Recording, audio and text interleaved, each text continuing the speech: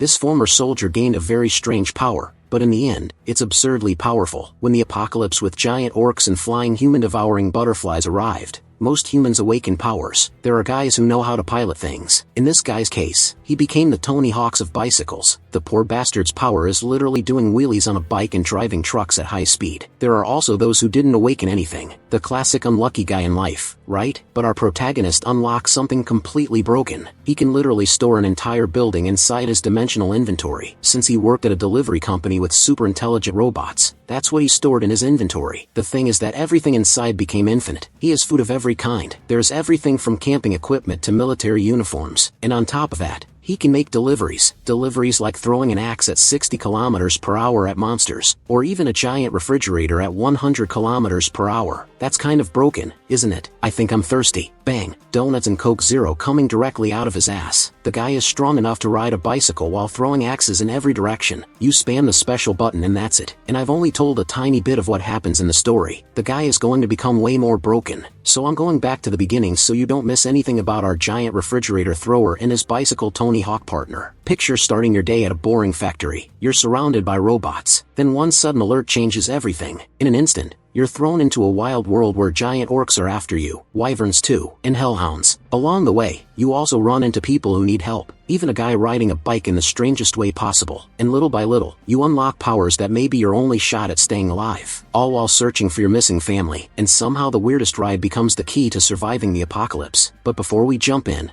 don't forget to subscribe to this channel. It really helps us keep making more videos like this. Already subscribed? Alright, let's get into it. The main character of this manhwa is about as ordinary as it gets. He works at a logistics center just to pay the bills. Meet Kim Jong-gam, and he really doesn't like this job for good reason. When he tries chatting with the robot next to him, it ignores him and keeps working. That's exactly what he hates here. The whole center is packed with AI robots doing most of the work. Kim Jong-gam's job is to monitor the system, but there's nobody to talk to. That gets to him. He misses real people and sometimes wonders if he chose the wrong place. It all started 2 months earlier, right after he got out of the military, and his luck went downhill fast. First, his parents moved to Oishongbu. As a gift, they covered the deposit and 6 months of rent for his tiny apartment, so he ended up living alone near his old school. Even with that help and some government support, he took his time looking for work, hoping to find something good, but it didn't work out. He kept getting rejected before anyone gave him a real chance. After a month, the boredom was driving him crazy. One day while complaining to his sister about being unemployed, she roasted him for it. Then she mentioned delivery companies were hiring operators to work with AI robots, and that caught his attention. That's how he ended up in this dead empty place with no one to talk to. Then someone finally calls out to him, a grumpy looking worker, who seems like the type to be the manager. Anyway, this senior employee tells Kim Jong-gem the tuna stock is missing, even though the system says it's still there. He tells him to check the warehouse, and he agrees with a fake smile. Honestly, the robots feel friendlier than this guy. Once the protagonist steps into the warehouse, the door behind him starts closing. He searches for the tuna and finally finds it, climbing up to grab it. Then the door slams shut. He tries the handle, but it's stuck. He calls for his manager Shin and gets nothing back. For a second he thinks about calling 911.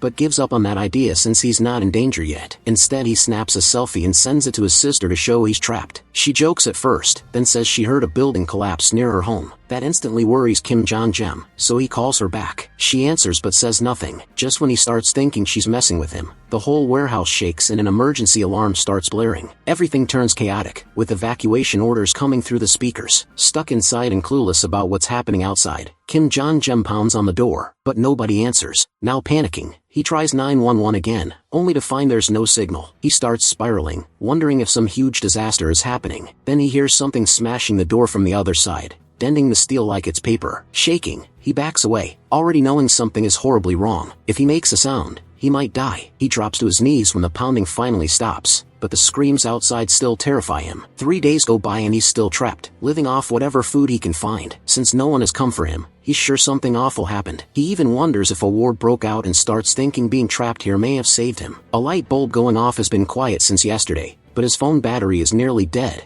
and he doesn't know how much longer he can hold on. He leaves what feels like a final message, begging for his family to be safe. Then just when things seem worst, a system window appears, saying he's been selected and should check his awakened abilities. At first, Kim Jong-gem thinks he's losing it, but another message explains that he's gained a personal subspace for storing items. He starts wondering if the tuna he's eaten for 3 days was drugged. Then another notice pops up, saying a target has been marked, and asking if he wants to store it. He says yes right away, and suddenly he drops hard onto the ground outside. He scrambles up and realizes the place is destroyed. Nearby, he finds his senior dead. System windows keep flashing, but our protagonist is too busy throwing up after seeing the body. Then the system announces that a fitting operating system has been found and is being installed. A moment later, he hears footsteps behind him and feels a huge shadow fall over him. Whatever it isn't human. As the view pulls back, there's a huge orc-like monster with fangs and a body covered in blood. Jem starts sweating, trying to calm down and deny what's happening. He tells himself the roar he heard 3 days ago could have been a gorilla or a bear. Even so, he doesn't dare turn around and just runs as fast as he can. Panic hits when he realizes a real monster is hunting him. While fleeing, he even steps on someone's guts. He has no idea why this orc-like thing is here or why it wants him. But one thing is obvious, he needs to escape. Then a system window says synchronization is done and asks if he wants to enter the subspace. Jem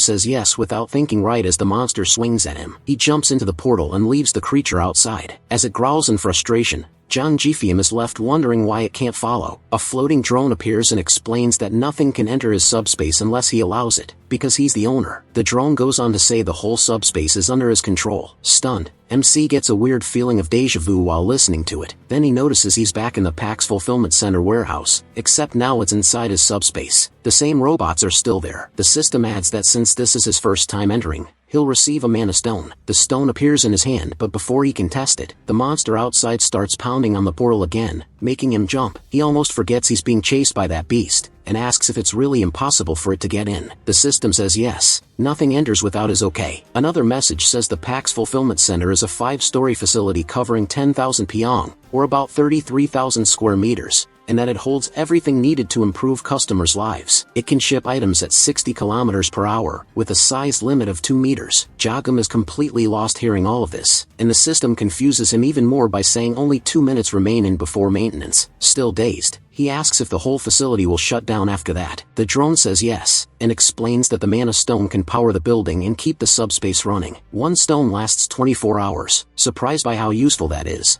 Jem listens as the drone says the PAX Center was changed to run on mana stones after being stored in the subspace. The protagonist, still doubtful, asks if any of this is actually real. Then the lights go out, and the drone starts warning him that power is gone. The PAX system says fresh goods like vegetables, meat, and ready-made meals could start spoiling. Jem quickly understands that in a ruined world like this, food matters more than ever. The freezers and fridges going down could be a disaster. So he asks if a mana stone can really replace electricity. The drone says it can, so MC asks how to get more. The answer is simple. Mana stones come from creatures from other worlds. Jem is not excited to fight a giant monster that could rip him apart, so he tells the drone to use the mana stone for now, then rushes inside to look for weapons. Once there, he grabs everything he can, but system windows show each item's cost. With limited supplies, he worries about wasting stock if he throws too much at the monster too fast. He's not even sure the blades can cut through its thick hide, so he decides it's smarter to wear the creature down instead of trying to kill it in one hit. Since it can't enter the subspace, he has time to chip away at it without burning through all his weapons. Jem throws an axe, but it only barely cuts the monster and makes it even angrier. With his first plan failing and his supplies still limited, he decides to rely on the mana stone for now and try the heavy axe again,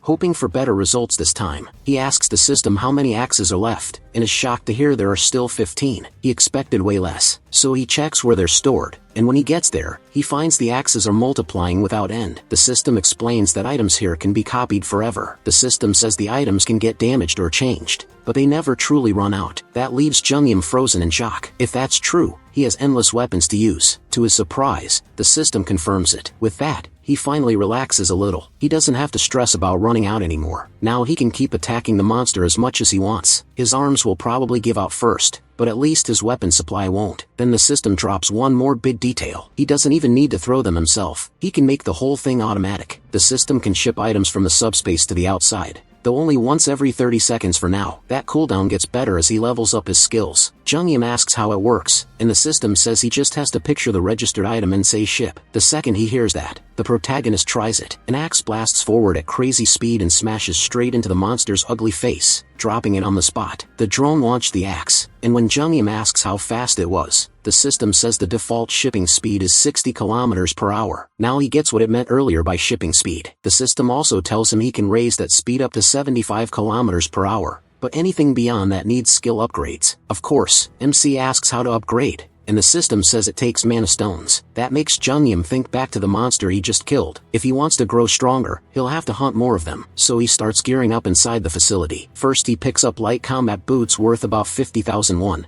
and matching tactical pants for 78,000 won. After that he buys a detailed map of the Seoul metro area, and a permanent marker. He circles Gwangjin district and marks the nearby areas in order. With the route set, he plans to start from the closest district and move step by step toward his final destination, Jianbu, where he hopes to find his parents. Starting from Gwangbu without a car, Jung-Yim knows it'll take a long time. Still, even if it can't match a car or motorcycle, a normal bike is insanely useful in a world like this. Right now, it might as well be a Lamborghini. He gets on the bike and rides out. About 30 minutes later, night has fallen, and Jung-Yim has already killed nearly 12 orcs. He says he's figured out something important from fighting them, but before he can explain, another monster suddenly comes at him. He quickly slips back into his subspace, leaving the creature outside. With the monster stuck there, he uses shipment to fire off another axe at high speed, but this time it only clips the monster's shoulder, hurting it without killing it. Since shipment has a 30-second cooldown and only works within 10 meters, Jung-Yim realizes the skill is strong but still rough. To improve it, he'll need more mana stones, and shipment isn't all packs can do. There's more to it. Then the monster notices something and turns around, just in time to see the axe fly back into the portal, then shoot out again and slam into its face, killing it. That's actually the second part of Pax's shipment skill. It's retrieval, which automatically brings back anything he sent out. It's every bit as useful as shipment itself. Ajumbi uses retrieval again to pull the mana stone from the corpse, all while wondering why he can't just take the stone before killing the monster. So he asks Pax directly and learns he can only retrieve the stone after the monster dies, because only then does it count as his. Either way, Jung-Yim steps back out and shares another key fact about this ruined world. Orcs aren't the only threat out there. There are flying monsters too, and he already knows hunting one won't be easy. A scream for help suddenly reaches him, but before he can tell where it's coming from, the story cuts to a man named Choi running for his life. He's so tired he can barely keep moving, and a flying monster is right behind him. It dives and slams into Choi from behind, throwing him to the ground in pain. There's another man nearby, but before he can help Choi, the monster drops in front of him and cuts him off. Its drooling jaws make it clear what it wants, but strangely, it doesn't go for the man in front of it. Instead, it stares at Choi, who's still writhing on the ground. The other man can't understand why he's being ignored. One realizes the monster has been after Choi the whole time, probably because he looks easier to kill. He freezes, not knowing what to do with only a small knife in his hand and doubting it would help at all. Then a bicycle bell cuts through the air, and sure enough, Jung-Yim comes racing in, though the two men have no clue who's arriving. Before they can react, they watch the monster chasing them get smashed by a projectile and skid across the ground from the hit. One axe is all it takes to bring the creature down, and both men just stare in disbelief. Jung-Yim asks if they're okay, but they're too stunned to answer, still trying to figure out how someone on a bicycle could kill a flying wyvern with a single axe. They immediately ask if the protagonist is a soldier and bow their heads to thank him for saving them. Glad they're alive, he points to his uniform instead. He explains that he works for Pax FC, and they finally notice the company gear he's wearing. That shocks them even more. They were sure he had to be a real soldier, even knowing he isn't one. What he did is so unbelievable they'd never have trusted it if they hadn't seen him kill a wyvern with an axe from a bike. Jung-Yim is surprised they already know about abilities. One of them says he has an awakened skill too, but it's only a driving ability, which hasn't been much use lately. Choi laughs and admits he's jealous, since he hasn't awakened anything at all. Jung-Yim asks if there are other survivors nearby, and Choi says yes. They're in Block C right now, but not many people are left. There used to be a group at the logistics center, but monsters gathered there too. Most were attacked, killed, or eaten. Now only about 10 to 15 survivors are hiding in the underground terminal of Block E. Choi says they came out to look for a usable road and gather supplies when the monster attacked. The other man says instead of standing around talking, Jung-Yim should come with them to where they're staying on before. He promises monsters have never made it in there, so they can rest safely, and they can even offer him some snacks. MC is tempted, mostly because he wants to check out the vehicles they mentioned. He needs transportation badly, so he agrees to go while staying careful, since he still doesn't fully trust them. As they leave, Jung-Yim secretly retrieves the mana stone from the dead monster and stores it in his subspace, glad the two men know nothing about that power. If things go bad he can always escape there. A little later they reach a man who has just killed an orc by himself. Choi runs up and asks if he's okay and what happened. The man says everything's fine. Apparently the orc wandered in by accident. Luckily it never noticed them, so they brought it down without anyone getting hurt. Still, that makes the place feel a lot less safe. Hearing that, Jung-Yim feels a chill run through him, realizing just how dangerous this area really is. His thoughts stop when the orc killer asks who he is. Choi explains that he saved them from the wyvern and used to work for Pax FC. He adds that Jung-Yim is seriously strong, since he killed the wyvern with a long-range axe throw, Everyone is amazed and wants to know what kind of ability he has. Then a woman rushes over to him, thrilled that he saved Yongsu and Bae-uncle. She's so happy she starts doing a little dance. Soon the others gather around and praise him. The protagonist tries to stay humble, saying he only did what he had to do. As the attention keeps piling on, Choi steps in and tells everyone to stop crowding the poor guy. Then the man who killed the orc speaks up, saying they've all worked together for more than 10 years and Yongsu and Bae-uncle are like family to him. Deeply thankful, he introduces himself as Jinmak, the manager of Daehoon Express Terminal, and even bows to thank Jungyam for saving them. After that, Jinmak gives MC a quick explanation of their shelter. He says it may not be perfectly safe, but it's much better than staying outside. They've got food and water from the logistics center and he tells him to eat freely and rest like he's at home. Jinmak says their supplies should last a while and they can always get more if needed. But then Yongsu cuts in and says the logistics center they keep talking about is gone. Everyone goes silent, staring in shock. Jinmak quickly asks what he means. Choi backs it up, saying the whole building vanished, which is exactly why the wyverns started chasing them. The others struggle to believe it, wondering how a building that huge could just disappear. Jinmak is shaken too, but in the end he accepts it. After everything they've seen, if monsters are real, then a missing building isn't impossible either. Jinkyam stays quiet, unsure if the logistics center vanished because of his subspace power. The manager tries to steady everyone. No matter what happened, they still have to get through the tunnel. Waiting here will only make things worse. He tells them to stay strong. He says their time just came sooner than expected, so they need to move into the tunnel now. The excited woman jumps in too, urging everyone to keep going. Even without the logistics center, they'll have to push through by force. Hearing that, the protagonist asks what that really means. The manager says everyone is home somewhere else and they need vehicles to reach them, but the roads are all blocked. That catches Yankyam's attention and he asks about the vehicles. The manager says they do have working ones, but every road is cut off. To the north, a golf course blocks the way. To the east, containers are piled up across the road. And to the south, the Yongdong Expressway is wrecked. That leaves only the tunnel in the west, but a pack of wyverns has taken it over. Until now, they survived by scavenging from the logistics center, but with that gone, they have no choice except breaking through. The manager tells MC he doesn't need to use the tunnel. The blocked roads only matter for vehicles, and a person could still get out on foot or by bike. MC says he needs a vehicle too, so the tunnel is still his best option. The manager accepts that and says he can join them if he's serious. He smiles and says he's in. At the same time, he decides to keep his powers hidden. These people seem decent, but they've been desperate for a long time. That means they may not be telling him everything, and the protagonist understands why, so he'll stay careful too. Then he tells the manager he wants to check the tunnel himself. He says he's just going to scout the wyverns ahead, but really he wants to test his powers, kill some monsters and grab more mana stones. He remembers saving up 5 magic stones after beating earlier monsters. That was enough to cut the cooldown on his shipping skill down to 5 seconds. It also unlocked 3 new shipping skills: precise delivery which never misses, simultaneous delivery which sends 2 at once, and automatic delivery which sends chosen items on a timer. They all sound great, but each one costs 10 stones. Jeongrium wants them badly, even if he still doesn't fully get how automatic delivery works. Back in the present, he's grinning over the mana stones he's already collected and looking forward to getting more on this scout trip, or so he thinks. That mood dies fast when Yangsu, one of the men he saved earlier, ends up coming with him. MC asks why he's tagging along. Yangsu says it's too risky to go out alone. Jeongrium dryly points out that Yangsu was the one running from a wyvern before. Yangsu shrugs it off. Dangerous or not, he can't let him go by himself, and if things go bad,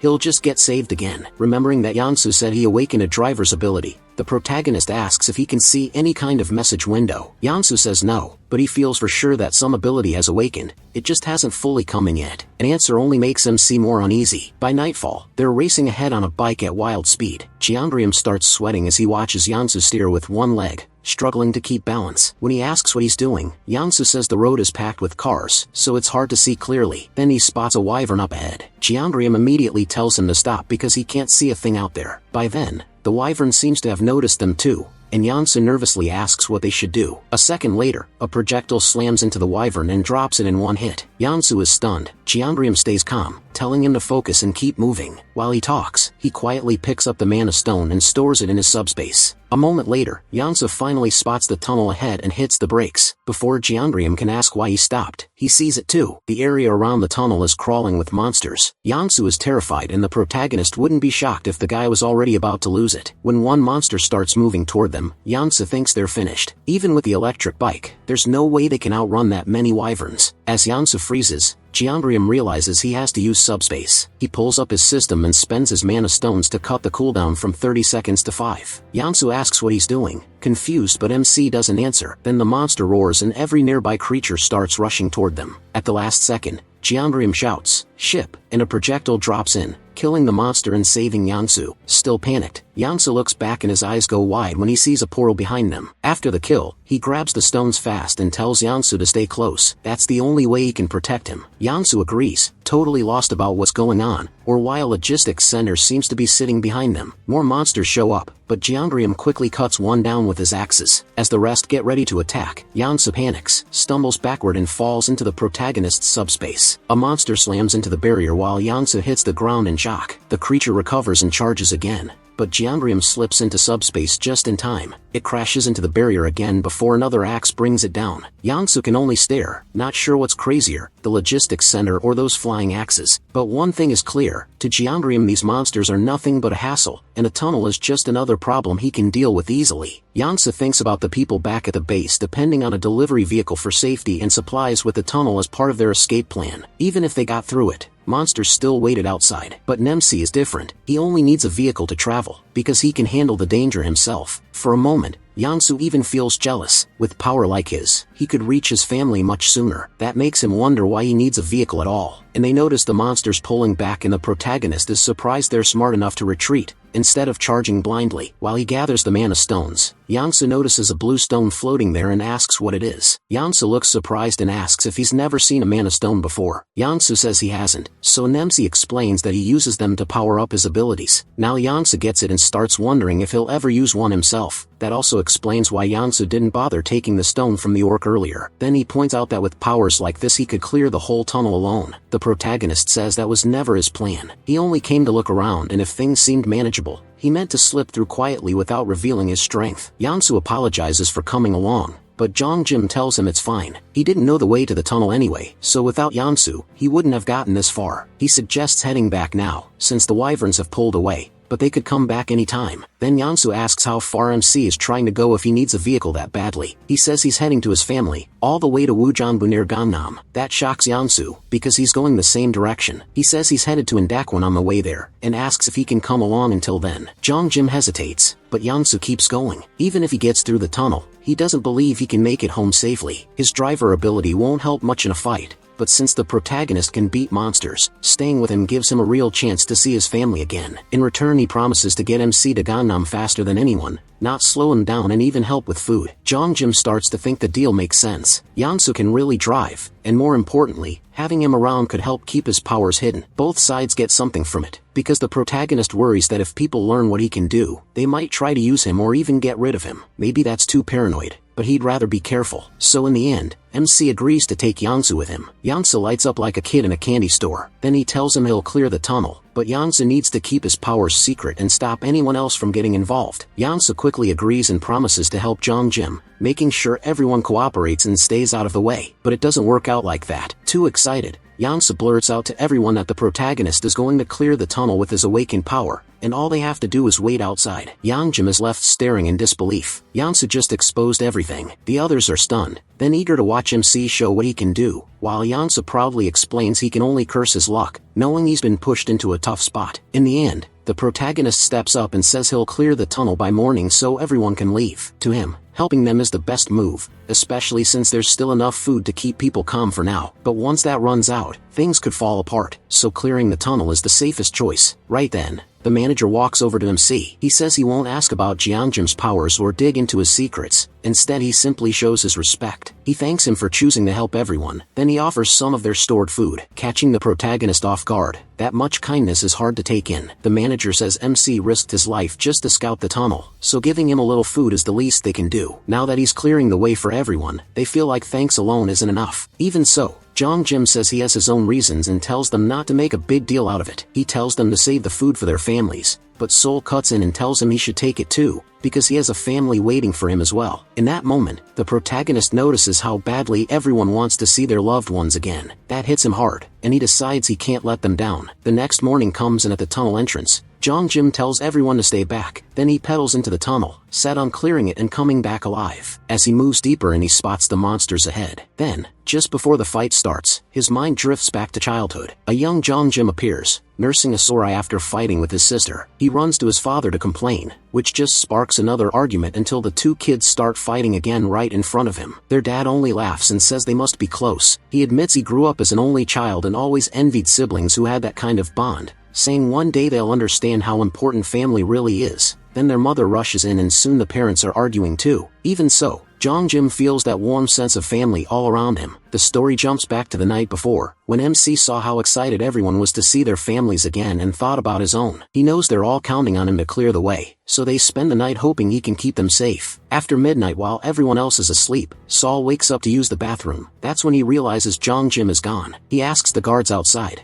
and they say he went out for some air a while ago. Curious, Saul walks farther ahead, looks around, and finally finds the protagonist. He asks why he isn't asleep, and Jong Jim says he just can't rest in there. Then Saul looks ahead and freezes at the sight of a vehicle packed full of food and supplies. Stunned, he asks why MC is giving away so much. He casually says he only loaded half so the vehicle wouldn't get too heavy, and that it's still more than enough for everyone. Saul is even more shocked when the protagonist says this was the last vehicle he needed to fill. That means the other 15 were loaded the same way. Jong Jim quickly tells Saul to keep it quiet. Still confused, Saul asks what they'll have left for their own trip. If he gives all this away, MC brushes it off and says they still have plenty. Since Saul is speechless, MC gave away more supplies than some whole warehouses hold. He can't even imagine how much he still has. Back in the present, the protagonist cuts down monsters with ease. While fighting, he thinks how much simpler this would be if he could put everyone in his subspace and carry them to safety. But the system tells him that's impossible at his current level. If he reaches subspace level 2 though, he could carry up to 20 people. To level up, he needs at least 100 mana stones. After counting, Jong Jim figures only about 40 monsters are left, with a few already running. That won't be enough to level up here, so he'll need another way to gain experience, especially if he wants to bring his family into the subspace someday. Then MC notices something odd among the fleeing monsters. Looking closer, he spots a larger, fiercer wyvern, clearly some kind of boss. Even Jong Jim isn't sure what it is. The scene cuts back to the group waiting outside the tunnel, growing more and more nervous about whether he is alright in there. At last, he comes out, pedaling his bike like he just went for an easy ride. His uniform is covered in blood and everyone watches in silence until he smiles. Then they all cheer, relieved that he pulled it off. Now it's finally time to split up and head back to their families. They thank the manager for staying with them and wish him a safe trip home. Jong Jim tells them that if trouble comes, they should open the cargo hold. He left a little surprise inside that might help. Curious but ready to move on, they climb into their trucks and slowly push through traffic. Once they're past the tunnel, they wave one last goodbye and go their separate ways. In the truck, Jong Jim sits in the passenger seat, still thinking about the monster in the tunnel. He isn't even sure it was really a wyvern, since it ran before he got a good look. Maybe it was a leader, or maybe just an adult version of the others. Then his thoughts are cut off by a sickening crunch under the truck. Near the tires, they realize they've driven over corpses, and the driver's face falls as the bones crack beneath them. Jong Jim sees the guilt on his friend's face, but there's no choice except to keep going. The road is clogged with bodies and wreckage. The protagonist thinks that if his discharge had come just 3 months later,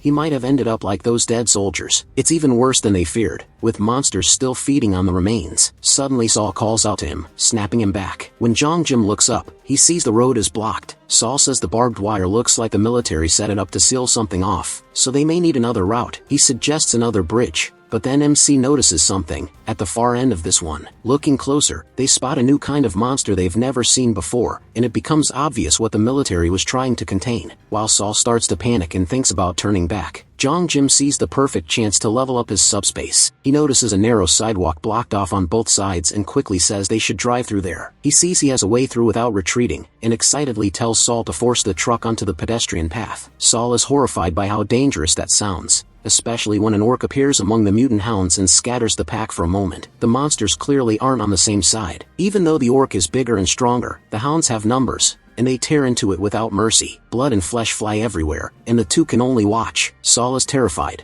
and even knowing what Jong Jim can do, he still thinks this plan sounds insane. He nervously asks if he really plans to cross the bridge, but the protagonist stays calm. Sure, it's easier than Saul thinks. As Saul tries to steady himself, MC suddenly asks if he's ever heard of a game where 3 races fight each other. It's a space strategy game called Stark, but Saul is older and has no idea what he means. So Jim gives a quick explanation. His favorite kind of map was one where you hold off waves of enemies with limited units and smart use of terrain. To him this setup feels almost the same. Saul still has no clue why he brought that up, but it doesn't matter. He just needs to follow directions. The first step is to back the truck into the barbed wire, tear it down, and make as much noise as possible to draw the mutant hounds away from their meal. After that, it's the protagonist's turn. He activates his system and unlocks a skill he hadn't planned to use, but now it's perfect. Auto shipping. He spends 10 mana stones to get it, then uses the rest to boost the delivery speed. The system responds at once, raising it to 100 kilometers per hour. Once it's ready, Jim calls out to the mutant hounds, inviting them to chase him after they finish eating. They rush in, but not fast enough. A double-door refrigerator rockets toward them and smashes through the pack, and one fridge isn't the end of it. More keep flying in, and within seconds, Jim collects 12 mana stones. The better range and sharper aim he practiced while clearing the tunnel pay off perfectly. He first thought about using axes,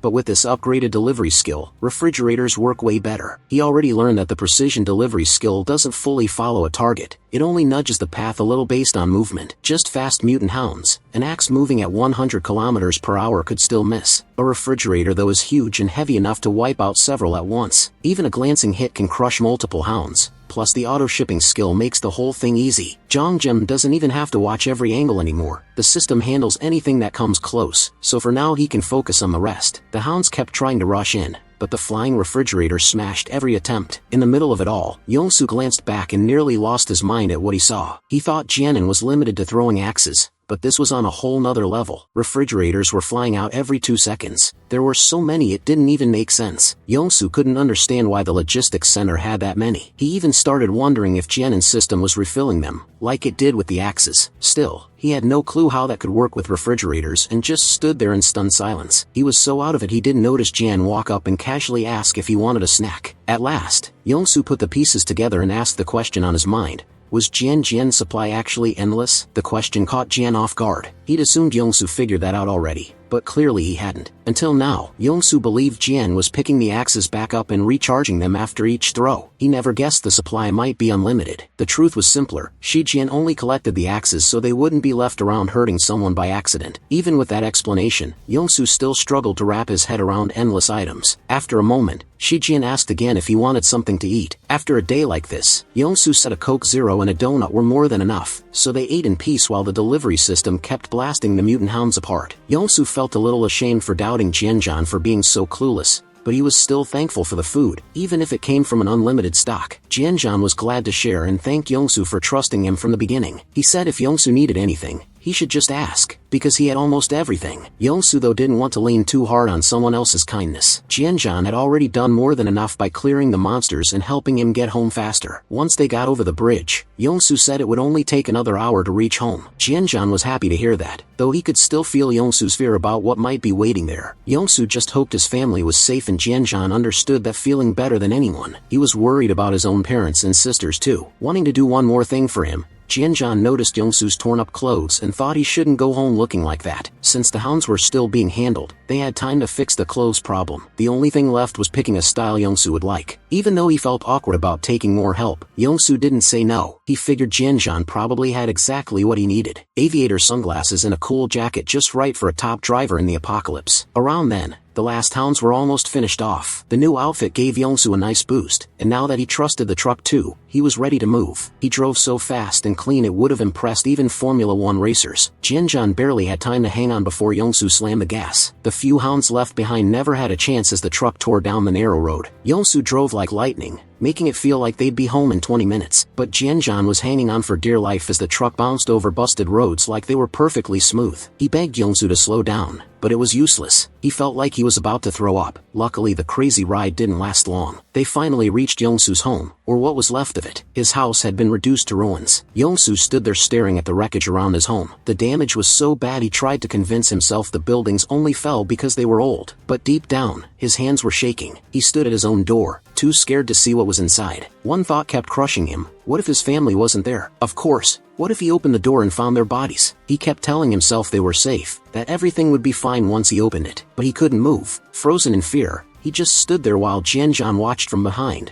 knowing exactly what he was feeling. Yongsu had driven like a madman, turning a 1-hour trip into 20 minutes because he was desperate to see his family again. But now, faced with what he might find, he couldn't make himself open the door. He knew bad news on the other side might break him too. Seeing that, Jianzhan stepped forward, put a hand on Yongsu's shoulder and offered to open it for him. Yongsu stood there, caught between fear and frustration, almost crying. He begged Tianjin to do it. Tianjin understood that terror and walked up to the door. If he were in Yongsu's place, he'd want someone else to open it too. He turned back to reassure Yongsu one last time and said he was about to open it. But before his hand touched the handle, the door opened from the inside. Both Jianzhan and Yongsu froze. Yongsu's eyes went wide when he saw his wife and daughter standing there. His wife softly said his name and his daughter cried out, "Daddy." Yongsu's wife burst into tears and he broke down right after her. She ran to him and the three of them held each other tight like they never wanted to let go. A short distance away, Jianzhan stayed quiet and gave them space. Through tears, Yongsu asked his wife how she knew to open the door. She explained that she heard voices outside and saw him through the peephole. So she opened up, still crying. His daughter blurted out, "Dad, I hate you. Why did you take so long? I was so scared." After a bit, Yongsu's wife noticed Jianzhan in the back and asked who he was. Only then did Yongsu remember he was there. Before he could answer, Jianzhan's vision blurred and he suddenly collapsed. Yongsu called out to him, but Jianzhan couldn't hear a thing. His body had reached its limit and after 3 or 4 days without real sleep, the exhaustion finally took him down. Everything went dark and he drifted into a dream. In it, he got hit, not by a fist, but by a pillow. His older sister Sol stood over him with a grin and smacked him again, knocking him back. Jianzhan yelled at her, asking why she hit so hard. It hurt, but Sol just rolled her eyes and said that was nothing, calling him a crybaby. Ready to tattle, Jianzhan stormed off to tell their dad, while Sol stood there like she'd just won a pillow fighting title. Then the dream shifted. Their dad sat with Jianzhan and his younger sister, trying to calm another sibling fight. He told them family mattered, even when they got on each other's nerves, and that one day Jianzhan would understand how precious those little fights really were. A moment later, their mom barged in and scolded his dad for not helping with dinner. After she asked, the scene changed again to the whole family eating together, laughing and talking. While they ate, his mom gave Sol a suspicious look and asked if she liked someone, noticing she was always on her phone. A little nervous, Sol said she was just texting friends all the time. That's normal now. From the outside, the family looked full of warmth and happiness. Then Jianzhan's dad brought up Sol's interest in boxing and suggested the sports club at the local middle school. With a smirk, Sol admitted that boxing was the real reason she picked that school. Jianzhan perked up the second he heard middle school. A year later, he was going to the same middle school as Sol. He was excited to make friends and enjoy himself, but things went badly fast. Instead of making friends, Jianzhan got bullied every day by older students. They beat him, mocked him, and Jianzhan, being soft-hearted,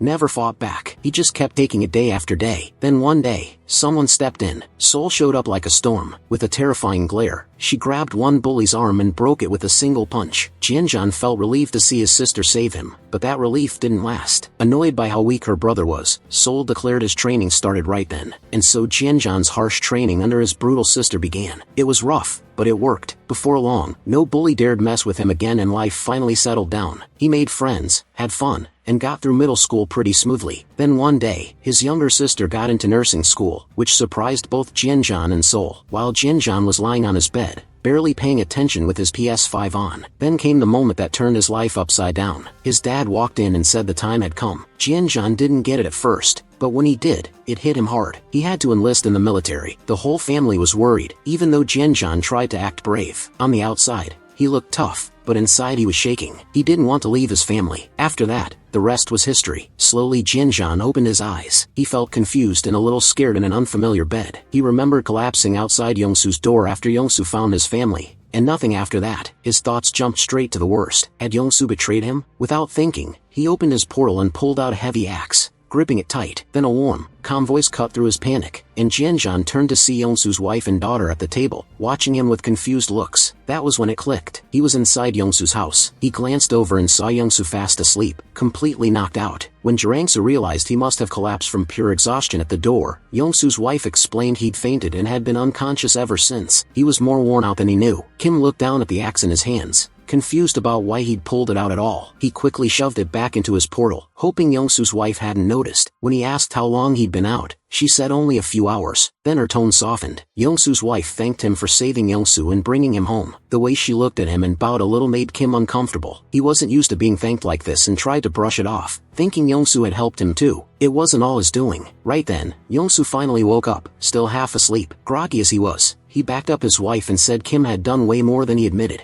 To Yongsu, Driving Kim here was nothing compared to being saved over and over. He even said that, with or without him, Kim would have made it through somehow. Then Youngsu's wife changed the subject and said everyone must be hungry. The mood lightened fast and Kim's stomach answered for him. He hadn't eaten in what felt like forever. She said Youngsu had refused to eat until Kim woke up. That made Kim smile. Of course Youngsu wanted everyone to eat together, and soon they sat down. A bowl of kimchi stew was set in front of him, and just seeing it made him hungry. The smell brought back memories of his mom. Youngsu's wife apologized for the simple meal, but Kim didn't care. It was his favorite food. After everything he'd gone through, nothing could have comforted him more. The first bite hit hard. It felt like his whole body woke up at once. The taste and warmth almost didn't feel real, and it sent him straight back to eating with his family, back to easier days. But when the meal was over, sadness washed over him. For the first time in 3 months, he'd eaten something that felt like home, and missing his family hit him all at once. The others noticed, and the talk slowly turned back to the trip. When Youngsu said their next stop was Gangnam, Kim froze. At first he couldn't quite process what he meant. Then Youngsu explained. He'd already talked it over with his wife, and she thought helping Kim reunite with his family was the right thing to do. Kim was still puzzled. Even if Youngsu took him there, how was he supposed to get back safely? The two went outside for some air, and Youngsu laid out the plan. He'd drive Kim to Gangnam in the truck. Kim would leave the electric bike with him, and after they arrived, Youngsu would ride it back home. Kim felt better hearing that, but something still bothered him. Why was Youngsu going this far? Sure, he was a great driver, and the bike would help him avoid danger, but if a big monster showed up, he had no way to fight back. His family was safe, and the truck was full of supplies, so why risk any of it? Still uneasy, Kim finally asked why Youngsu was willing to put himself in danger for him. Youngsu just smiled like he'd seen that coming. Then he asked Kim the same thing. Why had Kim helped him without asking for anything back? Without Kim, he would have died in that tunnel. Now he wanted to return the favor because they understood each other. Kim might have powers, but that didn't make things easy. Youngsu knew what it was like to desperately hope your family was still alive somewhere. That was why he'd braved the tunnel, and now he wanted Kim to have that same chance to see his loved ones again. With a grin, Youngsu promised he wasn't going to be reckless. He trusted his driving enough to get out of danger, so Kim shouldn't worry. That made Kim remember the first time he headed for the tunnel and saw that car with the keys still inside. Youngsu could have taken it and left everyone else, but he stayed to help. That's when Kim understood. Youngsu was the kind of person who wouldn't walk away, so Kim smiled and agreed.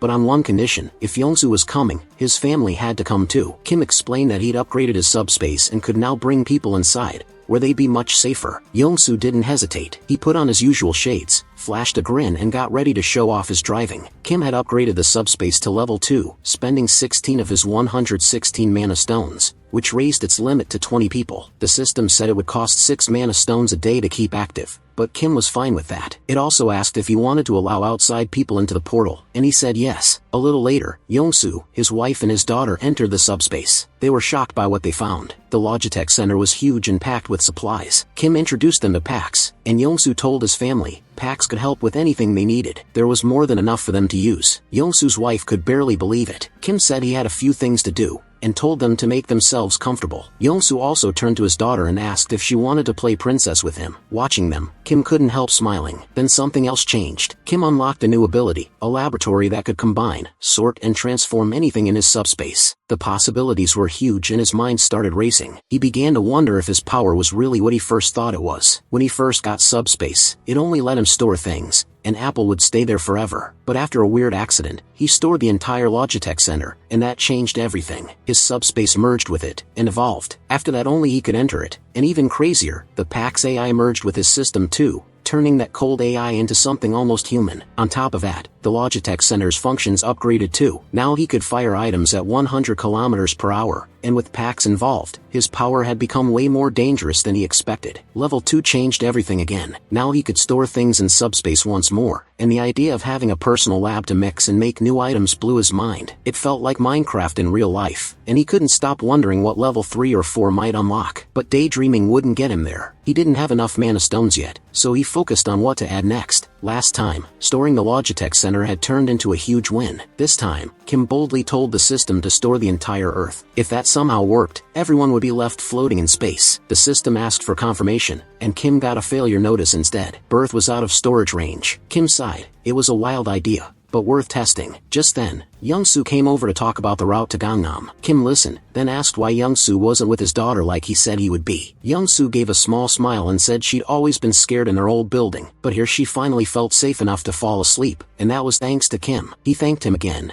but Kim reminded him Youngsu had helped a lot too. Without Youngsu's driving, he never would have made it this far. To Kim, they were even. Youngsu got serious, and said he'd still do whatever he could for Kim. Soon they were on the move, Youngsu at the wheel in his shades, Kim beside him feeling the tension build. Driving felt off, but Youngsu casually said, driving was the one thing he did best, and nobody could beat him on the road. He told Kim to buckle up because it was about to get rough. Kim knew exactly what that meant, and braced himself. Youngsu slammed the pedal down. The truck shot forward, tearing across the ruined city. The roads were wrecked, and the city was in pieces. Youngsu stayed calm, but Kim looked sick from the stress. Youngsu said they were close, but then they found the road blocked by military barricades and spike strips. Kim immediately felt that something was wrong. This wasn't normal. As they got closer, a military jeep rolled up, but the men inside didn't seem like real soldiers. Kim knew right away they were trouble, and if they tried to run, they'd get shot. When Youngsu asked what to do, Kim opened his portal, told him to get inside, and said he'd handle the rest. Youngsu went in without hesitation. Left alone, Kim stepped out of the truck as 3 men came over. They carried guns and acted like they owned the road. One big thug barked at Kim to get out. Kim met him with a cold stare and climbed down without a word. The men opened the cargo area and froze when they saw it loaded with food. Their faces lit up instantly. Then they turned and asked Kim if all of it was his. Kim calmly nodded while the thugs stepped closer, full of swagger. They said the food wasn't his anymore, it belonged to them now. Kim could tell right away these guys weren't soldiers, just greedy thugs after his supplies. The biggest one tried to act tough and demanded to know where all the food came from. Playing innocent, Kim said he was just a delivery driver from the Logitech center, but they weren't fooled. Kim kept pushing, so Kim calmly said that even if he told them, they could never reach it. The roads were blocked, monsters were everywhere, and he had barely escaped alive. The big thug didn't look convinced, and shot Kim a hard stare. Then he asked how much stuff was still left at the center. Kim kept up the act and said the truck carried only a small part of it. One of the other men checked his watch and muttered that it was almost time. Kim didn't get why they were in such a hurry. Then it hit him. The big thug drove a fist into Kim's stomach, and Kim dropped to the floor, gasping for air. Once he could recover, the bulky guy behind him pressed a cloth over his face and knocked him out. When Kim came to, he was tied to a chair in a dark room, his vision still hazy. Across from him, the bulky thug sat on a crude commander's seat. A dead soldier lay nearby in a pool of blood. Kim quickly figured it out. They had taken over the military base. The bulky thug bragged that his group had wiped out the soldiers and become the new rulers here. He explained that every day at 6 p.m., flying monsters called Vibrants attack. The military tried to stop them with guns, failed and brought in men like him and his crew. As the soldiers fell, the gang took over, and this thug named himself commander. Kim was only alive because they still had a use for him. His job was to lead some of them back to the Logitech center so they could loot more supplies. If he did well, they might let him stay under their protection. Kim was sick of these scumbags. As he stood there, he made up his mind. The base would fit perfectly inside his subspace, so he ordered packs to store the entire Joint Commander Communication Headquarters in his subspace. The thug had no clue what was happening. He just sat there confused as the whole base vanished around him in an instant. A second later, he was still in his chair, stranded in the middle of nowhere. By the time he understood, Kim had already slipped through his portal and left him behind. At least Kim left him the chair. All around him, the rest of the crew froze in shock, clutching their rifles. They stared upward,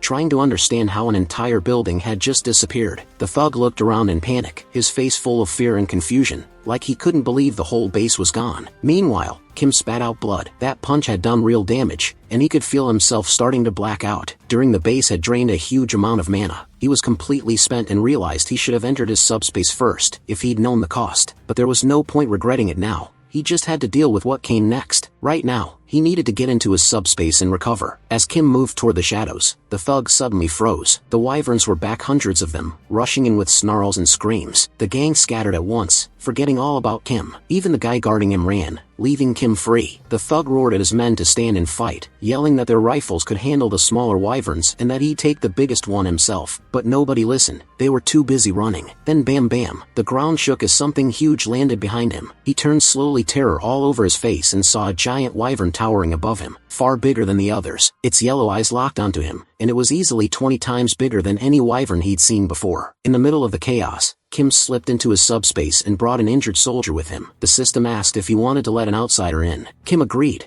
and both of them entered. The moment they did, his exhaustion got even worse. He was seconds from passing out and realized that storing something as huge as a military base in a crisis was too risky to do carelessly again. The black-scaled wyvern was still focused on him, and Kim couldn't figure out why it was so fixated on him. Meanwhile, Pighead stood in front of the wyvern, bragging about his new strength. He boasted that he could smash boulders with one punch, then swung at the beast. The hit meant nothing. The wyvern didn't even react. Then came a sickening crunch. Something turned. already fearing the worst, and watched the wyvern swallow Pighead in one bite. Young-soo hurried over to check on Kim, who told him he was fine, even though he was barely staying conscious. He had also managed to bring in the injured soldier, who looked rough. Together, Kim and Young-soo laid the soldier on a bed. Most of his injuries were minor, but he was badly underfed. Kim remembered Pighead talking about taking over the base while running low on food, so the soldier had probably gone without proper meals for weeks. Then Young-soo mentioned something strange in the subspace. A huge structure had appeared, more like a whole city than a single base. He took Kim to look, and Kim was stunned. He thought he'd stored only the military base, but somehow an entire base city had come with it. That made him realize the system had taken his command literally. Since he didn't name one building, it stored the whole city. Young-soo could only stare in disbelief. 2. Kim knew he needed to search the military base carefully. Young-soo agreed to stay with the soldier and tell him when the man woke up. Kim got into his Mercedes and drove through the base city, already thinking about what it might hold. Guns,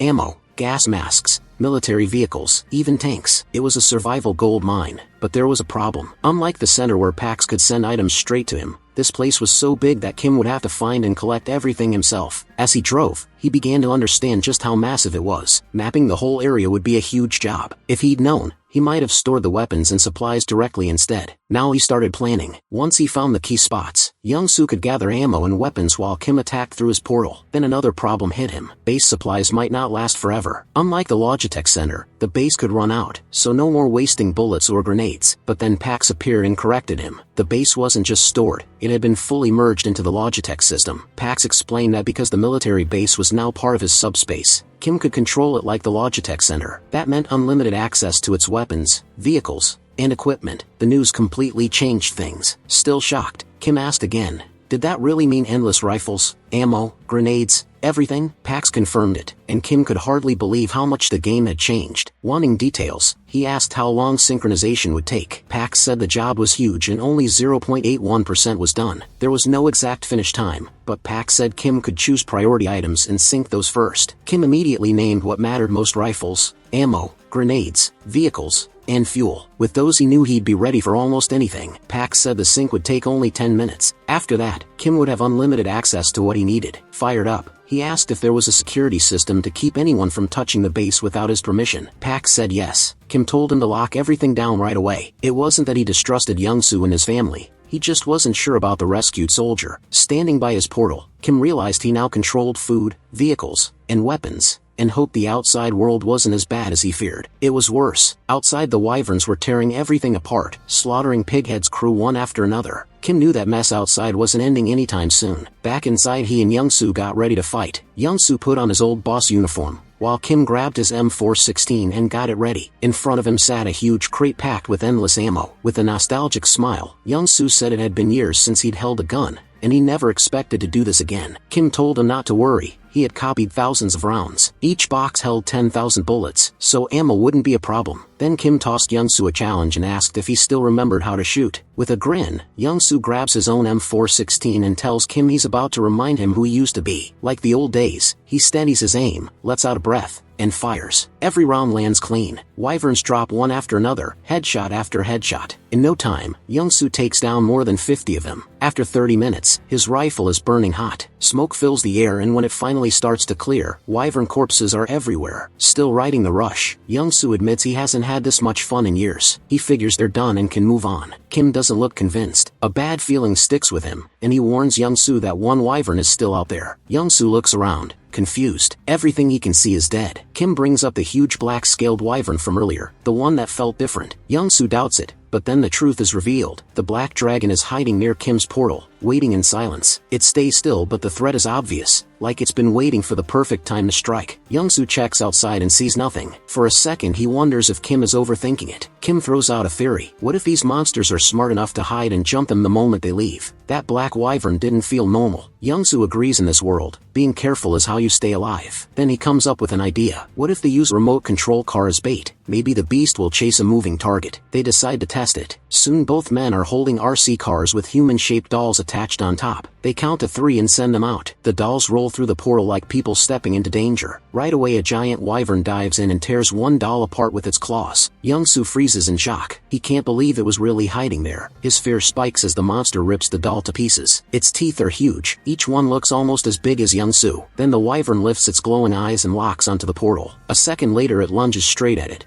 trying to push inside. Kim's heart nearly stops. He yells for Young-soo to fire, and together they unload everything they have into the beast. For 15 straight minutes they keep shooting. The smoke gets so thick they start hoping they've finally killed it. But when the haze fades, those glowing eyes are still staring at them. The wyvern hasn't backed down at all. Instead, it pushes its head in closer, drool hanging from its jaws, like it wants to swallow the portal itself. Kim and Young-soo stagger back in horror. The monster's mouth is right there, its deadly teeth only inches away, and Young-soo can't believe it. Is this thing still alive after taking all that fire? Kim remembers Pighead talking about a wyvern like this, one that tanked the military's attacks and forced them to retreat. Now Kim knows this has to be that same monster, but it isn't just strong. Something is protecting it. Its scales don't just seem tough, they feel like they have some kind of defense on them. Kim can't stop to think it through. He snatches up a couple grenades, throws them right into the wyvern's mouth, and grins. Let's see if your hide can handle this. The blast shakes everything and fills the portal with even more smoke. Kim and Young-soo keep going, tossing grenade after grenade. Each blast is met by the wyvern's furious roars. An hour goes by and their shoulders are screaming from non-stop throwing. Young-soo groans, saying he never thought grenades could wear him out this much. Kim's shoulder feels close to giving out too. Still, the wyvern just keeps staring at the portal. They're stuck. There's no way out while that thing guards the exit. All of a sudden it slams its claws against the portal, but the portal holds. It can't break through. Kim is both annoyed and confused. They've used everything they can think of, and the wyvern's scales still look untouched. Then, almost like it's bored, the beast finally turns and flies away. Young-soo stares after it, asking why it left. Kim figures it gave up waiting for them to slip. After wasting hours, it probably went to find easier prey. For the moment, they're safe. They wait another hour just in case, and when it doesn't come back, Kim and Young-soo gather their gear and prepare to keep going. Not long after, the two of them are back on the road. Young-soo is still rattled by that monster, and Kim is just as worried. Dozens of grenades barely did anything. If a creature that big can shrug those off, what kind of weapon could kill it? Kim realizes normal explosives won't cut it. Bombs work on human-sized targets, not dragons. He could pull out a rocket launcher or even a missile from his subspace, but that much power would wreck everything nearby and could kill innocent people. He refuses to go that far. Annoyed, he knows he needs something with the force of a bomb but without the huge blast. The more he thinks, the worse his head hurts. Maybe something heavy dropped from high enough could hurt the wyvern,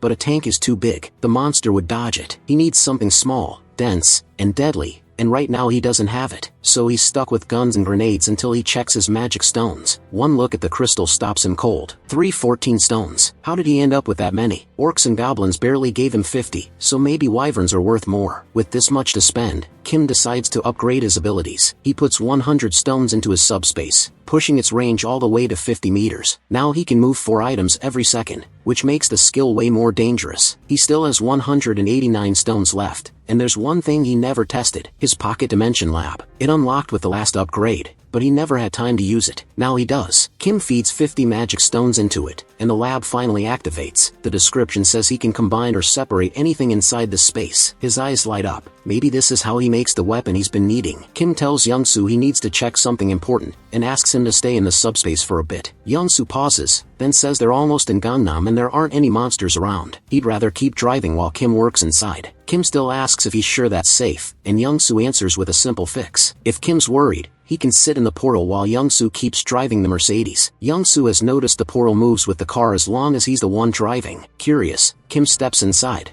and sure enough the portal keeps moving with them. Impressed, he agrees, even if he's still uneasy. Then he enters the pocket dimension to look around. The place is huge, white, and empty as he starts testing it. Pax explains the rules. Inside here Kim can fuse different items together or break them apart into pieces. His thoughts race. If he merged a rifle with its magazine, could he make a gun that never needs reloading? Pax says yes. Then Kim asks if a grenade could have its pin pulled while stored, so it explodes the second he sends it out. Again, Pax says yes. Excited, Kim has him make one, spending 15 magic stones to create the new item. The result fascinates him, but one grenade still won't be enough for the wyvern. A grin spreads across his face as he starts building a hidden weapon. Meanwhile, Young-soo reaches a huge roadblock made from piled up cars. He wonders who would go through the trouble of making something like that. Just then, Kim steps out of his subspace and asks how far they are from Gangnam. Young-soo says monsters aren't the problem. Someone blocked the whole road with cars, so they'll need to go around. Kim stops him. There's no need for a detour. He says he's got a new weapon for this. Before Young-soo can ask, metal plates weighing 20 kilos each shoot forward like bullets, smashing into the barricade and flinging cars aside like toys. Young-soo can only stare. It's a fused stack of plates moving at 150 kilometers per second, a 500-kilogram barrage that destroys anything in front of it. Stunned, he blurts out,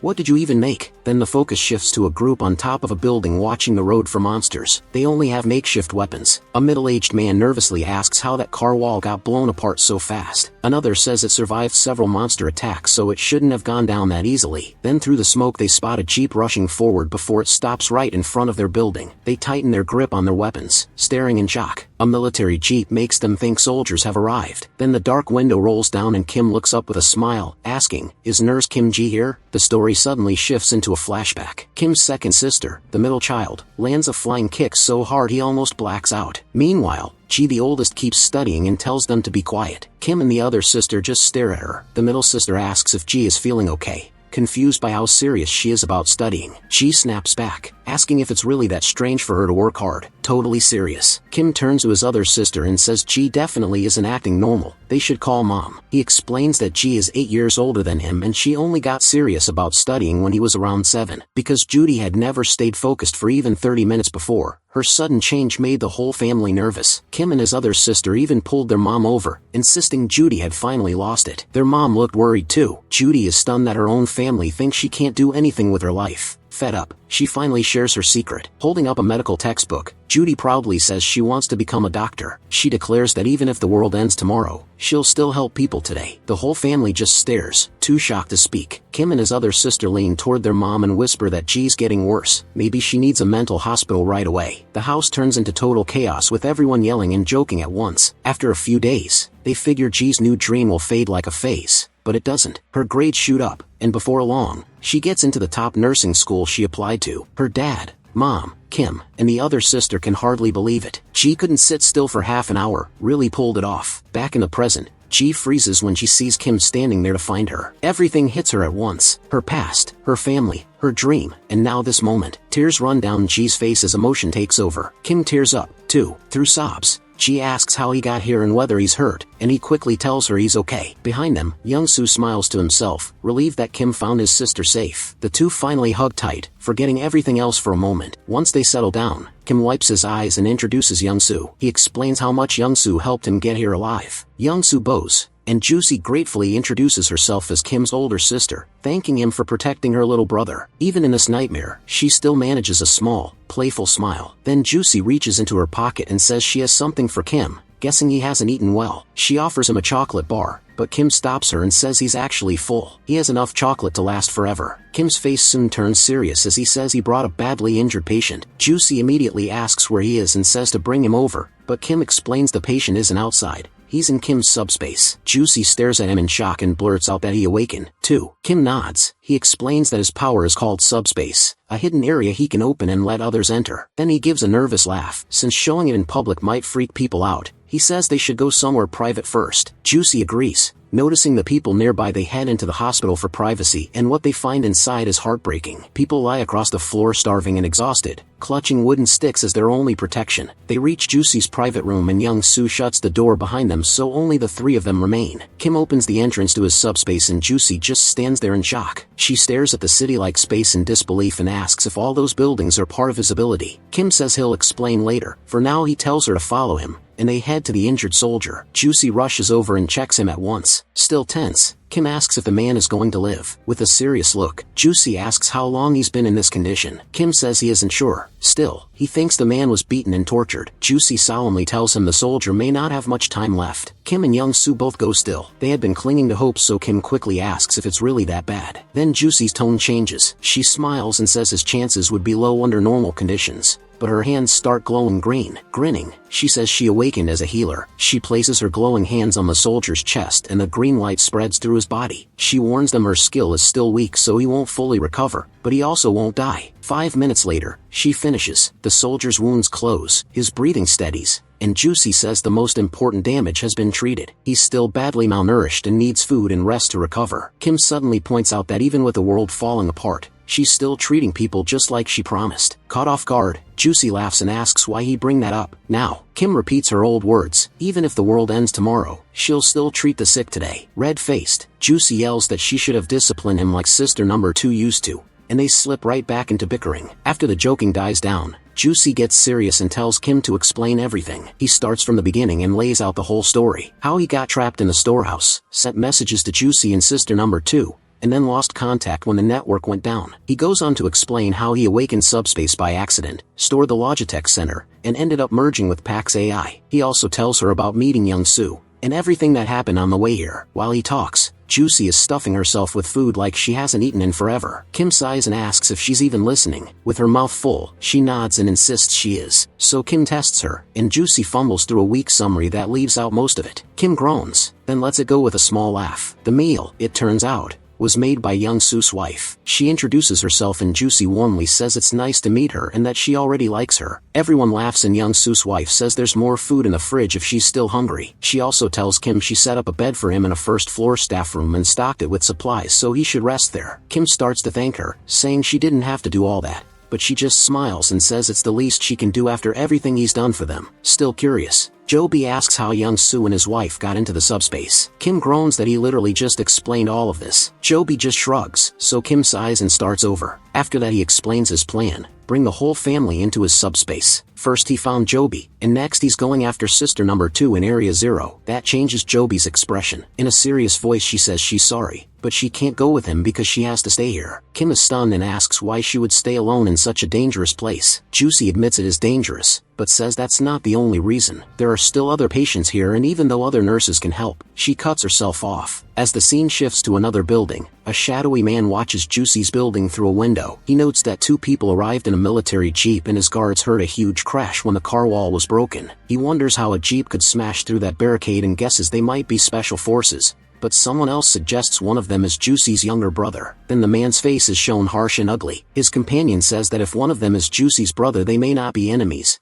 Maybe they just need food and shelter, and since they control the food supply they could use that against Kim if needed. But the ugly man smirks and asks if they really think those 2 are stronger than him. Right then a huge muscular figure steps out of the shadows. His body is thick with veins, and his blank stare makes him look almost like a corpse. He calmly tells his boss it's unlikely anyone is stronger than him. The boss tells him to welcome Judy and her brother nicely while pretending to be kind and also repair the broken car wall. The big man nods. He says he's already doubled the wall's height so nobody will break through it again. Back with Kim and Judy she starts explaining about the department head Gene. She reveals that Gene has an awakened ability. He can control minds and poison people, and Kim's face hardens as he listens. Judy goes on to say Gene has somehow taken control of most of the awakened people nearby. Now they guard the food and monostone supply, which is why everyone in Judy's building is starving. She admits she's been secretly stealing monostones to strengthen her own power and maybe cure the people who were poisoned or mind-controlled. She says that's why she plans to stay here and help these people. While Kim goes to save their parents, Kim flatly refuses. Judy, frustrated, starts saying the people here have no food or water and they'll starve if nothing is done.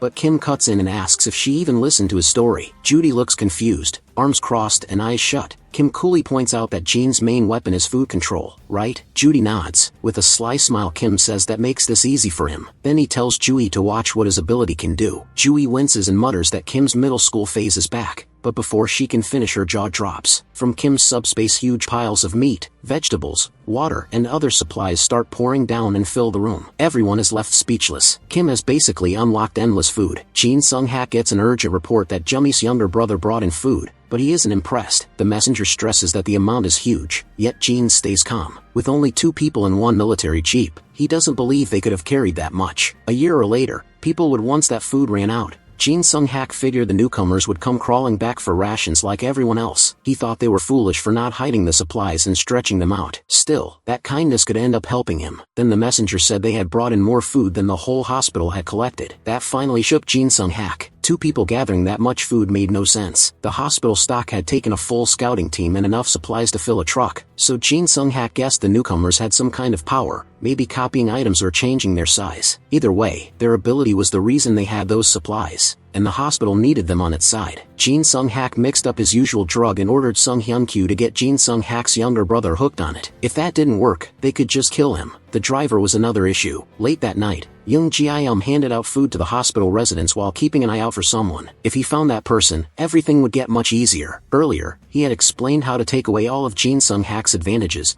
dump the poisoned food and replace it with clean supplies, take down the addicted awakened people and deal with Jin Sung-hak, who wasn't much of a fighter. Young Ji-am also tried to learn everything Young Yu knew. Most of the addicted users' powers were useless in a fight. One could reseal cans, another could do laundry by itself. Very few abilities there mattered in combat. The one exception was Sung Hyun-kyu, a man who was scary just to stand near. After the world fell apart, Hyunkyu came from Il to Gangnam because his mother was in the hospital. Joyro only knew one thing about his power: he was freakishly strong. His size alone stood out, and the wall protecting the hospital had been built by his bare hands. Now that giant was finally meeting Young Ji-am alone. MC was nervous, but he had something to settle with the big man, so the timing worked out. Young Ji-ho had no idea what business this younger guy could possibly have, but it didn't matter now. They went outside to the wall where it all started. Their Young Ji gave Young Ji-am two choices: drink the medicine quietly or die painfully. He warned him not to bother running. It would do no good. That explained why Young Ji picked such an isolated spot. But he had never planned to run. He knew he'd be caught, so he chose a hidden third option. He trapped Song Ha-gri right there. Angry at the defiance, In Ha-gri lunged to grab and crush him, but his fingers hit something solid. In Ha-gri was gone, and only a strange portal to the logistics center remained. At first In Ha-gri couldn't understand what he was looking at. Then he noticed a drone in front of him too late.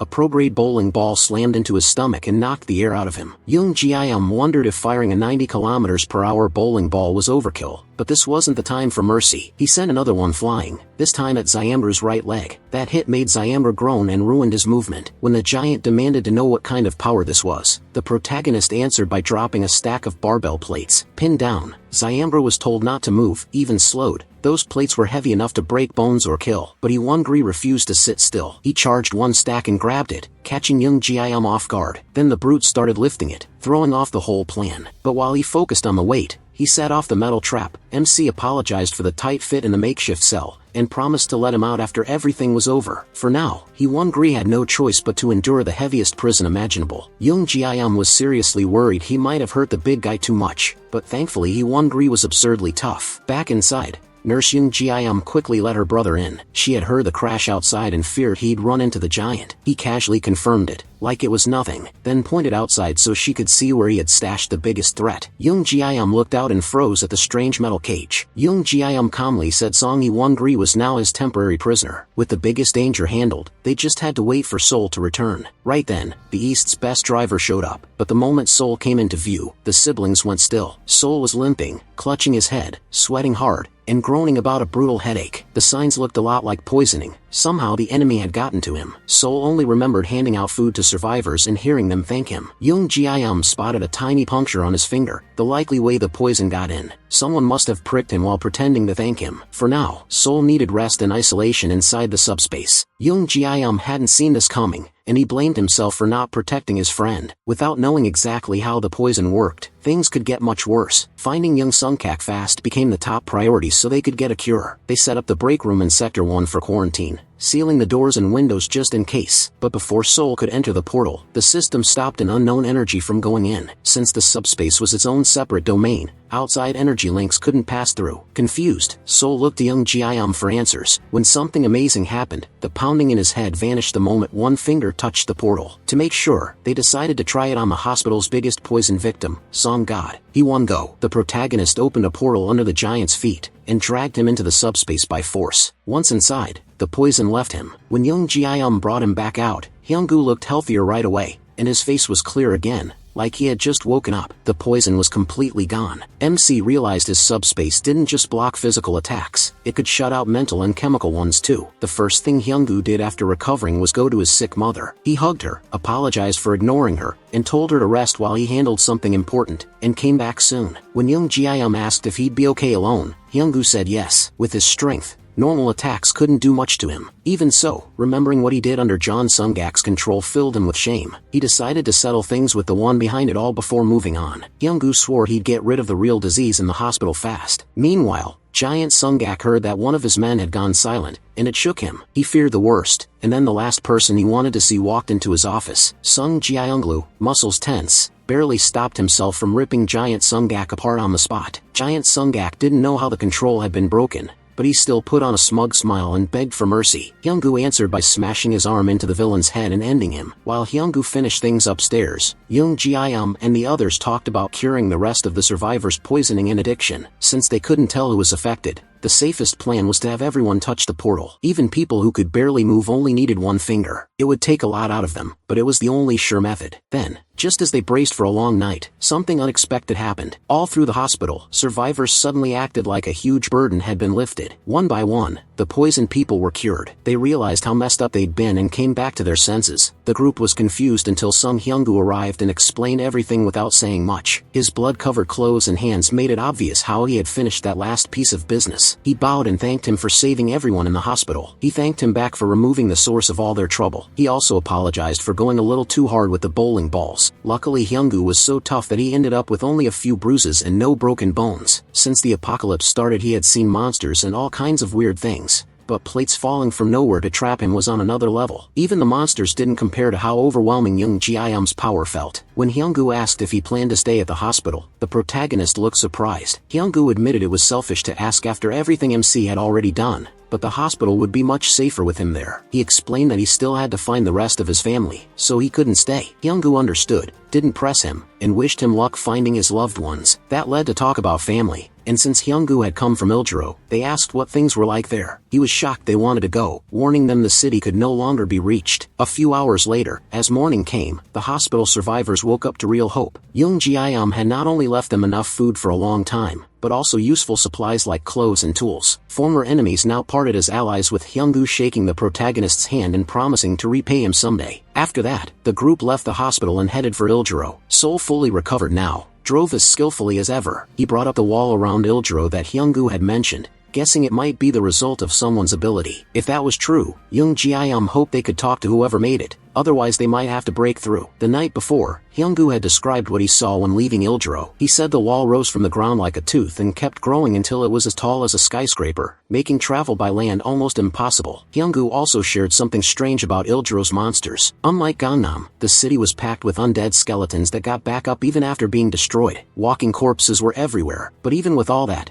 Young Ji-yeom wasn't too worried about his sister's soul trapped inside. He trusted her to survive even if she hadn't awakened any powers. Then inside his subspace, MC got a call from Ju Kyun, who had finally agreed to come with them now that the hospital's poison problem was over. When he answered with his usual lazy tone, Big Sis snapped at him to speak properly, then told him the soldier they saved was awake. Hyung-gu quickly went into the subspace, where the soldier thanked him and introduced himself as Colonel Han Yang-ho of the 50th Intelligence Communications Battalion. Thanks to Hyung-gu's care, he had fully recovered, but as he looked around, he seemed lost. He could recognize the military command center outside, but the rest made no sense. There shouldn't have been buildings there, much less a logistics center. He explained that they were in the staff lounge of the PAX FC Logistics Center inside his subspace, while outside they were in Gangnam on the way to Hanam Bridge. The colonel had trouble understanding, so Ju Hyung put it simply, they were inside the kid's ability, and the group was in Gangnam. After hearing that, the colonel politely asked them to let him off by the road. Young-gu told him they weren't dangerous and only wanted to help. The colonel admitted that was true, they had saved his life, but he still couldn't reveal the details of his mission. He had to reach the Joint Chiefs of Staff as fast as possible. Seeing it was clearly a mission tied to the whole country, Hyung-gu called PAX to help, but before sending the colonel off, he gave him banana milk and a sandwich and said he should eat first, then explain what he could. Even though he was starving, the colonel tried to refuse at first, but then the protagonist brought out pizza, waffles, chicken, and a whole spread of food, and the colonel finally gave in. While eating, he started sharing classified information. It began when creatures from another world appeared all over the planet at once. They weren't just monsters, there were bugs, animals, plants, and even huge landforms like mountains that suddenly showed up. They attacked everything, humans, animals, and even each other. Nothing was spared. After these creatures appeared, the government began gathering, awakened people into a special force. Their powers worked well against the invaders. Colonel Han's unit was deployed around Guaqian and Enyang, and for a while they managed to keep things stable. Then everything changed when that beast showed up. He watched his men get slaughtered and eaten by a giant wyvern. Their weapons, guns, grenades, even heavy artillery did nothing to it. They kept calling nearby units for backup, but everyone was stuck fighting their own powerful monsters. Oddly, they could still contact Guaqian and Enyang, yet command never sent any reports or answers. In the end, Colonel Han chose to retreat, so his unit wouldn't be wiped out by the wyverns. They headed for the National Communication Command, but the monsters kept chasing them and more soldiers died along the way. When they reached a city, they tried to recruit awakened people to bolster their numbers. After days of hard travel, they finally reached the base camp, only to find it abandoned. It didn't take long to learn why. While searching the command center, they found suspicious papers mentioning a coup. A rebellion seemed to be underway. Colonel Han tried everything to contact the Joint Chiefs of Staff, but the Wyvern pinned them down at the base. Then things got even worse. The Awakened recruits betrayed them, killed the last soldiers and took over. Those same rogue Awakened were later eaten by the Wyverns. Han suspected I-Corps was blocking the government's regrouping efforts and that its commander had joined the rebellion. In the middle of the apocalypse, even a coup didn't feel that shocking. Since Young Goim's group was heading toward Yaljiro, he told the colonel they'd drop him off once they crossed the Han River Bridge. The colonel thanked them and kept enjoying the meal, while MC told Mr. Youngsu to pick up speed a little, just not all the way. As he thought things over, the colonel realized the young man had probably run into the Wyvern at the base too. He had just started wondering how Young Goim escaped a monster like that, when he froze in shock. A huge ogre was hammering at the portal barrier, trying to break in,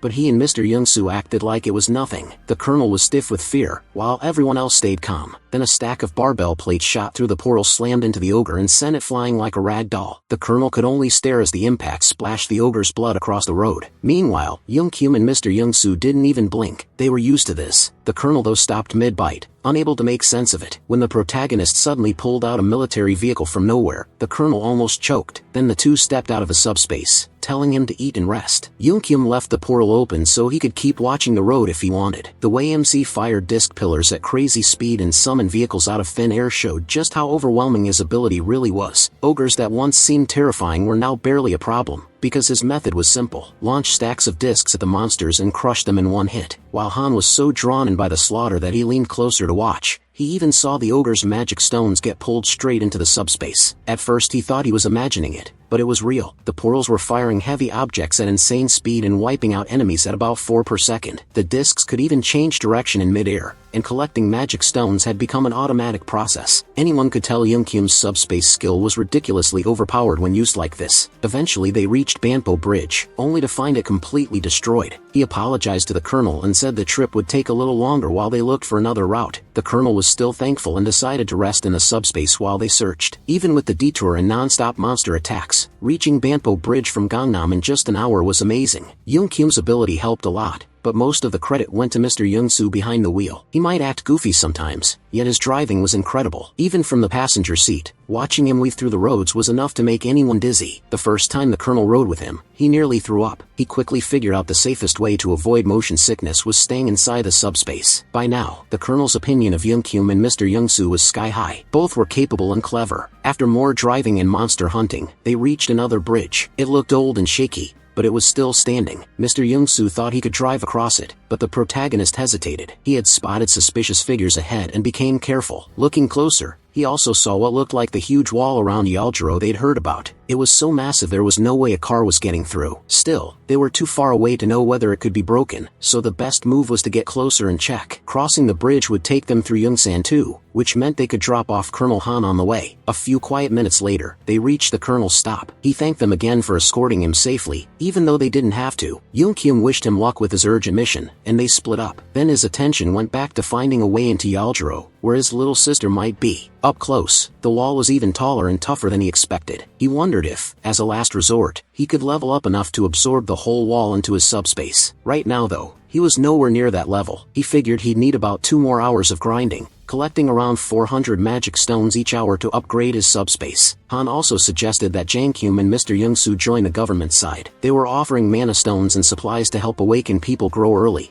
and Han believed the two of them would get plenty of support. MC politely turned it down, saying his family came first. As for magic stones, he could gather those himself by hunting monsters. Han was disappointed, but he understood. Still, he added that if they went to the Joint Chiefs of Staff headquarters, Jang Kyum might change his mind, since they probably had helicopters there. Han was right, they most likely did. At the same time, headquarters was in chaos, with news coming in that Guoqian and Enyang had fallen along with the 56th Division. It looked like only I-Corps still had any real fighting strength left. In that kind of mess, it was hard to know if any real government was still functioning. The surviving military units had no clear picture. The director, lost in gloomy thoughts, was interrupted when a messenger announced a visitor. Colonel Han, commander of the 50th Battalion of the National Communications Agency, had arrived. He said he needed to deliver a message to the director in person, including how his whole unit had been destroyed and how he made it back to headquarters. Han gave a perfect salute, then reported everything in painful detail, leaving nothing out. He finished by handing over documents with clear proof that I-Corp was planning a rebellion. The director's stomach sank as he read them. He had no idea betrayal had been growing under his nose in the middle of all this. When he looked outside, he he saw the men who had helped Han bring the report. He and the colonel quickly went to thank Jang Jiam and Mr. Youngsu for their service to the country. The director also brought up his ability and his request for a helicopter in exchange for supplies. Since helicopters were so valuable, the director agreed to give him one, but only if he officially joined the military as an awakened operative. The government badly needed to regain control, and Jang Jiam's power could change everything. Even so, the protagonist respectfully refused, saying again that rescuing his family came first. Unable to force him into service, the military had no choice but to keep the helicopter. Jang Jiam accepted the director's decision and wished him luck getting things under control. After saying goodbye, Jang Jiam headed back to his car. The director was left confused and annoyed, realizing he'd played this all wrong. He figured the young man would cave eventually, but he had badly misread Jang Jiam. He wasn't getting up, and if the helicopter plan failed, he'd find another way. He also hadn't fully checked the fortress wall yet, so he still believed there was a way in. After his first deal fell through, the director swallowed his pride and knocked on Jang Jiam's window. He came with a second offer: handle one more mission,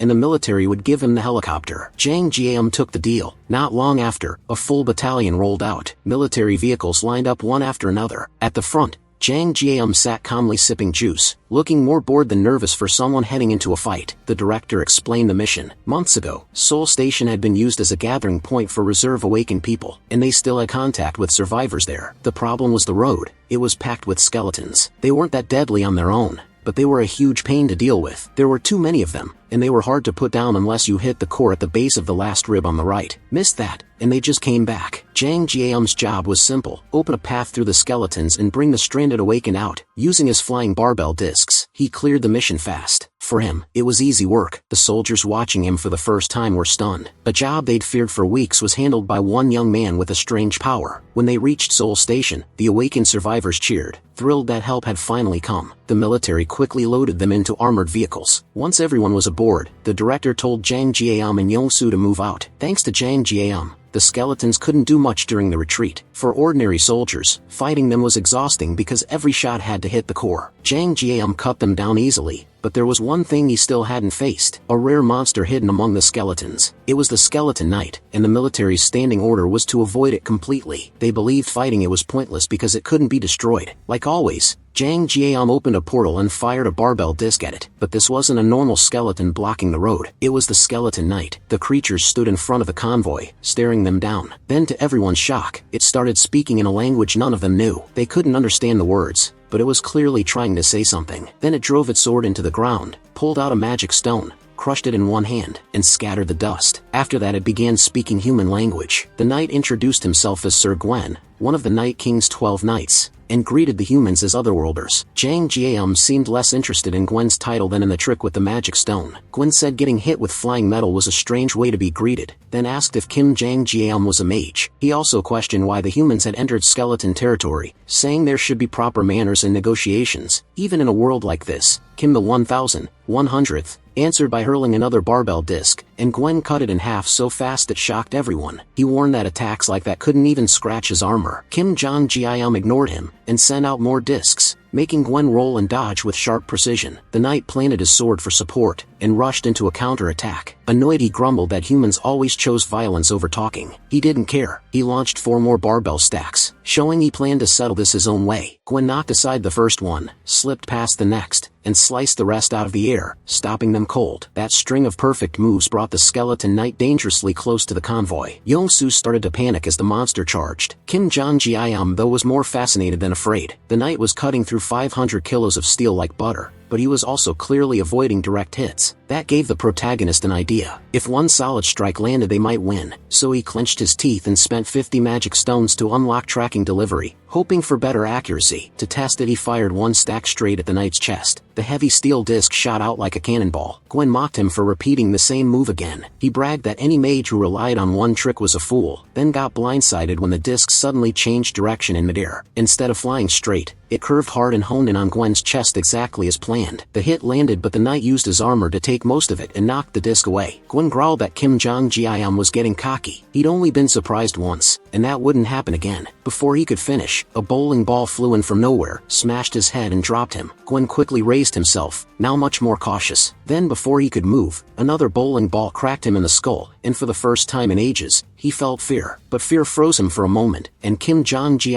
used it to pour on more attacks. Inside the car, MC rattled off commands like a gamer entering cheat codes. Left head, back head, crown, front head, right head, left head. Each order sent a bowling ball to a set point, turning the attack into an automatic barrage. Even as his jaw started to hurt, Kimmy kept going. The skeleton knight trapped under the non-stop rain of hits started to crack apart, seeing fractures spread across Gwen's bones. Kim Jong-gi decided to finish this, and told the convoy to pull back while the knight was still dazed. But before they could get away, Gwen's curses turned into desperate pleas. Bits of bone flew everywhere as the pounding continued. Kim Jong-gi then ordered disc attacks from every side. Left, right, front, and back. The combined strike shattered the skeleton knight at last. Even then, Gwen kept his pride and praised the protagonist as an impressive mage, warning him that this wasn't over. Skeleton knights do not die. Even in death, he said, they still serve the Night King. As his body fell apart, 3 items dropped, 2 large blue mana stones, and 1 small red reinforcement shard. Kim Jong-gi quickly pulled the loot into his portal. The soldiers behind him were speechless. They had just watched a young man beat a skeleton knight, a monster even tank shells couldn't kill, using only flying discs and bowling balls. In the back, the survivors burst into cheers and shouted MC's name. The unkillable knight was down, and their fear broke with it. Back at HQ,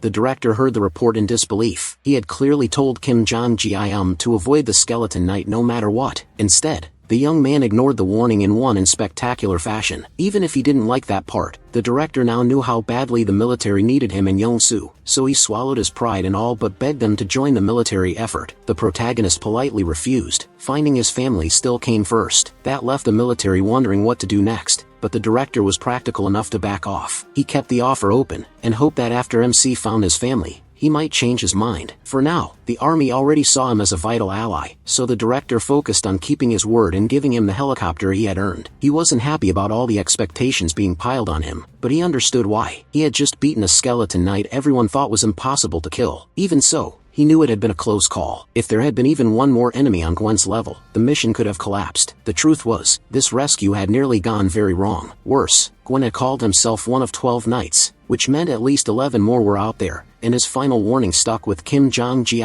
Skeleton knights don't truly die. If their servants were that dangerous, then the Night King had to be far worse. He needed to rethink his weapons. The pillar stacks were strong, but they barely worked. The bowling balls somehow had cracked armor that should have been untouchable. Then again, this world had stopped making sense a long time ago. As they went up to the helipad, the director asked if Kim Jong-gi really meant to go to Yojiro. From HQ, the huge walls around the place were easy to see. The military had already sent a team to study those strange walls, but they lost contact. Since then, they had run air recon missions whenever they could, and those flights confirmed people were still moving inside the walls. The director thought his soldiers and maybe Kim the protagonist's family too were still safe in there. MC appreciated the hope, though he felt a little guilty. Truthfully, he wasn't that worried about his sister. She was more terrifying than most things he'd seen since the world fell apart. The director added one more strange detail. The top of the wall seemed to be growing inward, like it was slowly turning into a roof. No one knew when it would fully close, so he was glad they could get Kim Jong-gi a helicopter before that happened. After a long climb, they finally reached the helipad. He looked at a beat-up helicopter and frowned. It looked like it had barely survived a war. Was this really his reward? Still, he told himself looks didn't matter. If it could get them over the wall, that was enough. Then the director told him to look elsewhere. He pointed across the rooftop. At the far end sat a spotless, high-end helicopter. Jong-gi and Yong-soo froze for a second, and the director smiled proudly. Yong-soo burst out laughing in pure excitement. With his sunglasses and flight jacket, he looked like he belonged there. The protagonist was just as shocked, while the director started to explain. But Yong-soo cut him off, laughing as he thanked him for lending them a Black Hawk at a time like this. He was already excited to fly it. The director joked that he'd been wondering who could pilot it, so maybe Yong-soo had done this before. Yong-soo quickly corrected him. He'd never flown a Black Hawk. Then he checked his system message. He admitted he'd never flown any helicopter, but somehow he still felt sure he could handle this one. A notice popped up saying he could spend 50 magic stones to register the helicopter. If he did, all the knowledge needed to fly it would be placed straight into his mind, and he eagerly told the others. He explained his skill. Best driver, it let him control vehicles with ease. but until now he thought it only worked on ones he'd already used. Now he learned something new. Instead of leveling up normally, his skill grew by registering each new vehicle. That discovery thrilled him, and Yongam finally understood how it worked. Looking back, it made sense. Yongsu's power had never changed the usual way. He was building a bigger lineup, one vehicle at a time. Then the director pulled a suitcase from the Black Hawk. He opened it to show a pile of magic stones and set it in front of MC. There were 200 inside. He'd planned to surprise them for the trip, but now he offered them so Yongsu could register the Black Hawk right away. Yongam and Yongsu both thanked him sincerely. Without wasting time, Yongsu grabbed 50 stones and started the registration. The moment it finished, a flood of piloting knowledge rushed into his head. His smile twisted into something wild, and even he got chills watching him. Grinning, Yongsu declared he had this beast figured out and told Yongam to get in already. Uneasy, the protagonist carefully asked if he could maybe fly a little slower. Yongsu just laughed. Slow wasn't his style. He jumped into the pilot's seat and MC, close to tears, buckled in for what was clearly going to be a rough ride. Like a man possessed, Yongsu started flipping switches and mumbling to himself, then told him to use the remaining time to brace himself. Accepting it, the protagonist turned his thoughts to what came next. More skeleton knights were waiting in the city, so he checked his inventory to see how many magic stones he had. He wanted to raise his subspace level, hoping it would unlock a new skill. After opening the inventory, he used 2 large mana stones and 1 enhancement stone. The system converted the large stones into 200 regular mana stones, bringing his total to 1393. Even he was stunned by that number. Yongam spent 1000 mana stones to upgrade his subspace to level 3, and the system said it would take a few minutes. While he waited, he checked the enhancement stone. The system said enhancement stones were special and carried unique traits. Unlike normal mana stones, they could be used through the awakening system to give a chosen item a specific boost. The one he had was fire type. That gave Yongam an idea. The real problem was choosing the right item, especially since he had no clue how strong the upgrade would be. He weighed his 2 main weapons, the bowling ball and the iron pillars. Since the skeleton warriors kept cutting through the pillars, and the bowling ball was the only thing that worked, he chose that. After the upgrade, it became a fire bowling ball with 2 abilities, penetration and ignite. Then Pax asked if he wanted to register it as a new item. MC said yes, and right after that, Pax announced it was time to leave. Jongam tried to calm himself, but before he could, Yongsu fired up the helicopter. As the Black Hawk rose, his nerves only got worse. From below, the director saluted and said he hoped the protagonist would find his family safely and come back after finishing his mission. MC answered with a thumbs up. Right then, the system alerted him that his subspace upgrade was done. It unlocked new items, new upgrades, and even a way to temporarily increase the shipping limit for single items with magic stones. Then he saw his new skill, and his jaw dropped. He looked like he'd seen a ghost. Watching from the ground, the director grew uneasy at that expression. After all, he'd already given Jongam 200 mana stones and a Black Hawk. He'd been more than generous and had even imagined bringing that up later. So now he worried something was actually wrong. Meanwhile, he was still stunned by the new skill. It was called the Subspace Laboratory. It came with a transport function and a small healing effect, letting him recover naturally inside it. More importantly, it let him register outside objects into his subspace, with the cost based on the object's size, weight, and value. For Jongam, this changed everything. Before now, his subspace only worked with pre-registered items from places like the Logitech Center or the military base. But now, he could add outside objects too. The system did give one limit. New items still had to fit under one of those 2 categories, Logitech Center or military base. Jongam looked at the Black Hawk and wondered if it counted as a military base item. To find out, he tried registering the helicopter. The system said it would cost 107 magic stones. He accepted and completed it. Back on the ground, the director started walking toward the base when he suddenly heard the helicopter again. He turned and saw Jongam and Yongsu flying back. His stomach dropped, afraid something had gone wrong with the Black Hawk. Before he could do anything, a large portal opened in front of him. A Black Hawk helicopter fell out, then a second portal opened and another Black Hawk came out. Both landed in front of the shock director. Jongam waved with a smug grin, then flew off again. The director was left speechless. He had given the protagonist 1 battered Black Hawk and somehow got 2 brand new ones back. The more he thought about it, the more worried he became. Meanwhile, MC had entered the city. Ahead of him stood a huge fortress, and its upper walls were slowly closing in like it was building a roof over itself. Then the story shifts to a grim castle. Inside, an evil presence filled the place. On a giant throne sat the Skeleton King. In a harsh clicking voice, he said there was one thing he couldn't understand. Earth's entry permit should only allow beings up to tier 8. Anyone stronger had to lower their rank to get in. just like he did. So why would a proud wizard come here and accept that loss? Even stranger, that wizard had invaded his domain and killed Gwen. The king was talking about John Gam. We learn the Skeleton King came from another dimension, and Earth is classified as an A-tier world. He weakened himself to enter and conquer it, and now he assumes he is another outsider with the same goal. In his eyes, the protagonist is a wizard from another world who lowered his tier to seize Earth too. To the king's right, a purple flame took the shape of a skull and spoke to him. It said, Gwen tried to speak to the wizard before dying, but the wizard killed him before he could say anything. That made him too dangerous, so the flame advised killing him on sight next time. The Skeleton King thought it over. He decided the wizard had come for the same reason he had to take this land, and there was no room for two rulers. With the harvest nearly done, he planned to finish it and then attack the wizard. The flame introduced itself as Lancelot, the spirit of a knight whose body existed somewhere else. Lancelot then warned that an intruder was coming toward the castle. The Skeleton King assumed it was just another annoying pest and brushed it off, saying they would die soon enough. Then we cut back to Jeongam and Yongsu as they move into the city. A bat-like monster appears. A bat monster shows up, but Kim wipes it out in one hit with his flaming bowling ball. Kim is surprised by how much stronger the bowling ball is than his iron pillars. While he's thinking about that, Yongsu cuts in. He warns that landing won't be easy. There's a skeleton knight fighting a monster below. Kim looks down and sees another skeleton knight like the one he killed before, except this one carries a lance instead of a sword. The skeleton knight pours magic into the lance and fires off a brutal attack. Then the target comes into view, a human woman. The second Kim sees her, he looks both annoyed and shocked. She gathers magic into her fist and throws one crushing punch. That single hit sends the skeleton knight flying and the woman is finally revealed. The skeleton knight crashes down from high above.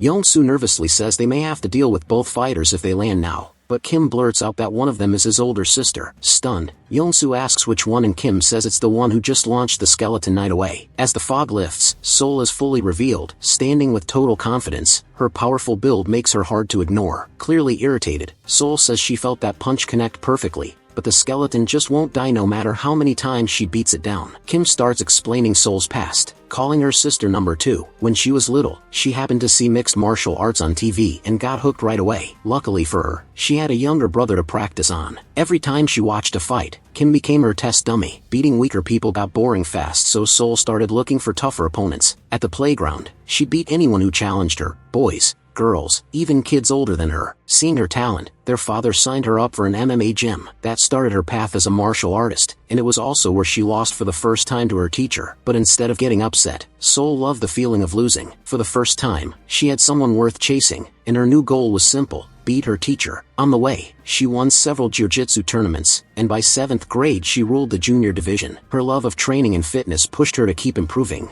but that drive slowly turned unhealthy. In the end, Sol tore the cruciate ligaments in both legs. Too impatient to heal, she came back early and only hurt herself again. It kept repeating: injury, recovery, then another injury. She finally made her pro debut at 24. She was good enough much earlier, but her stubbornness and constant setbacks held her back. Even so, once she debuted, Sol quickly became one of Korea's top 10 fighters. Young-soo is stunned by all this, but Kim tells him not to be scared of Sol and says they should bring the helicopter down slowly. Even then, Young-soo mutters that from this far away she looks more like a monster than a person. Meanwhile, the skeleton knight closes in on Sol with his weapon ready. In a rattling voice he asks why his attacks can't hit her. Sol casually says the answer is obvious: he's too slow. The knight argues that he's just as fast as she is, and says she must be using some strange trick. Sol laughs and tells him it's no trick, just martial arts. She says it so casually that the skeleton knight is left confused. Then he praises her, saying people like her are rare and that if her rank were raised, she could become the greatest knight. Sol isn't impressed. She just mutters that all this talk about skeletons,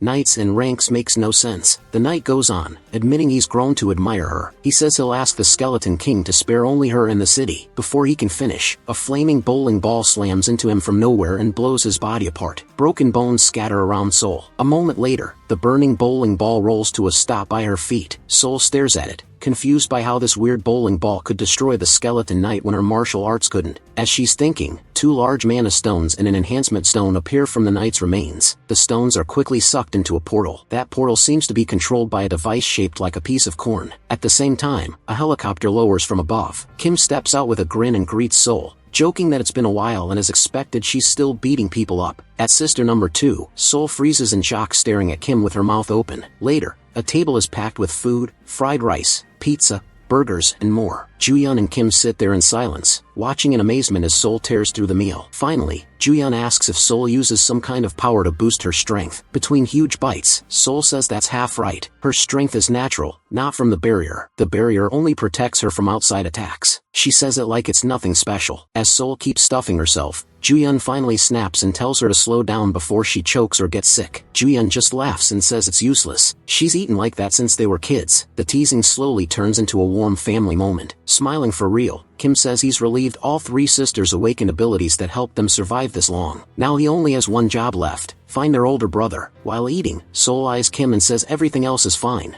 but his power seriously feels like cheating. How can he even do all this? Kim laughs and says it's a long story he'll explain later, but for now she should eat and rest. He shows her how to use the packs to order whatever she needs and adds that Youngsu's family is safe in the subspace. He tells Sol she should go say hi, but she first asks if they're leaving the city right now. Kim stands and says yes, they have to move at once. The ceiling is closing fast and he doesn't know if the fortress can protect the whole city. He stresses the danger and says he needs to gather as many mana stones as possible before it closes completely. Then he looks up and feels his heart drop. The ceiling is already shut, throwing everything into darkness. Kim jumps onto his Black Hawk and flies up right away. He fires 5 blazing fireballs at the fortress wall with everything he has. But even after that attack, the fortress stays completely unharmed. Not even a mark. Kim feels a chill. If that did nothing, should he move the whole city into his subspace? The idea is tempting, but too risky. Pulling something that huge into the subspace could cause who knows what. He had already spent his last mana stones expanding his portal to 19.76 meters. Just enough to fit the Black Hawk. Now he has nothing left. He thinks about hunting skeletons and monsters for more stones,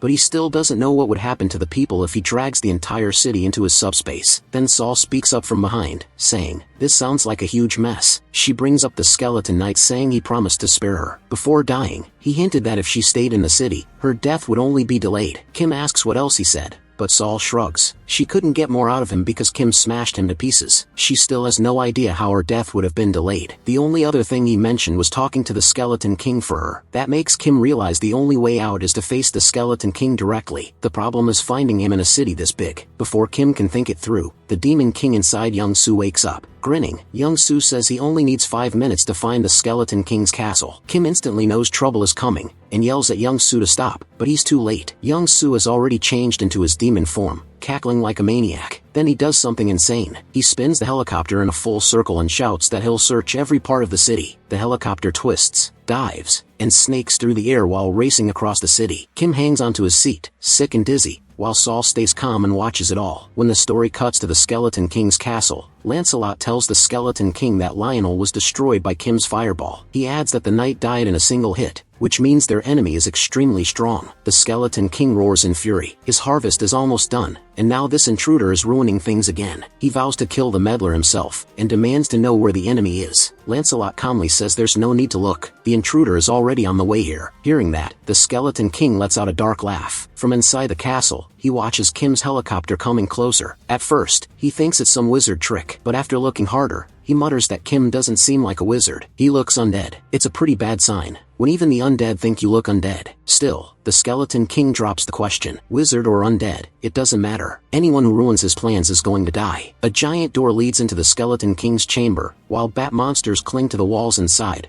waiting to ambush anyone who enters. The massive door slowly opens. Kim stumbles into the room, looking half dead. In a weak voice, Kim mutters that he's never riding a helicopter again. The flight left him horribly sick. Then Sol spots something behind him. She rushes over and yells Kim's name, but before he can turn, a huge bat monster with sharp teeth dives straight for his neck. Sol moves first and throws a brutal punch. The monster explodes from the hit and Kim finally snaps out of his dizzy haze. He thanks her right away, but Sol tells him to quit acting so stiff. Then her focus shifts. Something is wrong. Sol studies the chamber carefully. Her face hardens. "There's more," she says. Kim looks around, confused. To him the hall ahead looks empty. When red eyes start glowing in the dark, far too many to count, Kim instantly realizes how bad this is. He urgently tells Ju-hyun to fall back into the subspace, because he can't deal with this on his own. Then he remembers Sol is here, and she lives for fights. A grin spreads across her face as the swarm closes in. Now this is better, she says. One monster would have been way too boring. With that, Sol rockets into the hallway before Kim can stop her. She jumps high and crashes down hard. A bat monster's skull is crushed under her foot. Every move she makes is smooth and savage. Her attacks are clean, fast, and packed with force. One after another, Sol tears through them. She cuts them down, punches through them, and smashes them apart like she's having fun. Even when one sneaks up and bites into her neck, she barely reacts. Instead, she grabs it, then slams it into the floor so hard it shatters. Soon the ground is covered in blood,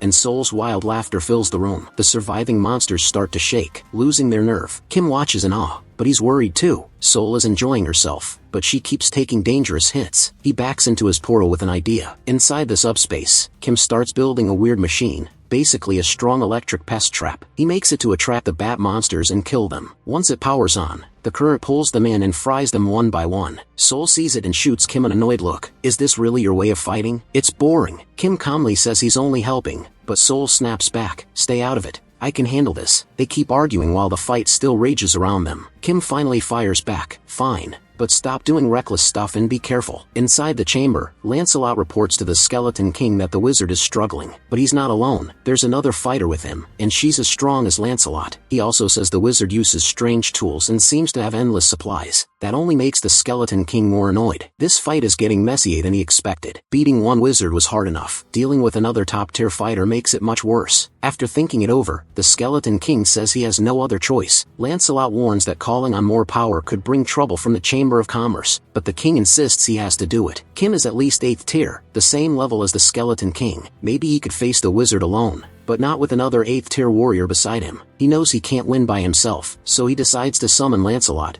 raising both hands as he starts an ancient spell. The image of Lancelot's skull disappears, and 3 reinforced stones appear instead of 1. As the stones circle the skull projection, Mina builds up for the summoning. At the same time, back in the subspace, electric gear and coils of copper wire are spread all over. She puts on a new weapon, wrapping thick copper wire around an aluminum rod. The result is the electric repellent bat, a semi-rare weapon made just for Sol. The moment Sol grabs it, she lights up. The bat carries electric power, so it deals double damage. She gives it a few swings and clearly loves it. When they come out of the subspace, she thanks Kim and jokes that his crafting skill is basically a scam because he makes items so easily. She says the bat is perfect for these monsters, but warns him not to butt into her fight this time. She wants them for herself. As Sol steps out, she scratches her neck. Kim asks if she's hurt and she says the bite didn't hurt before but now it itches. She also mentions a system notice saying all impure energy was pushed out of her body. That makes Kim nervous. What if she's turning into a vampire? Seeing his face, Sol jokes that if she does become one, he has to kill her. She has no interest in living as some vampire lady, and the two share a quick laugh. Then the story cuts back to the Skeleton King, who turns to Kim with heavy sarcasm. He sneers that the name Arcane must be ashamed of Kim's reckless mess, blaming him for ruining everything and causing chaos in his territory. No matter where Kim came from, he has no right to interfere. With a furious roar, the Skeleton King vows to kill him. Kim and Sol trade confused looks and Kim mutters that this idiot is making no sense. That insult sets the Skeleton King off. He orders Lancelot to attack and kill them both at once. Lancelot fully appears at last, and his presence is terrifying. For glowing eyes stare out from massive silver armor, and he carries a giant sword built to cut through anything. Sol sees him and grins. She was already sick of weak monsters. She warns Kim one more time, "Don't get in the way or this will end badly." Then she charges, but before she can strike, Lancelot lunges and throws his sword with deadly aim to split her in half. Sol barely dodges and swings her electric bat back at him. The impact blasts through the room, and even Kim feels the shock from far away. As the fight goes on, Sol notices his attacks are slowly cutting through her weapon. Once she understands the risk, she jumps back just before Lancelot lands a crushing blow and splits the bat in two. Sol glances at Kim and jokes that the bat wasn't weak. Lancelot is just absurdly strong. Even without her weapon, she doesn't back down. Now fully visible, Lancelot looks like an almost unbeatable knight. Watching from a distance, the Skeleton King brags that this is his strongest knight. Kim thinks about Sol's reaction. She almost never admits someone is strong, so that alone tells him how dangerous Lancelot really is. While watching Sol, Kim offers a deal. If she kills Lancelot, will she give him the magic stone? He says he burned through all his own stones making weapons for her, and since Lancelot destroyed them, taking his stone would only be fair. Sol shuts that down right away. Whoever lands the final hit gets the stone,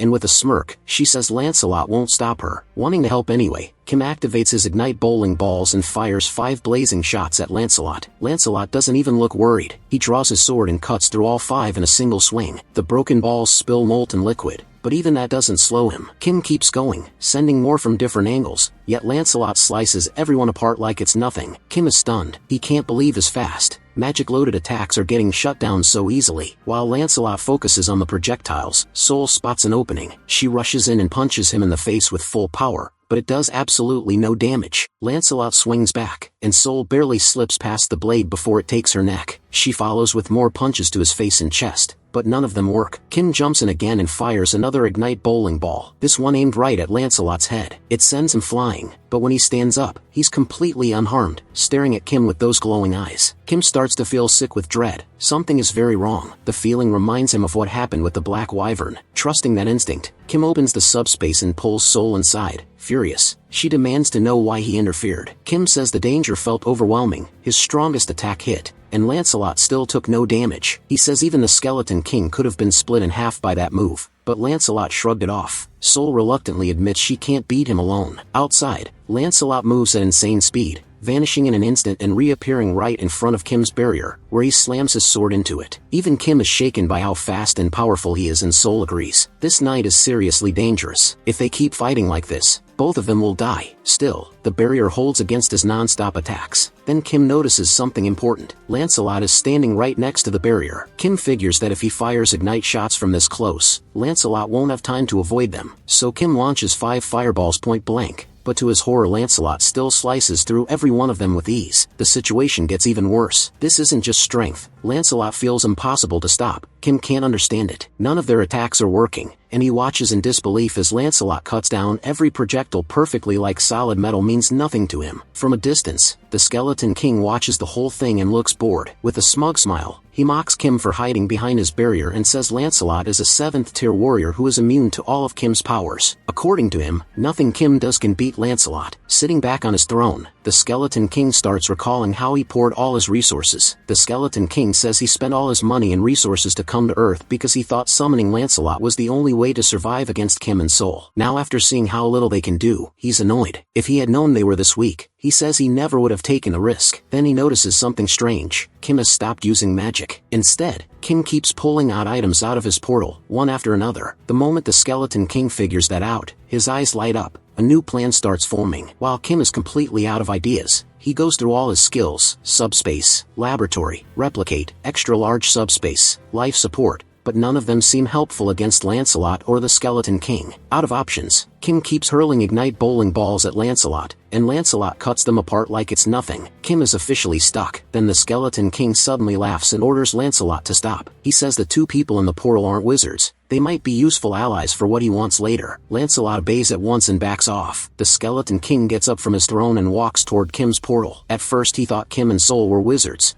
but after looking closer, he realizes they're just regular humans. What really interests him is Kim's strange power. Kim has no idea what he's talking about. With a sly smile, the Skeleton King explains. He says Kim must have killed 2 skeleton knights, and gotten reinforced stones from them. Those stones, he reveals, can only be made inside Camelot Castle, by sacrificing living beings. He goes on to say his first plan was to sacrifice everyone in a nearby city to make huge numbers of reinforced stones and build an army of skeleton knights. But now he offers Kim a different deal, a partnership. With Kim's endless replication power, he could copy the reinforced stones, and together they could rule not only Earth but the whole universe. Kim stays quiet, thinking it over, while the Skeleton King laughs darkly and dreams about his grand plan. Then Kim suddenly starts laughing and crying at the same time, which leaves the Skeleton King confused. Kim thanks him, saying he just solved every problem Kim had. Before the Skeleton King can respond, Kim gives one order: Pax put Camelot in subspace. In an instant, the entire castle disappears right in front of the Skeleton King's eyes. The fortress that gave him his power shrinks away and vanishes into Kim's subspace. The Skeleton King and all his skeleton knights are left outside. They're stunned and furious. The Skeleton King can only stare around, trying to understand what just happened. At the same time, the castle appears in Kim's hand, now tiny like a toy. Sol looks at the shrunken castle and casually says it seems pretty small now. The Skeleton King explodes with rage, shouting, "How dare you, 9th-tier slaves!" He yells that Kim and Sol ruin his life's work and swears to wipe them out. In a fury, he forms a dark purple orb packed with dead souls. Green dose-like spirits rush at Kim's portal, trying to break it, But when it ends, Kim and Sol are still completely safe. Now that he's calmer, Kim starts thinking. He remembers the skeleton knight's name, Lancelot. Taking a huge gamble, Kim calls out Lancelot's name to summon him, and to everyone's shock, Lancelot appears in front of Kim, but this time he's different. The dark aura is gone, replaced by a warm golden light. Lancelot turns to Kim and accepts him as his new lord. Without wasting a second, Kim orders Lancelot to kill the Skeleton King. Lancelot obeys immediately. With one clean slash, he cuts the Skeleton King in half. There is no chance to react, no chance to defend. Lancelot ends the fight in a single move. The instant Lancelot lands that blow, the violet core inside the Skeleton King breaks. It bursts into pieces with a small blast, and then Lancelot drives his sword into the Skeleton King's back like a final judgment. The Skeleton King collapses at Lancelot's feet. His body parts lie scattered across the ground. As the Skeleton King fades away, a golden mana crystal begins to shine. The system tells Kim that he defeated the Skeleton King. Since Lancelot transferred the Night King's dimensional account, it now belongs to Kim. When Kim checks the notice, he sees a new feature, the dimensional account. Once he opens it, he finds 3,086 mana stones inside. The amount leaves him stunned. Just by beating the Skeleton King, he got thousands at once. Even so, Kim can't help wondering what he's even supposed to do with that many. While he's thinking, Sol puts a hand on his shoulder. She says that if he has any conscience, he should give his dear little sister 1,000 mana stones. After all, she reminds him, she saved his life when they entered the Skeleton King's castle. Did he forget already? Kim sighs and says 1,000 is way too much. He tells her she's talking like a gangster and acting like she did everything, even though he gave her the weapon that let her fight Lancelot for a while. So shouldn't she be paying him back too? Sol shoots back that they both helped save each other, so 500 mana stones would be fair. Kim smirks and says if she wants to put a price on everything, then maybe she should start paying rent for living in his subspace for free. Sol blinks, then calls him cheap. Is he really too stingy to hand over even 500? Not wanting to keep arguing, Kim finally gives his sister 500 mana stones. Sol grins, thanks him, and declares the matter settled. Then her tone turns serious. Sol asks what he plans to do next. Both of them look left as Lancelot steps out from Kim's subspace. The giant knight walks over, and Sol asks Kim what he's going to do with him. When Lancelot reaches Kim, he bows and calls him his lord. He says Kim's order has been carried out and the Skeleton King has been cut down. Now he waits for his next command, while Kim quietly wonders what to do with him. Then Kim says no one could have guessed what happened next. Lancelot is standing still with Youngsu's daughter sitting on top of his helmet, holding one of its feathers. He gently moves around to keep her happy while, nearby, Kim, Juhi, and Sol watch in shock. Kim can't believe one of the scariest nights ever ended up like this. In front of Lancelot, Youngsu and his wife look on. His wife is delighted watching their daughter play, and she apologizes, saying the girl is usually shy and doesn't like strangers. Since this is the first time she's played this freely with someone she just met, she says it must mean her daughter really likes Lancelot. Youngsu though looks totally crushed, like his whole world just fell apart. Lancelot keeps playing with Yangsu's daughter and calmly says that helping his lord's companions is the same as serving his lord. Her mother keeps apologizing, worried the girl is bothering him, but Lancelot says it's no trouble at all. He says he loves children and treats her like one of his own. From a short distance away, Kim, Juhi, and Yangsu watch the scene. Smiling warmly, Juhi says it's hard not to admire someone this thoughtful. She adds that Lancelot isn't just powerful, he's gentle too, the kind of person anyone could respect. Kim doesn't fully agree. With a sigh, he mutters that calling Lancelot a person still feels weird. He's a skeleton knight and nobody even knows what's under that armor. Still, after thinking about it, Kim admits Lancelot was never really evil. He was just following the Skeleton King's orders. That was the real villain all along. Now that Lancelot serves Kim and is free from that dark influence, Kim sees his loyalty and goodness and decides to trust him, at least for now. Jae-hee then looks at Kim carefully and asks, in a serious voice, "Are you going to the Bang City right now?" Kim says yes. He plans to leave right away because their older brother's new home is there. Juhi immediately looks worried. She says she's been watching him this whole time and he's been pushing himself non-stop for days without real rest. Concerned, she warns him that even if she understands why he's in a hurry, he could collapse or get sick. If he does, she asks who will take care of him. Juhi insists it's too late to leave tonight and tells him to rest, then head out at sunrise to save their brother. Kim listens and agrees. He looks over at Youngsu's family. Their daughter is still on Lancelot's head, while Youngsu tries everything he can to get her down, even joking that she should ride on his shoulders instead. He offers to be her brave knight, but the little girl taps Lancelot's head and says her dad is boring. She wants to play with a real knight, not a fake one. That clearly stings Youngsu, though he covers it with an awkward smile. His wife teases him too, joking that she wouldn't pick a fake knight like him either. She'd choose the real one, Lancelot. Even with everyone laughing, Kim suddenly gets distracted by a dumb thought. Why is he imagining Lancelot playing with Youngsu's wife too? He quickly shakes it off. Seeing the warm scene in front of him, Kim smiles and says they'll rest tonight, enjoy this brief peace, and leave in the morning to rescue their brother. Young-soo carries his sleeping daughter on his shoulders after all that time playing with Lancelot. He looks completely happy, like this one moment is enough for him. Kim tells him to take his wife and daughter to a room and get some sleep. Young-soo nods and heads off with them. Once the place clears out, Sol gives Kim a sly smile. He slowly takes off his shirt, walks over, and jokes that now that everyone's asleep, they can get to their real business. Kim just grins back and asks Lancelot if he needs somewhere to stay. Kim calls out Camelot Castle, and a tiny castle appears in his hand. The system says it's a one-of-a-kind great item called the Palace of the Cursed Knight. It also tells him the castle grows based on how many mana stones he puts into it. Then it lists 3 main powers: blood sacrifice, which turns livestock into reinforcement stones, and a ghost which uses mana crystals to call ghosts from the castle, and night investment which combines ghosts and reinforcement stones to create knights as strong as Lancelot. Kim is amazed by how broken this thing is, but he quickly notices the size only increases with more investment. So 500 mana stones make a 500 square foot castle, and 1,000 stones make a 1,000 square foot one. After thinking it over, he picks a size that should hold 12 knights, 300 square feet. He puts in 300 mana stones and the castle expands. A bigger Camelot castle now stands in front of him. Kim studies it and feels a little creeped out by how eerie it looks. Then he asks Lancelot if it's big enough for 12 knights like him. Lancelot calmly says he doesn't care, he can live anywhere. Then he jokes the castle is as tiny as the Skeleton King's little PP. Compared to Kim's huge subspace, this place is nothing. He adds that when Kim gets more skeleton knights later, they'll stay in the subspace, while Camelot Castle will mostly be used for summoning. Sol is left staring in shock. She starts thinking about how huge the Skeleton King's castle must have been,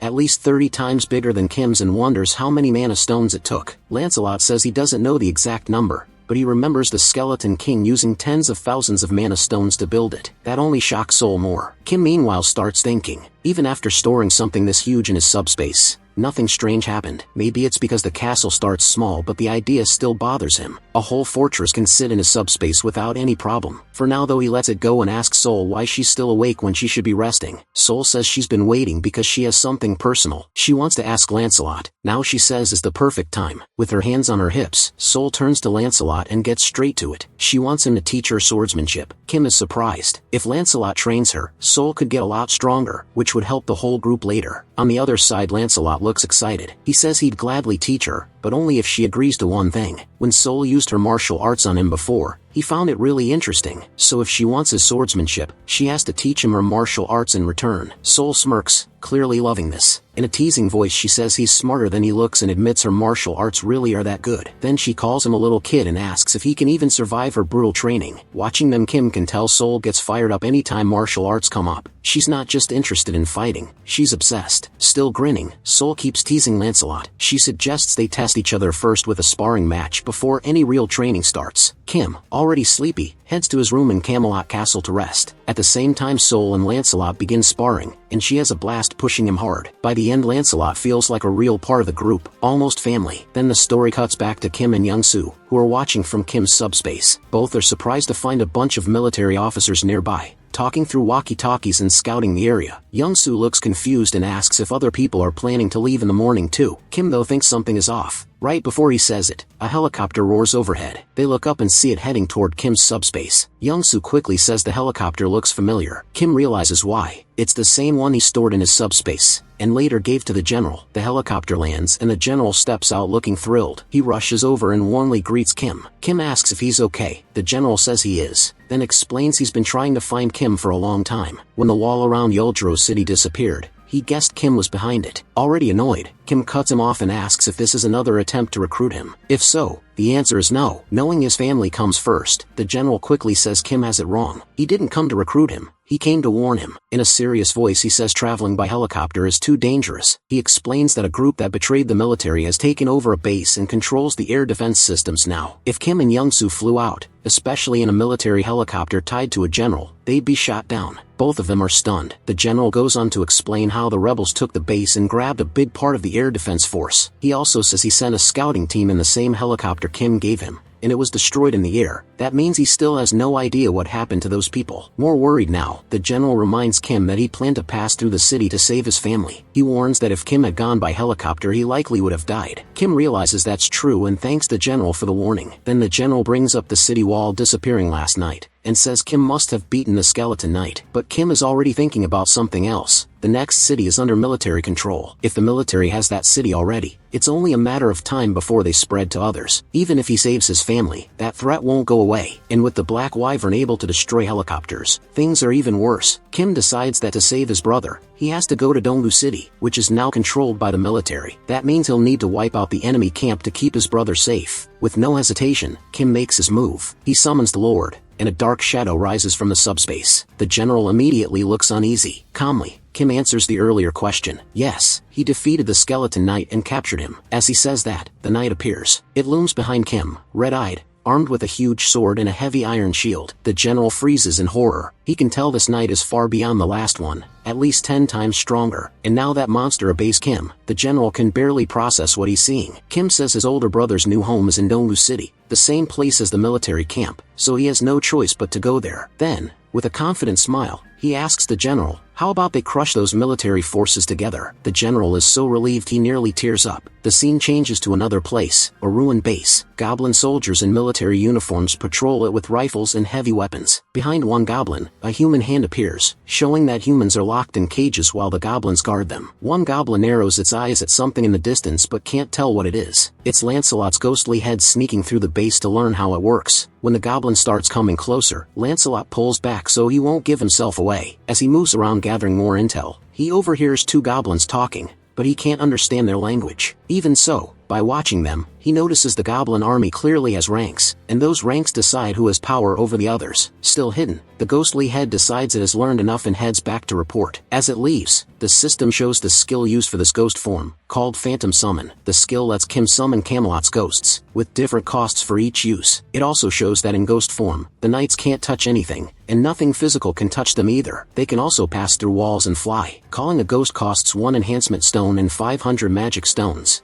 Just like summoning a knight, the skill text doesn't say it directly, but once they're summoned, they can switch between ghost and knight form for free. That makes phantom form perfect for scouting behind enemy lines. A few hours earlier, the general had gone over their plan on the map. Lancelot would scout the enemy first and check their numbers, anti-air weapons, and other key details. Then they'd use that information to build a plan and beat them. But the skill's range was limited, so they first had to move closer and find where the government forces were camped, before Lancelot could begin. 2.5 hours later, Lancelot came back to the Allied base with his report. As he explained what he found, Kim was stunned. The soldiers had turned into goblins, and more than 200 people were locked up as sacrifices. Lancelot also shared 3 important things he overheard. The enemy had 9 anti-air guns. They planned to bring in more troops from Bangkok Dong, and the brigade commander was in the eastern wing. He added that they said the world would change when a certain person arrived, and Lancelot was sure the report was accurate. The 4 listening were left speechless. The commander said security had been tighter than normal, so he knew something was coming, but he never expected civilians were being held. Kim says he'd heard some people join the rebel side on purpose, but he still doesn't understand why they'd lock up civilians. He also wonders who this person is that's supposed to change the world. Lancelot admits he doesn't know who that is,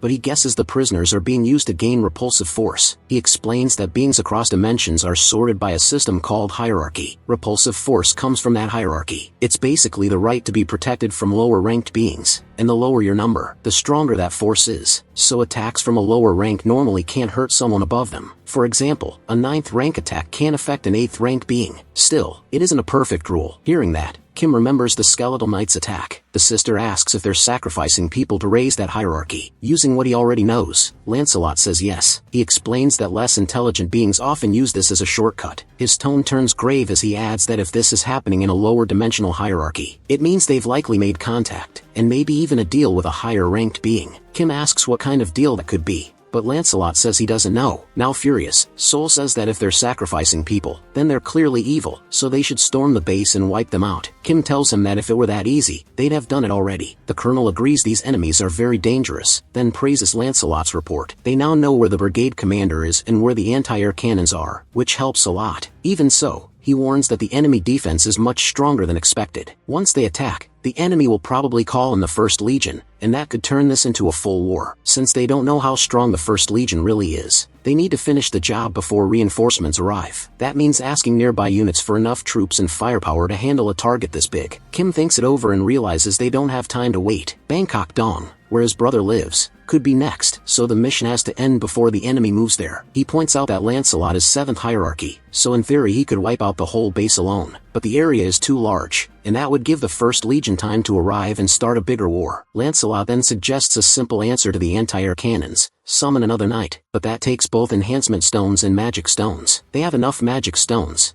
just not enough enhancement stones. Kim says he could unsummon Lancelot and call a different knight, but that wouldn't really make them stronger, so it's a bad idea. More than that, he doesn't feel right sending Lancelot away just to replace him. Annoyed, Kim says it would be nice if they could just copy enhancement stones and magic stones inside the subspace. Then Lancelot remembers something. After beating the Skeleton King, they got another enhancement stone. Kim is surprised and says he forgot, but after thinking about it he remembers Lancelot really did recover one. With everyone giving him a look, Kim apologizes and says anyone can forget things sometimes. Then he asks which knight they should summon. Lancelot says all 12 knights of Camelot are outstanding, both skilled and loyal, so any choice would be good. Still, one stands out as the best fit: Bedivere. He calls Bedivere a genius with unmatched aim, who specializes in long-range attacks. Kim gets excited right away and says he wants to summon him now. Back at the goblin base, the prisoners are in terrible shape. One girl in an orange sweater gets called over by a goblin. Scared, she asks if he means her, and he says everyone else looks too weak, except for her. Then he asks if she wants to get out. She hesitates, confused, but he quickly says it was just a test. If she gives him something valuable, he'll let her leave. From his face alone, she knows exactly what he means. Before he can say more, his head is cut off in an instant. The girl freezes, then her eyes widen when she realizes Lancelot did it right in front of her. Lancelot opens the cage and immediately moves on. The girl steps out, still trying to understand what she just saw. Then in the sky, something like a flaming bowling ball appears. From a distance, the goblin spot it overhead but can't tell what it is. One finally realizes it's a bowling ball, which only makes him more confused. Before he can react, it suddenly flies straight at him and catches him off guard before smashing into an anti-air cannon. Another goblin farther away hears the blast and has no idea what caused it, only that something just exploded. The explosion spreads in the distance, and at the same time someone grips another flaming bowling ball. Yes, the newly summoned knight is already throwing bowling balls at the enemy, while picking his next target. A little earlier, Lancelot had left out one detail: Bedivere only has one arm. Kim is thrown off by that. Lancelot called Bedivere an archer, so how could a one-armed man possibly use a bow? Lancelot says Bedivere really was an archer, but that was long ago. He once served under the Duke and lost his arm because a commander was jealous of his talent. After that, Bedivere adapted and mastered throwing weapons with a leather strap. That's how he earned a place among Camelot's 12 knights. Kim still isn't sure, and asks if Bedivere can really destroy anti-air cannons from that far away. Lancelot assures him he fought beside Bedivere for a long time, and knows exactly what he can do. After scouting the base, he's sure this mission only needs the two of them. Back in the present, Bedivere keeps launching flaming bowling balls from long range. One of them cuts through the air and destroys another anti-air cannon. Because the base is so spread out, a goblin in another area sees the blast and wonders what's going on. Then he turns and sees another goblin soldier getting struck and thrown away by someone. When he's panicking, he asks his officer what's happening,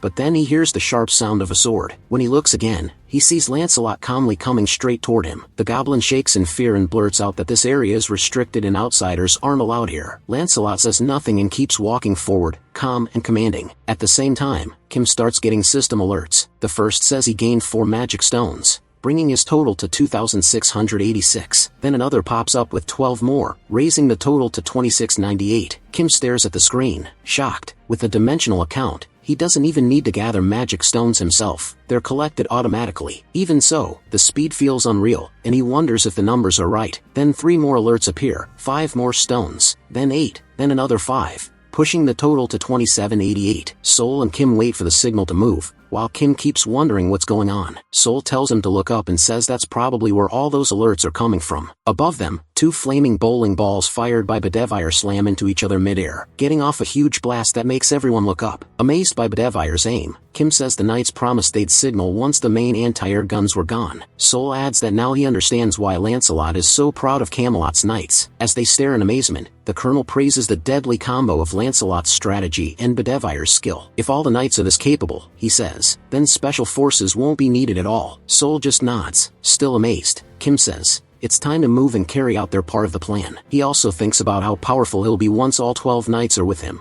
especially since he hasn't even met most of them yet. As the blast in the sky fades, smoke spreads through the air. The scene then shifts to Bedevire, the one behind the explosions. He's checking a map and muttering that something's wrong. He already destroyed every target he needed to and even sent the signal, but now the map isn't making sense to him. It marks the anti-air guns he had to destroy, a goblin circled in red, and an arrow pointing somewhere else. But Bedevire still can't remember where Lancelot told him to head next, so he studies the map and tries to retrace the route. He still can't tell which way to go. Rumbling that written directions would have helped a lot. He gives up on guessing and decides to trust his gut. Back with Lancelot, he slams a fist into a goblin's face, making it cry out. Then he hits it even harder and sends it flying. Not caring at all, Lancelot stomps on the goblin and makes it scream. With his foot still pressing it down, he says holding back is tiring, and tells it to answer honestly before he kills it by mistake. He asks who told them about the shortcut, using human sacrifices to rise in rank, and demands to know their plan and how strong the First Legion is. The goblin lets out a laugh, surprised by how much Lancelot already knows. In the end it breaks and reveals the name of the one meant to change the world, Tanjiro. It says Tanjiro is an 8th class bastard,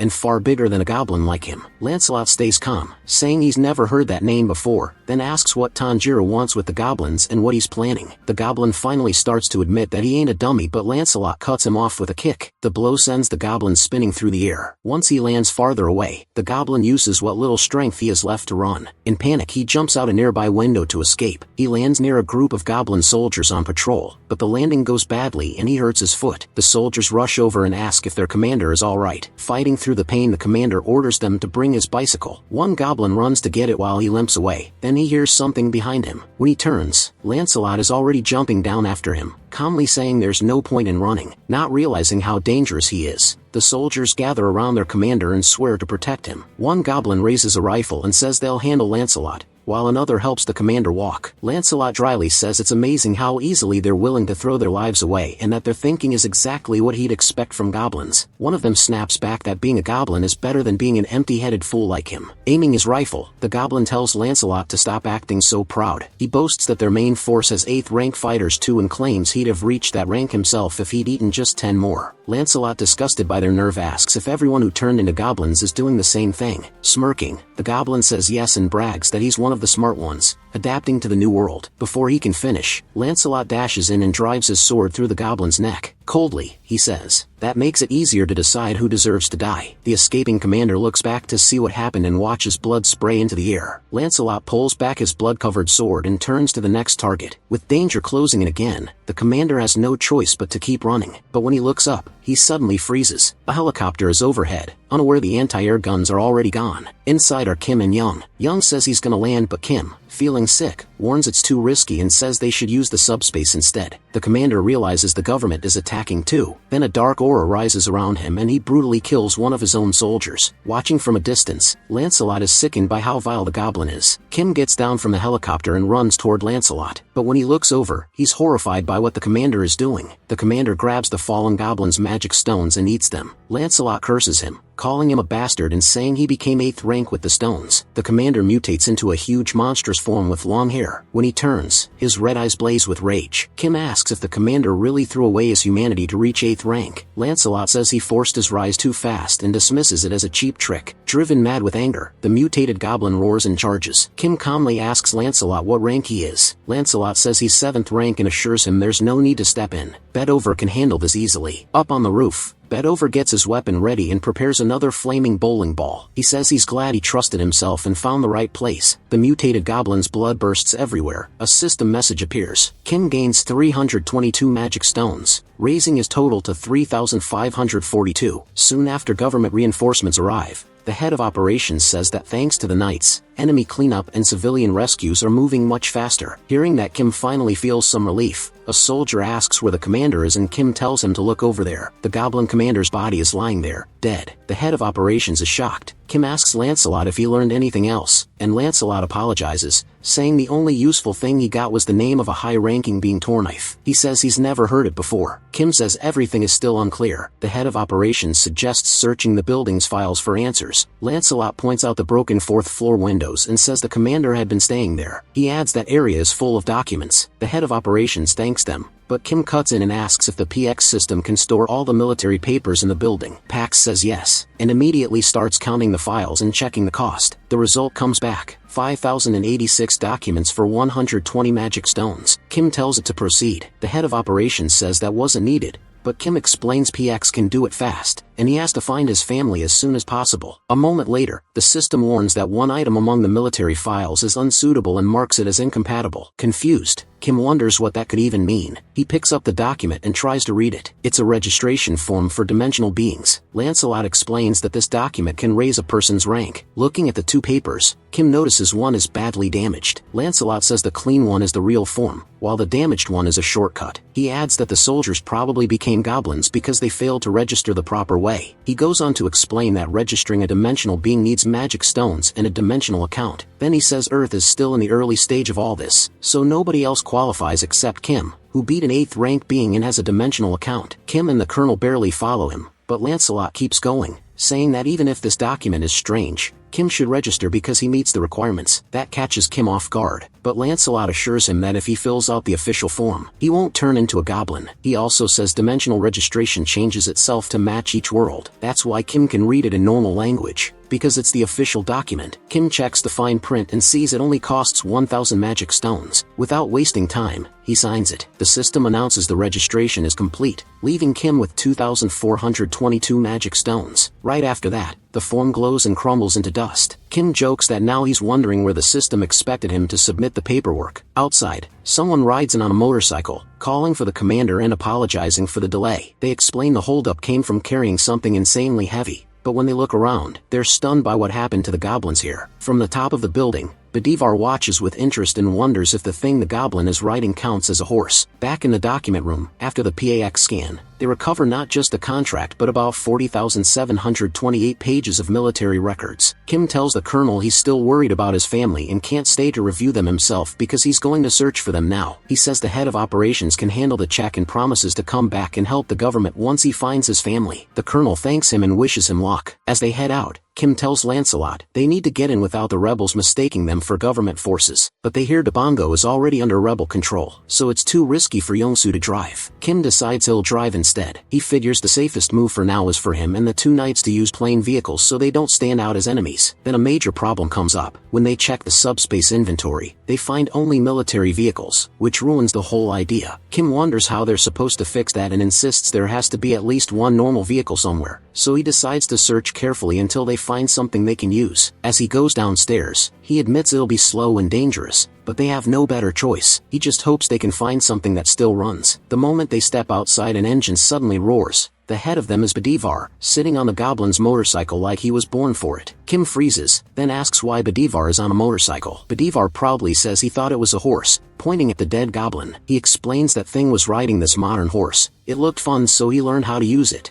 and it wasn't even hard. Still surprised, Kim realizes it's the brigade commander's motorcycle and gets an idea. He opens the system and sees it only costs 22 magic stones to store the motorcycle as a military unit item. With 2,400 stones left, he approves it. A little later, a group of rifle-carrying goblins spot something strange coming their way. One goblin starts smoking a cigarette, squints and asks what the heck it is. Once it gets closer, they figure out it's a motorcycle, so they don't think much of it. Another asks if anyone was supposed to come by. The first says he hasn't heard anything, and they raise their rifles anyway. They yell at the rider to identify himself, say where he came from, and stop right there. One goblin warns that nobody gets in without permission. Then before they can do anything, a bowling ball slams into one of them. He drops instantly, left holding nothing but a lit cigarette. Bad day to pick up smoking if you're a goblin. The other one stares at his dead partner, then whips around to see what just happened. Still on the motorcycle, Lancelot draws his sword and turns those next few seconds into the goblin's last. He moves without hesitation and takes the goblin down with a clean strike to the neck. After that, they keep moving on two motorcycles, Kim and Lancelot on one, with Batavara riding the other as they leave the area behind. The goblin in the distance notices them passing by and mutters that he's never seen anyone ride motorcycles like that. Before long, they reach what looks like their destination and stop. Everything points to this being Kim's brother's apartment. Up on the 14th floor, Kim knocks on apartment 1405. He calls for his older brother and asks if anyone's inside. He keeps trying, but the silence tells him no one's there. Getting worried, Kim reaches for the door and then realizes it's unlocked. Inside, the place is wrecked, but wedding photos of his brother and new wife are still on the wall. There are also bullet marks in the TV. Kim stops at the entrance and calls for his brother and sister-in-law again,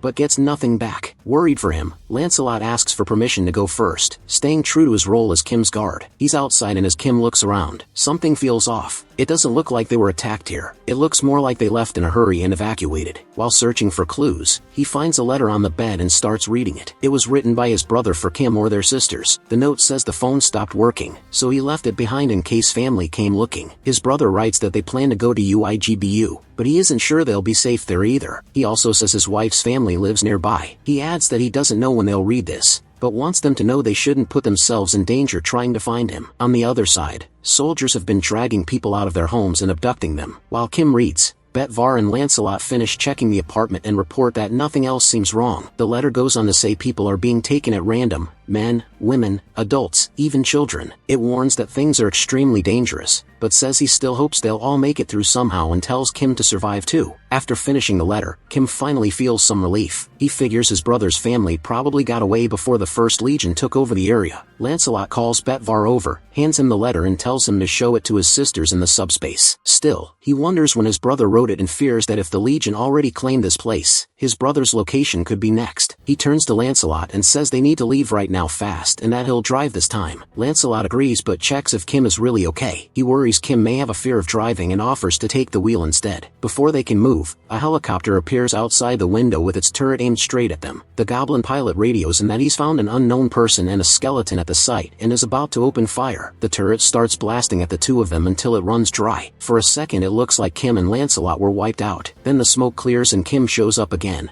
wincing that the hit hurt more than he expected. With a joke he says the phobia part is confirmed. Then he tells Pax to store the Blackhawk in the warehouse, noting it wasn't fully maintained and its weapons were just for display. The system says it will cost 141 mana stones. The goblin pilot is stunned and demands to know who they are, unable to believe they survived the turret fire. He even asks if they're rank 8. Then the helicopter suddenly disappears into subspace. The pilot panics as he realizes he's now falling from high up. Kim tells Lancelot they can't waste another second. In the background, the goblin screams all the way down, then splats. Kim thinks about how many rebels they've already taken out, but he never expected them to have a Blackhawk. All he can do is hope his brother's family is safe. The story then cuts to a group of goblins talking. They're discussing how the high priest promised rewards based on how many offerings they gather and several days have already passed. One goblin says there's only one building left standing and wonders if they really need to keep pushing this hard. He points out that another lieutenant squad already captured 300 offerings. Another scratches his head and admits that unless you're rank 8, taking that building down won't be easy. The goblin lieutenant snaps at him, saying they should have called for backup or found another way. He scolds them for risking their lives to gather more offerings while still falling behind, then says he'll take over himself and orders the goblin to work harder. The underling obeys. Then the lieutenant turns to another goblin, asks if he heard him, and orders him to smash the building. The huge goblin only growls in anger instead of answering. The mutant goblin charges at the building but suddenly stops when he notices something strange racing toward them. The mutant in every goblin nearby freezes to watch the figures coming closer. The goblin lieutenant hears shouting but can't make out the words, confused by what's approaching. As they near, Kim roars at the filthy goblins to get out right now, shouting that this is his home. Right behind him, Lancelot pulls his sword and gets ready to do what he does best. In an instant, he cuts through the goblins before any of them can react. At the same time, Bataver throws a flaming bowling ball at the mutant goblin and crushes its head in one hit. With the goblins gone, the building they were protecting is finally clear and its sign reads Young Yun Tool Shop, showing it's Kim's family place. Inside,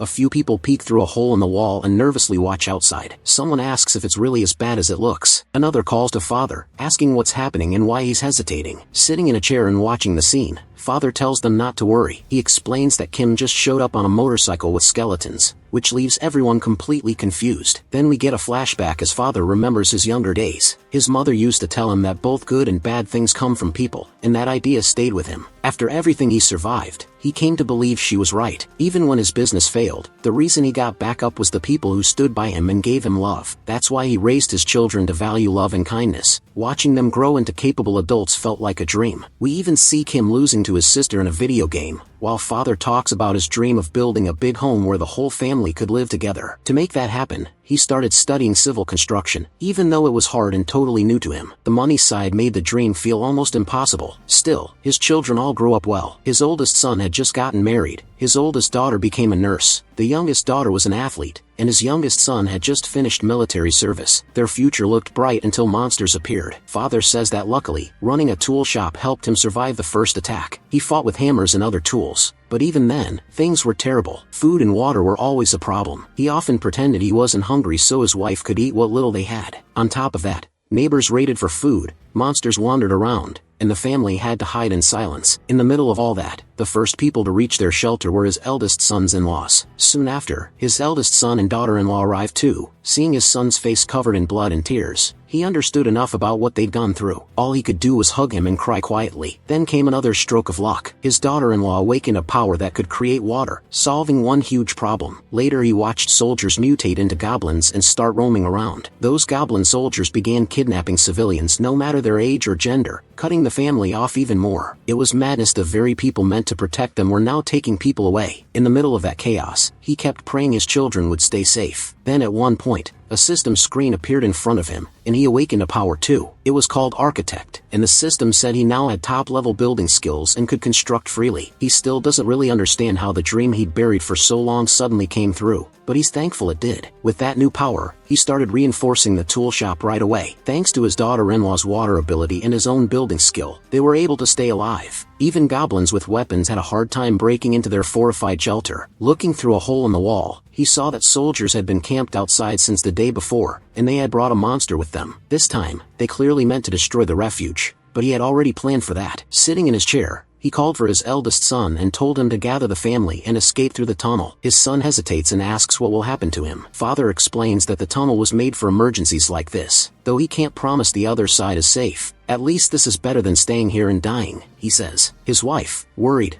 asks if he plans to stay behind. He gives them a calm smile and says he'll follow once everyone gets out, so they shouldn't worry. Then an odd sound from outside makes him stop and listen. Before checking, he tells everyone to move faster. The goblins are already on the way, and there's no time left. When he looks through the hole, he suddenly falls silent. The others start whispering, asking if it's that bad and why he froze. Still stunned, he turns back and says it's not what they think, it's just Kim. He's outside. He explains that Kim came on a motorcycle, with a skeleton beside him. Outside, Kim, Lancelot, and Bedivere walk up to the tool shop. Kim points at the spiked, barricaded building and says, "This is my house." Then he lets out a breath and adds that none of that matters if his family isn't safe. A second later, the door handle turns right in front of him, catching him by surprise. Once he sees who opened it, he goes completely still. His father steps up in disbelief. "Kim, is that really you?" In that instant Kim realizes the family he'd been searching for is right there in front of him. He bursts into tears and runs to them like a little kid, throwing his arms around his father at last. But the moment gets cut short when his father and brothers stare past him in alarm. Kim looks back to check. "Don't worry," he says. "They look scary, but they're our allies." Then Kim adds, "And that's not all." Using his power, he opens a subspace portal. Inside, his two sisters are safe and eating a big meal. That sight alone makes everyone tear up with relief. His sisters notice what's happening and start sobbing too. Inside Kim's subspace, the reunited family sits down together to eat a proper meal for the first time in ages. For their parents, it's an especially touching moment. When the mother tastes the food, she's shocked. She always believed in her own cooking, but this grilled mackerel is on another level. She turns to Joo Hyun's wife and asks if she's a chef. With a smile, the wife thanks her for the praise. The mother says if the meal is this good she can't lose now, so she decides to make a dessert worthy of it. She prepares thin slices of green grapes and places them carefully over whipped cream on top of a cheesecake. When it's done, she proudly offers it as thanks and calls it Mom's green grape tiramisu with whipped cream. Joo Hyun's wife takes a bite and is blown away by how amazing it tastes. She asks how the mother made something this good and everyone else quickly agrees after trying it too. Elsewhere in Kim's subspace, someone is pounding iron. It's Joo Hyun's father-in-law, working on Lancelot's armor. The old man asks Lancelot his name. "I'm Lancelot," he replies, but the old man cuts in at once. "Do you know how to play Jengi?" Lancelot just blinks, confused. "Jengi?" he asks, clearly misunderstanding. He starts talking about how people in his homeland used to take apart monster bodies so he knows his way around organs. The old man stops him again, asking what nonsense he's saying. Then a reinforcement stone comes into view as the old man says Lancelot clearly doesn't know the game. He tells him to grab a chair and learn. The reinforcement stone Joo Hyun had been holding is passed to Kim. Kim asks where his brother got something like that. The system identifies it as a D-rank reinforcement stone with penetration and explosion effects. His brother says he found it after seeing a rhino-like monster fight a griffin. The griffin ripped off a chunk of the beast and flew away, and the stone was left in the remains. Handing it over, he says Kim will probably need it more. Kim accepts it with thanks and says he'll use it well. Kim says he should repay them somehow, and reminds everyone that if they need anything, furniture or whatever else, they just have to ask. He also tells his sister-in-law's family to treat this place like home. Jang Mi-jong is moved that Kim is caring for his in-laws too, and thinks about how much he's changed since leaving the military. Back when they were kids, Kim cried every time Sol hit him. Laughing, Kim admits he'd probably still cry now. Jin Hyun jokes that the best part of being older than Sol is not getting beaten up by her. After thanking Kim for real, Jin Hyun says he's going to check on his in-laws. As Kim notices the scar on his brother's face, Jin Hyun explains they survived this long thanks to their father's power and his wife's ability. Kim can only imagine how rough it's been. Then someone walks up behind Kim. He turns and sees his father. His father says he's happy not just because the family is alive, but because of Kim's powers too. He's given everyone a safe place to eat and rest. Then his father starts to say that good and bad things only happen when Kim finishes it for him, when there are people. He nods, saying he understands. No matter how strong his power is, he says, he never could have made it alone. That truth really hit him when he helped people get through a tunnel full of wyverns. Sol had told him that awakened people still face the same hard world as everyone else. That's when Kim understood why people help each other. Because everyone wants their family to survive, and they hope someone would do the same for them, especially now when kindness matters more than ever. Smiling, Kim says that in the end they're all human. Everyone hurts, and everyone is scared to die. That's why people help each other, otherwise this world would be too cruel. Kim looks at his father and asks if he's right. His father smiles proudly and says he couldn't be more proud to call him his son. Kim smiles back and says he's thankful to have him as a father. Then he tells him to get some rest because he must be exhausted. Kim adds that he'll have to leave again soon. His father tells him to be careful, and Kim jokes that he couldn't get hurt now even if he tried. Back at headquarters, the commander works through a mountain of paperwork and finally feels some relief after finishing about half. He thanks the soldiers helping him, and tells them to rest for a bit. One jokes that all the reading is making his eyes fall out. Right then another soldier rushes in with news. A skeletal knight on a motorcycle, calling himself Bativer, delivered a message saying Kim already left for Payu. The colonel frowns, asking why Kim would head to Payu. The commander thinks for a second, then his expression changes. He realizes the First Corps is stationed there. After a brief pause he panics, understanding that Kim plans to face the First Corps by himself. The scene shifts to sunset, as Kim and his group ride out for battle, on his motorcycle. Kim casually says the weather feels nice. Meanwhile, inside the subspace, Sol is wearing boxing gloves and counting out loud, up to 19. She's completely focused as she trains non-stop, rushing in and hammering a punching bag like she's fighting a real enemy. Twisting her body smoothly, she throws all her power into a hard kick that slams into the bag. Without stopping, she follows with a brutal punch that rips the bag apart, sending the pieces flying. The number 19 turns out to be how many bags she's already destroyed. Annoyed, she yells for Pax to bring another one and complains that he's too slow. Nearby, Ju-yeon watches with a joystick in hand, while Pax grumbles that the supply speed was set by Kim. The brothers keep playing their game, and one asks why Sol is so mad. She snaps that Kim won't let her leave the subspace and risk her life. Even though he knows she awakened, he still says weapons, electric vehicles, and everything else outside are too dangerous. So Sol demanded punching bags to train with, and ever since then,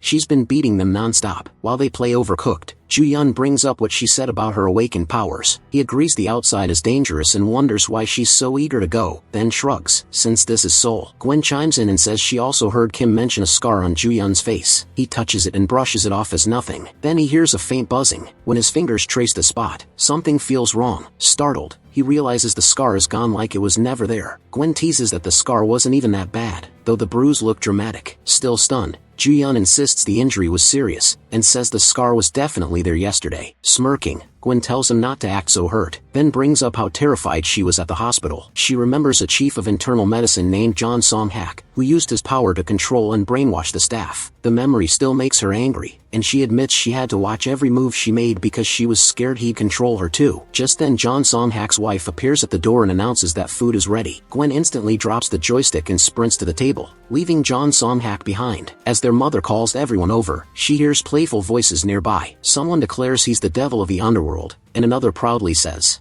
"I'm Kim Young-jaeum, the magical girl who will defeat you." It's their father Ju-yeon and his little daughter playing around. They stop and say they're coming. Their mother says dinner is kimchi stew, and the black rice is already served. She tells them to eat first and says she'll join them soon. Then she asks where Grandpa is, and their father says he probably won't eat yet. Seeing the old man sitting with his back turned, she asks why he isn't coming to the table. He kept playing the board game, totally hooked. It was his first time seeing anything like it, and Lancelot had him impressed. Even without any experience, Lancelot was unbelievably good. No matter what he tried, he couldn't find a single gap in Lancelot's strategy. He decided to ask Lancelot how he played once he got back. Amazed by how smart every move was, then the focus jumped back to the battlefield, where a line of tanks moved toward their target. They suddenly halted and fired at something ahead. A second round hit right after that, setting off a huge blast. From the wreckage, a bright blue light burst out and lit up the whole area. That blue glow was Jianjiam's subspace, which had just taken the hit. He fired back at once, launching several missiles. The system labeled the missiles as rare grade, with strong penetration and explosive power. They slammed into the tanks and wiped them out almost instantly. Tank after tank that had attacked MC was blown apart. Jianjiam noted that he'd avoided heavy explosives before, so no nearby civilians would get caught in it. But Lancelot had already said the First Legion split its forces between the hostages and the rebel stronghold. Following that plan, Lancelot would rescue the captives himself. That left him to strike the main rebel base. Since no civilians were being held there, he didn't need to hold back anymore. Luckily, he had a Black Hawk stored away with missiles already mounted on it. Using the subspace lab and the enhancement stone his older brother gave him, the protagonist upgraded each part one by one. He also finally improved Pax's deployment system, something he'd put off for a while. The range went up to 100 meters, and top deployment speed hit 300 kilometers per hour. It was already deadly. Now it was even worse. Inside the subspace, Jianjiam checked the system, and realized the missiles were strong already, but they could still be upgraded a lot more. With firepower like this, he could farm magic stones insanely fast. Then he saw level 4 of the subspace needed 10,000 stones. By his math, he should have had around 2,000 by now, but the system showed only 1,890. Jianjiam frowned. Sure, the number should be higher. The system explained that, under platform rules, 45% was taken as a fee for Tanisha of the Mexica dimension. On top of that, 25% of the magic stones had to be assigned to Priest Bonsu. That threw MC off. Both Tanisha and Priest Bonsu sounded familiar. Then he remembered Lancelot saying the goblins had contacted a high-ranking being named Tanasiak. That memory hit hard, and the pieces started falling into place. Right then, someone appeared in front of him. It was Lancelot. He called Jianjiam my lord, and reported that he and Bedever had destroyed all the fields. He added that Bedever stayed behind to help people escape, and asked if he was hurt. He thanked him for the great work and said he was fine. Then the protagonist brought up what Lancelot had said earlier about Tanisha contacting the rebels. Lancelot confirmed it and asked why. MC explained that Tanisha and Priest Bonsu were taking his magic stones. He also asked what the Mexica dimension was. Lancelot said Mexica was likely the name of Tanisha's world or civilization,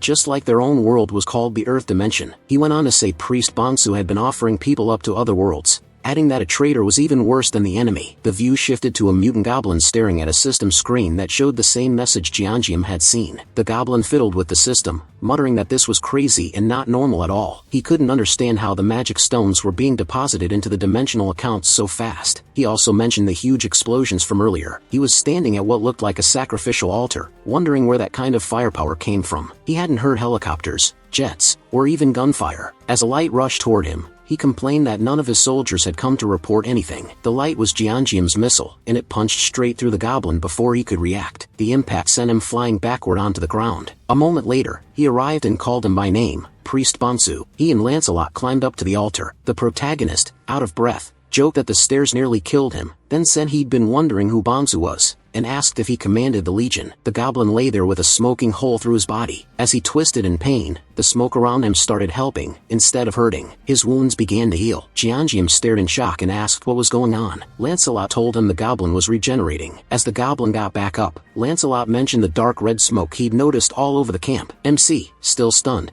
asked if this was really possible. Now fully restored, the goblin grinned and showed off his sharp claws. He shouted that this was even more interesting than he'd expected. A human stood before him beside a skeletal knight who served that human. Jianjiam, just as surprised, said he didn't know goblins could talk. The mutant goblin answered that they must have met as goblin soldiers already. He explained those goblins had forced down magic stones and turned themselves into monsters. It was a side effect of grabbing power before their bodies were ready. He said he gave them rules, but greed made them ignore them. Then he guessed that since he had a dimensional account, he must be an 8th level hierarchy user. He asked where the protagonist got the backing for that, then offered a simple deal. If MC and his side stopped wrecking the place and left, the goblin wouldn't attack them. Full of himself, he said they'd already seen they couldn't kill him. He claimed he could kill both Jeongeum and Lancelot whenever he wanted. The only reason he hadn't was that it would cost him a little damage. To him, fighting now was just a waste of time. Lancelot shot back that the goblin couldn't kill them either. He couldn't even scratch them. He told him to try if he wanted. He meanwhile kept thinking about that sudden peace offer. He wondered if the goblin really couldn't be killed. If not, the reason was probably that strange smoke. Jeongeum studied it, thinking it might be tied to the people who had been sacrificed. He remembered Lancelot mentioning it earlier. The protagonist hadn't seen it himself before. If he had,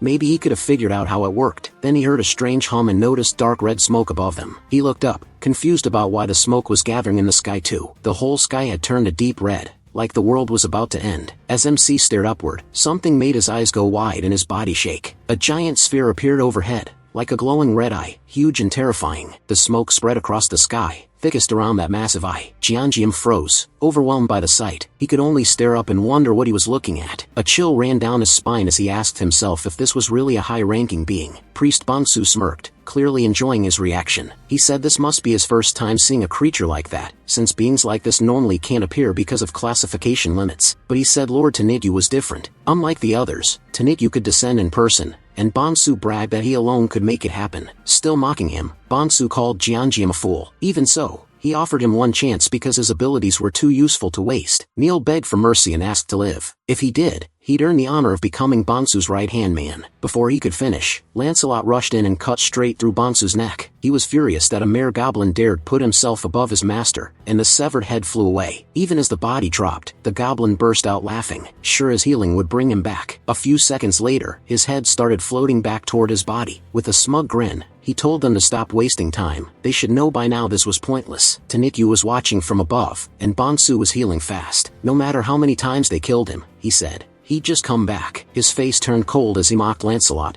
asking if he was too empty-headed to understand something so simple. Then he added that Lancelot had no idea how useful he could be. Lancelot answered like a true knight. No, he didn't understand, then corrected himself and said he simply didn't care. All that mattered was Master Jeongeum. Anyone who threatened his master's safety would be cut down, no matter how many times it took. The goblin sharpened his claws and sneered, saying the knight really was empty-headed. The goblin charges in without hesitation, telling Lancelot to hit him as much as he wants. Seeing that reckless rush, Lancelot changes tactics. He leaves his sword alone and tightens his fists. If cutting can't kill this thing, he'll beat it into dust instead. In a flash, Lancelot drives a brutal punch into Bangsu's face. Bangsu can't react at all. His nose caves in, teeth snap, and blood bursts from his mouth. The goblin quickly recovers and grins, saying Lancelot's punches are pretty good, but still useless against his immortality. While bragging, he misses Lancelot's next move. Lancelot grabs him by the hair with his right hand, putting all his strength into his left fist. Lancelot says that if one way doesn't work, he'll force another one to. Fear instantly replaces Bangsu's smug look, and he stammers for Lancelot to wait. Lancelot doesn't care. The first hit breaks more teeth and sprays blood everywhere. Then he keeps going, hammering Bangsu with one vicious punch after another. It gets so brutal, the scene is basically censored. Gotta keep it safe for younger viewers on this YouTube channel. While Lancelot keeps smashing the goblin's ruined face, Yoon-game watches in silence. He knows Lancelot is doing everything he can, but unless Tenityu is stopped, Bangsu will just keep regenerating forever. The protagonist looks up at the giant eye and realizes that's the real problem. Still, getting rid of it won't be easy without a plan. He keeps thinking, wondering if there's at least some way to shut down Bangsu's regeneration. Then he remembers how he broke that muscular man's mind control, by using subspace. As Lancelot keeps pounding Bangsu into a mess, Yoon-game finally calls out. Lancelot pauses for a second, even while hanging in Lancelot's grip. Bangsu keeps insisting this is all pointless. MC ignores him, activates his power, and orders Lancelot to throw the goblin into subspace. Lancelot immediately hurls Bangsu at the portal. The moment he touches it, the system warns entity Bangsu is trying to enter subspace. Allow access. He says yes, and the system confirms entry. Inside subspace, Juyeon is carrying supplies when she notices the portal opening. She first thinks her third brother came back earlier than usual, but before she can finish that thought, the system sends an alert saying unknown energy trying to enter from outside has been blocked. She stares in shock at what appears next. A scream slips out as a skinny wrecked goblin comes flying straight at her. Before it can slam into her, someone catches it in midair. It's Soul. Already annoyed from being stuck in subspace, she glares at the thing and says, "This clearly isn't number 3, so what is it?" Holding the goblin up by the head,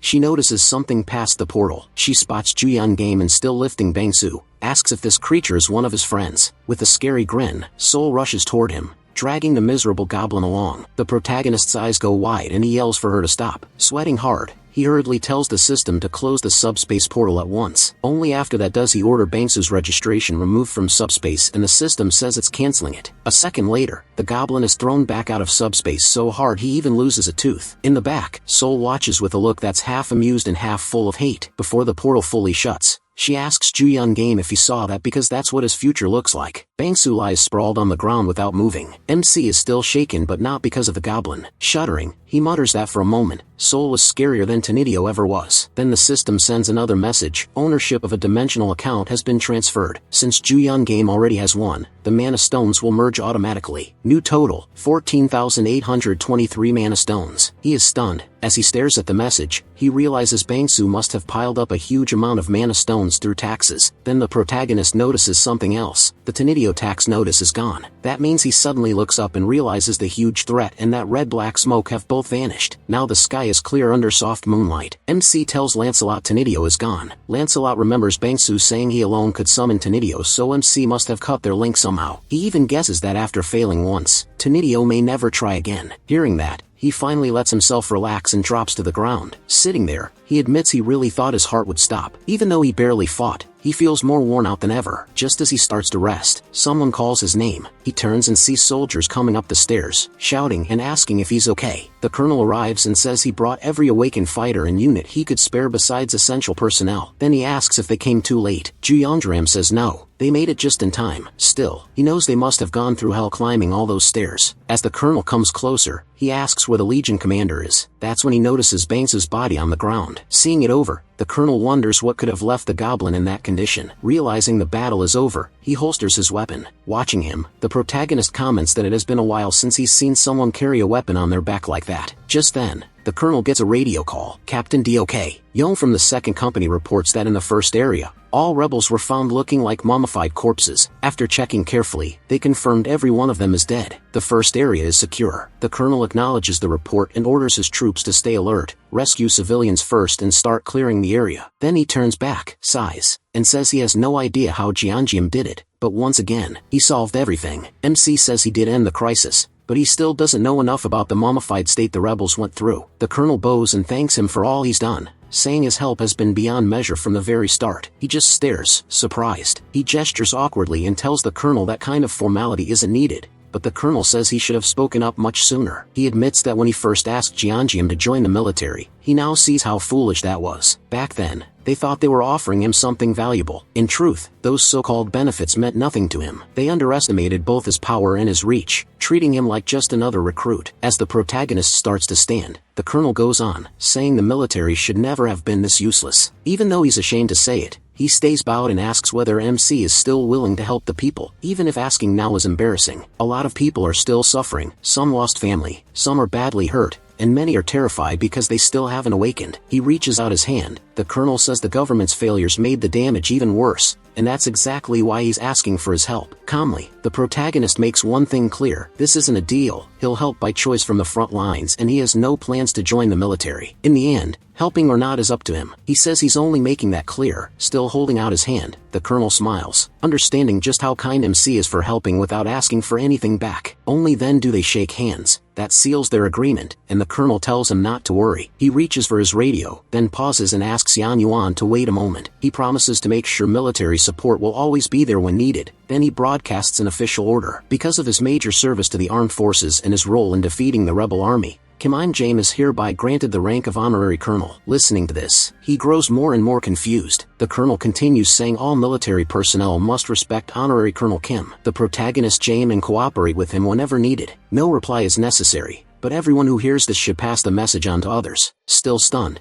MC mutters that this really didn't need to go this far. The colonel salutes him and cheerfully says the soldiers will handle cleanup and the rest of the crisis. He tells him to get some rest since it's late. He blushes and protests that he's not even a soldier, so the formal treatment is too much. The colonel says to ignore it if it bothers him, but repeats that he did an amazing job. As the colonel steps away to rejoin his men, the protagonist, still a little red, says the whole thing is exhausting. He tells Lancelot to rest too, since he worked hard. Lancelot says MC did well too, then asks if there's any news about Bedivere. MC agrees, realizing he was so drained he hadn't even thought about it. Then he suddenly smiles, remembering subspace can recover lost items. Right away he tells the system to retrieve them. The system tells him recovery only works if the item is nearby. If it's too far away, He has to get closer and try again. Reading that Kim is let down and realizes the skill has limits. He remembers Sol was right beside him when it worked before. Since he can't use it from here, they'll have to move. Kim calls Lancelot over and says they should go together. On the way they can level up packs too, and Lancelot agrees. The system confirms 10,000 mana stones were spent to upgrade the subspace. Skills can still be used during the upgrade and 4,823 stones remain. Elsewhere, soldiers start helping the survivors, telling them to line up slowly and stay calm. They also say anyone who needs more can ask, since the army can provide food and water. Kim then says something just occurred to him. While the soldiers are busy helping survivors, he wonders what Bedover is doing right now. The focus shifts to Bedover, who looks over a document and mutters that he found it. He admits changing routes was a smart move. Who would have thought wandering into a random building out of boredom would lead him to papers like these? As he crouches and reads, Bedover says Kim will definitely like this. Still, he can't help wondering what kind of place this is with so many documents around. This is already the third one. Time passes and the system keeps showing the subspace upgrade progress. It reaches 45%. The papers Bedover found are all dimensional being registration requests, and now Kim is holding them. Kim asks if Bedover found all of these and Bedover says yes. Kim thanks him, thinking these papers might actually be useful. He takes a moment to think about how he can use them. Then he opens a portal to the subspace and finds Sol waiting inside. Just like before, she still looks scary. She says she's been waiting for him and asks if he's ready while Juyen picks up on what Sol wants to do. Juyen tells her to hit Kim for making everyone worry and Sol happily agrees. Kim quickly tries to stop things by showing Sol the dimensional being registration paper, though she doesn't get it at first. He explains that he kept her from leaving because he was afraid she'd get hurt, but with this document she can fight beside him without that risk. He adds that he wants to see her beat up monsters, so he wasn't locking her away to mess with her. As Sol reads, Kim feels relieved, thinking that speech may have saved his life. After reading it, Sol points out one problem. She needs a dimensional account first. Kim instantly admits she's right and says he forgot that part. Before he can finish, a fist slams into his chin. Sol punches him with everything she has, launching him spinning through the air, and she doesn't stop there before Kim can land. Sol rushes after him. Kim catches himself with one hand on the ground. He gets ready to bolt as Sol charges him with a terrifying aura. Even so, he's oddly relieved because the punch had huge force but didn't hurt at all. Meanwhile, the system announces the subspace upgrade is complete. New items and upgrade options are unlocked, along with a new skill, Subspace Life Support Kim, which boosts healing inside the subspace. While Sol keeps chasing Kim in the background, Lancelot,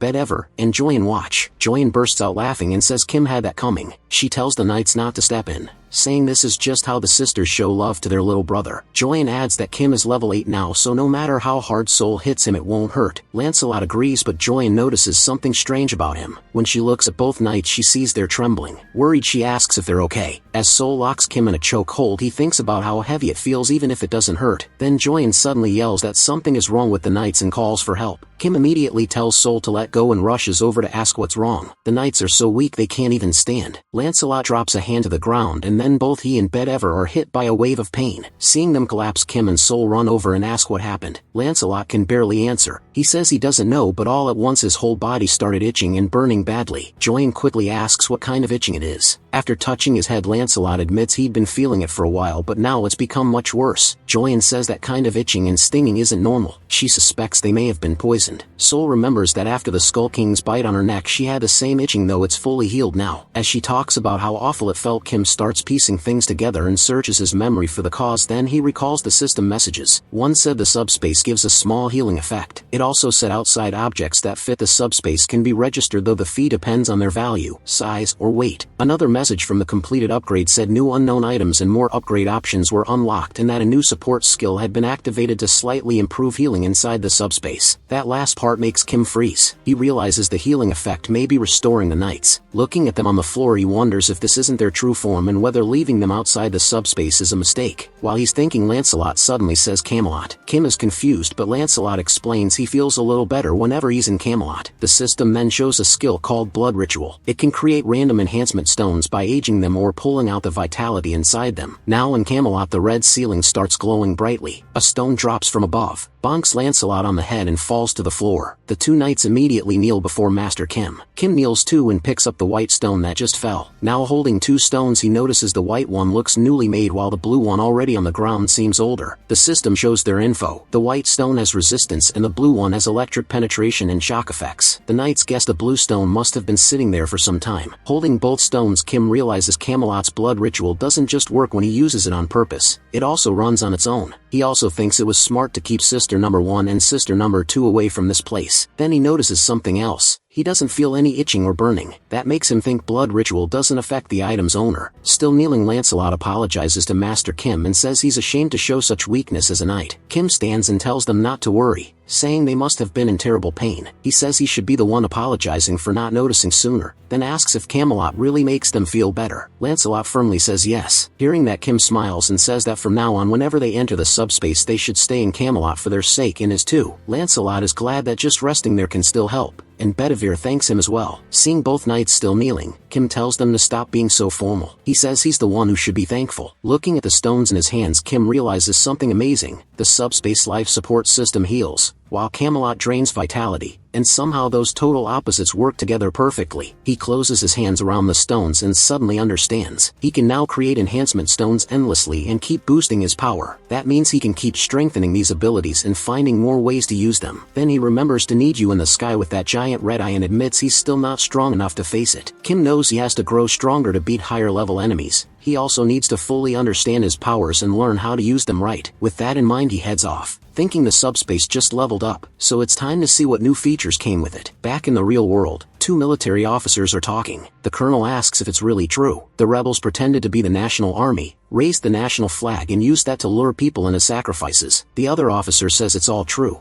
He adds that they even set up a reward system, giving magic stones to anyone who brought in more sacrifices. The colonel says it's a good thing Colonel Kim stopped it, because it was close to becoming a full coup and he only now sees how serious it was. He says he'll inform Kim about the extra supplies, choose the key troops to stay and send the rest back. The other officer agrees, salutes, and leaves. After that, something draws the colonel's attention. He looks up and spots a bright light coming down from the sky. Only then does he realize morning has come, and there's still plenty left to do. Right then a system screen appears in front of him. He reads the notice. It's a message from the multi-dimensional Chamber of Commerce. It says Earth recently had free exploration, with activity both inside and outside the dimension. On top of that, Earth produced 13,117 new internal projection blessings. The same notice pops up for Seoul. It adds that after 17 cases of forced negative growth aimed at free merchants, Earth has shown enough growth and profit to matter to the multidimensional world. Seoul asks what multidimensional is supposed to mean. The system goes on to say the multidimensional Chamber of Commerce rated Earth's growth at grade BB. Because of that, a second exploration proposal is now getting major attention. Another notice says the Chamber of Commerce has already set a full opening plan. In 7 days, every region on Earth will enter an official bidding competition. Seoul turns to Juwon and asks what that even means. But the messages keep coming. They explain that people from Earth and other dimensions who join the proposal will choose one representative for each region. Those representatives will then compete for profits under the bidding rules. The message seems to have gone out to everyone. Even a mom making food gets it too. The system says that if another dimension wins, it will place portals in that region for future exploration. If Earth's side wins instead, its people will get special rewards. It also says full details for each region's competition will be revealed 24 hours before it starts. At the end, the multidimensional Chamber of Commerce asks for Earth's support and participation. After reading it, Jeongnam says this basically means they're preparing to invade for real. The two sisters ask if this is some kind of prank, but he says no. The same Chamber of Commerce also issued the document that raised him to an 8th level being. Now annoyed, their mother asks if this chamber could be behind all the monsters sent so far. She gets even angrier, demanding to know who they think they are, sending monsters here talking about exploration rights, bids and competition over Earth like it belongs to them. Jeongnam can only smile. He admits he doesn't know much either. But one thing is clear, the multidimensional Chamber of Commerce treats everything like a business deal. So this bidding contest is basically a giant game being played across the whole planet. Then the system appears again, but only for the protagonist. It says he made the highest profit in the Seoul region during free exploration. If he accepts the role of regional representative, he'll get more detailed information about the competition. If not, the role passes to whoever ranks second. That shocks both MC and Jeongnam, and she points out that she didn't get any message like that. His older brother explains that if he accepts, he'll become Seoul's representative in the bidding competition. Their mother asks what the contest actually is, and the older brother admits he's not fully sure. Still, from the messages, it looks like they'll be fighting alien beings from other dimensions. That leaves the whole room silent, everyone staring in shock as the mood turns tense. The system appears before Jeongnam again and says that if he accepts, he can choose up to 100 participants including himself. Then it asks if he'll take the position. Standing with his sisters, he looks at the message and wonders if he should really carry that burden. A moment later his face hardens. He's made up his mind. Sometime later, the colonel asks if this is all really true. Speaking with him, Jianyim confirms it. He accepted the role of Seoul's representative, and now he has to recruit up to 100 people to face the alien force coming for Seoul. He says he already added the 2 knights in Seoul for the first battle, and as a safety measure, he also registered his family inside the subspace. Even so, they still need around 80 more people. The colonel excitedly grabs the protagonist's hand and calls it a huge stroke of luck. He admits he was seriously worried about who might become the representative, but now that it's Colonel Kim, he feels much safer. Then he pulls a notebook from his uniform pocket and tells MC to check it. Surprised, he asks what it is. As he reaches for it, handing it over, the colonel says it's a basic list made by the Joint Chiefs of Staff, awakened individuals, and what their abilities are. Since the protagonist needs about 80 more fighters, the list should help. The protagonist thanks him, but says expert snipers might be even better. The colonel stops short and asks if he heard that right. MC says he did. Awaken or not, that's exactly what he wants. The colonel hesitates, saying they still don't even know the enemy yet, but he disagrees. Since he accepted the role, he got access to detailed competition data and he starts pulling it up through the system. He explains that the enemy worships the goddess Eames and specializes in building things and making weapons filled with divine power. Rather than keep talking, he says it's easier to just show him. The system brings up a saved warning message from the Eames dimension. It says the goddess Eames is worshipped so deeply that her followers carry her image on their helmets as a blessing. In their devotion, they declare that Eames shines with mercy, while the people of Earth are just crude, primitive barbarians who deserve to be struck by the holy mace lit by their goddess. After showing the video, Joan Guillaume opens another screen with the Eames Dimensions participant list. It includes 4 aides Frank Knights, so their side is clearly no joke. The protagonist tells the colonel they'll be facing holy knights in bright armor with glowing weapons. The colonel asks how they're supposed to fight something like that. MC starts laying out what he learned after accepting the role and reviewing the information with his sisters. 1 hour before the competition begins, both sides take their positions and enter a prep phase. During that time, a barrier goes up, so neither side can attack. The Eames side will bring a gate core, and once the match starts, it will hatch automatically after 12 hours. If Earth destroys that gate core before then, Earth wins. If Eames protects it until it hatches, they win. So as Joan Guillaume puts it, Earth's win condition is simple: destroy the gate core. But he adds that Eames won't just sit there and guard it. Since they can see Eames' participant list, the enemy can probably see Earth's too. And because most of Earth's fighters are 9th rank, Eames will likely assume their edge is speed and attack power. The colonel gets it. That means his team and the military both need strong offense, so they can push for the core at the same time. Joan Guillaume says the attack side is covered by his team Lancelot and Soul. The real problem is defense. They need a way to stop 8th rank enemies from breaking through. The colonel says long-range weapons would help hold them back, and that's when he understands why the protagonist specifically asked for expert snipers. Still, he warns that normal military weapons may not work on 8th rank alien knights. MC just smiles and says not to worry. He upgraded his ability the night before. The story flashes back to that night when he was thinking about how to get stronger. To do that, he knew he first had to understand his power better and use it the right way. So he opened the system and checked the new upgrade options, sending out to 8 products at once, seeing likely upgrade or combo results ahead of time, running simulations,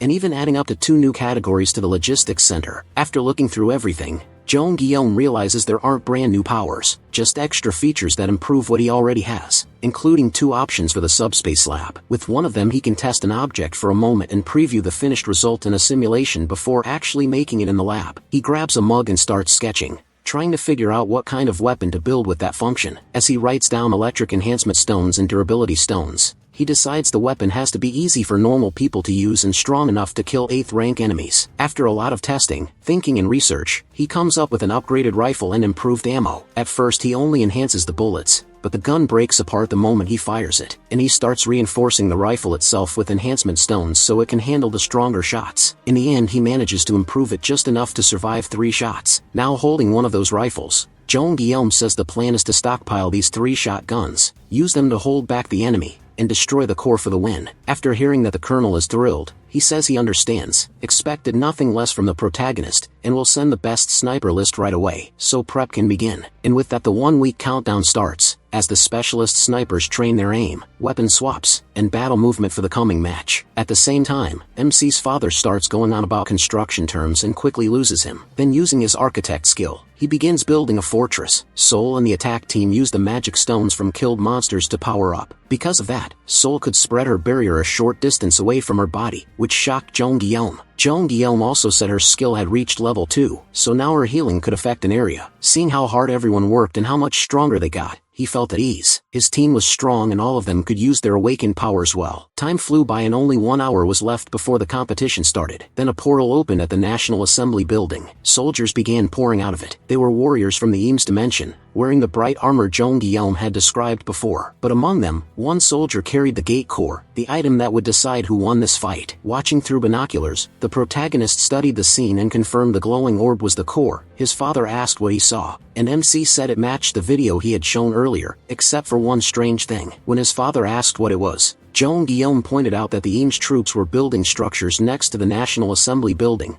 probably to guard the gate core. His father wondered if their building skill was better than his, but he focused on something else. The match started in an hour, so building now made no sense. They shouldn't have time to finish. The protagonist lowered the binoculars and spotted something below that surprised him. 5 knights from the Eames dimension stood still in front of the barrier. Their leader spoke first, saying he had checked Earth's fighters. A few were rank 7 or 8, but most were rank 9. From above, Jeong Guillaume wondered if they were getting ready to rush the defense line. The knight then announced that the goddess Eames had promised mercy and salvation for the weak and they would bring that to Earth in her name. Then his face turned hateful. He said their mercy meant ripping out Earth's tongues while people were still alive, so no one could speak against them again and their salvation would be forced labor to repay their sins. From above, MC thought it was a pretty dramatic speech for holy knights, but after checking the system screen, he muttered that they were looking down on Earth just because most of them were rank 9. A system notice popped up. The bidding competition was about to start. Below, the Eames Knight leader gave the order to move. The knights charged while shouting the goddess Eames' name. The colonel saw them coming and instantly ordered everyone to fire. The soldiers with Jeong Guillaume's rifles took position and opened fire. A storm of bullets hit the charging Eames Knights, and the rounds were charged with electricity. The bullets punched through their armor, leaving them shocked and confused. One soldier couldn't understand how rank 9s could do this, while another yelled for everyone to raise shields and keep pushing forward. One knight used a barrier skill to block the shots and ordered the others to activate their Eames barrier powers too. Their leader shouted that they didn't know what kind of weapons these were, but their shields had to be stronger. He told them to stay put and hold the defense. Acting like he had it all figured out, another knight said the enemy was using long-range weapons, so they'd run out of ammo sooner or later. If they lasted long enough, Eames would win. But above them, rows of rifles were already prepared, and soldiers kept helping each other swap weapons every time one broke after 3 shots. The stack of broken rifles kept growing into a huge pile. Hearing that, Jeongeum put away the radio and said things were going even better than expected. He told them to keep pressing, because the attack team would move soon. The attack team Lancelot, Soul and him headed out on 2 motorcycles to start their mission. The bikes were so fast that they slipped past the knights before anyone could react or stop them. One knight noticed 3 people heading for the gate core, but another brushed it off, saying it didn't matter since the core couldn't be destroyed anyway. While blocking with a shield, he yelled that their job was still to hold the line. The enemy had more weapons than expected, but once reinforcements arrived they could start pushing forward little by little. To keep morale up, he told everyone to hang on just a bit longer. Ignoring the knights completely, Bedivere started throwing his famous flaming bowling balls across the battlefield. His crazy accuracy let the balls curve through the air and hit exactly where he wanted. He was aiming at the Eames reinforcements moving through the middle. One knight noticed something strange coming toward them but couldn't tell what it was. Then the flaming bowling ball hit and exploded, blasting the Eames Knights in every direction. When Jeongeum heard the blast, he slammed the brakes on his motorcycle. He knew right away it was Bedivere, perfectly handling his job of stopping the enemy midfield. With that, the protagonist turned back to the attack route. One last target remained. There, in front of the giant statue of the goddess Eames stood Lancelot, Soul, and MC, waiting for the moment to strike and destroy the core. Looking up at the huge statue, he remembered seeing them build something earlier and brushing it off as unimportant. Now he couldn't believe they had built something this massive so fast. Still trying to understand it, he fired several missiles at the statue. The missiles hit, causing a huge explosion, but when the smoke cleared, the statue was untouched, not even scratched. Jeongeum was stunned. Even enhanced missiles had done nothing except make it glow. Then he laughed and got an idea. In a case like this, he thought, maybe he should just store the whole thing in subspace. The system immediately asked, would you like to store the unfinished statue of the goddess Eames in subspace? Right then,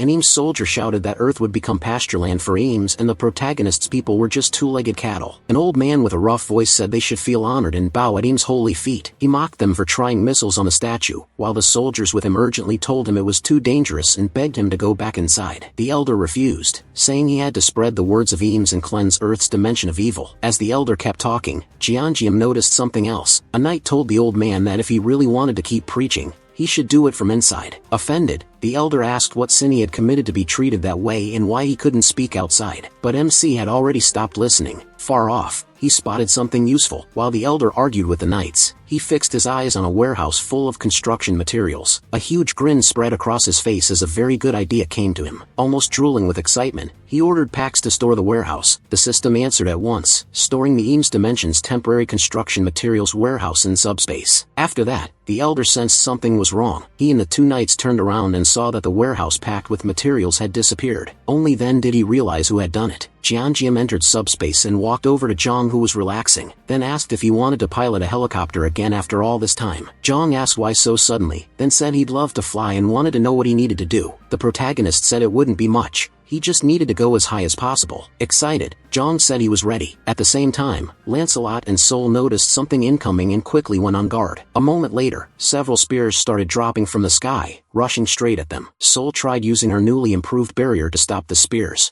but the material they were made from was too strong. The barrier broke under the impact and the spears tore through it, lined up perfectly to hit Sol as she froze for a second. Lancelot reacted instantly, stepping in and knocking away the spear that was about to strike her. Sol turned to him and asked if these weren't normal spears. She said her power had grown enough to stop even Jeongeum's enhanced bullets, yet these still got through. Lancelot agreed they weren't ordinary, but not because of enhancement. Confused, Sol asked what made them different. Lancelot said he had heard of this before. One Dimension had a technique that worked a lot like item enhancement. By then, the knights realized MC's group had stolen the warehouse. Furious, they ordered an attack and kept throwing spears. As he got ready to defend, Lancelot explained that the technique was called a blessing. The building materials were probably blessed, which was why they could resist his attacks. He knocked away another spear with his sword. That spear flew toward Sol, and she caught it in midair. Holding it now, Sol grinned and said that no matter where it came from, this spear was seriously strong. From inside the helicopter, Jeongeum watched everything below. Zhang said fewer spears were coming now and that he was about to lift off. The protagonist told him to go as high as he could. Still looking out the window, MC focused on the giant statue. That had to be the reason the enemy kept getting stronger. As the helicopter neared the statue, Kim said he was about to give the Ames Dimension a little blessing of his own. Then he let go, dropping the stolen building materials from way up in the air. He even gave the move a name, Godstaff. The material slammed into the statue and blew it apart using the power of its own dimension. From afar, Lancelot and Sol could only stare as those materials smashed the statue into rubble. When the dust began to clear, something buried under the wreckage came into view. Then the system announced that Earth had won the bidding competition in the Sol region by destroying the Ames Dimension's gate core, and everyone who took part would get rewards. Those rewards included dimensional accounts for all participants, 5,000 destroyed magic stones split by contribution,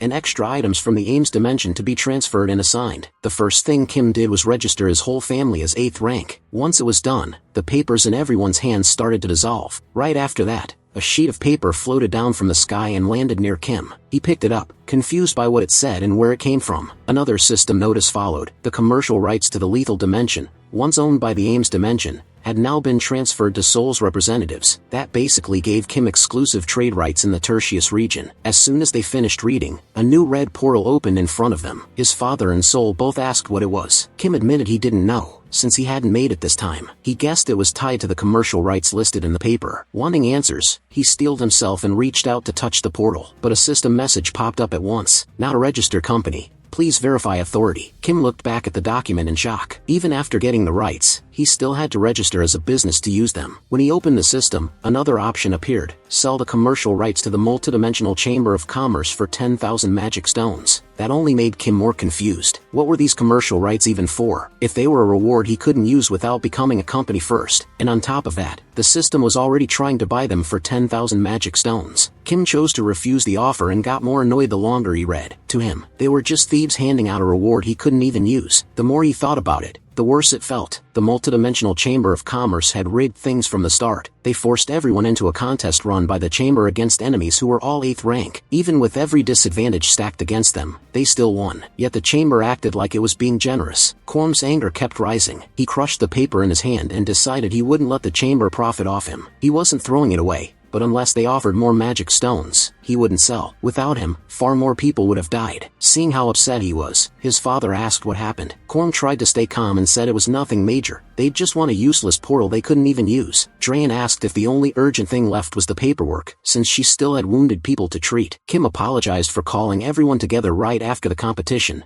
Knowing they were exhausted, his father told him it was fine, especially since filling out the forms would make him stronger. Kim said everything was wrapped up and that he'd opened the portal so they could rest. Meanwhile, Sol said she was going to test out her new spear for a while and told him to call if he needed her. Kim just nodded. Young Jiayom said he wanted to finish some games on his console, while his father chose to rest too, grumbling that his body still hurt from building the base. Then his father suddenly noticed the newly gained construction materials. There were several high-grade options now and he started naming them in amazement. Bricks, drywall, beams, even rebar. That was when Kim realized he'd forgotten to mention them. But the bigger surprise came when he casually said the construction materials were infinite. Kim already knew that would leave his father speechless. As he stepped through the portal, another thought hit him. He started wondering how the other regions had done. Since the competition lasted 12 hours, the full results might come up that night. When night finally came, the results appeared, confirming the event was over. Then the system revealed the final rankings for Earth's bidding competition. The South Korea results showed 4 wins and only 1 loss out of 5 matches. Another notice gave the worldwide results. Out of 761 competitions,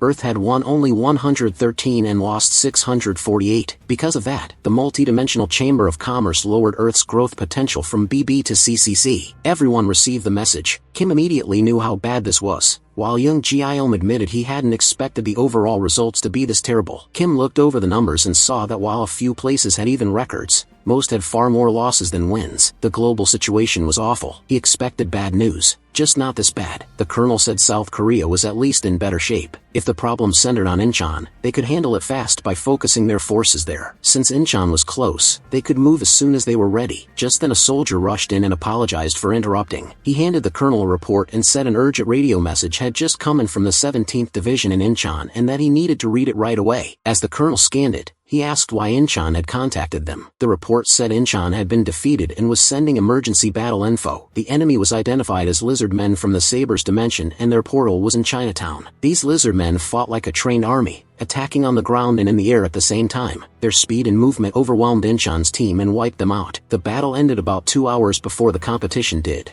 And after that the lizard men started organizing their troops while even more came through the portal. They also sent units to scout and secure routes, which pointed to a large-scale mobilization. The urgent warning was sent because based on their movements, their next target was Seoul, exactly what the colonel confirmed. Kim was shocked they were coming straight for Seoul. Young Yeom found that strange. He said it was unlikely they were after Kim personally, since no one knew where he was. Seoul stayed quiet, thinking, while he added that there wasn't even a bounty on Kim's head. Looking over the map, Lancelot noted that with the 2 cities so close, the lizard men were already nearby. Kim turned back to the system, where a new message appeared. From now on, the names of the regional representatives who won in Earth's competition would be shown above their heads. Seoul read it too and asked what that was supposed to mean. It felt totally random. If it was real, Kim's name would appear over him. She even wondered if they could have used some kind of badge instead. Kim looked up by reflex to check if anything was floating above him, but saw nothing. That made him wonder if he really was the regional representative. Lancelot pushed back right away. If Kim wasn't the representative, then none of this competition made sense. Still confused, Kim asked why nothing was showing. Seoul read the message again,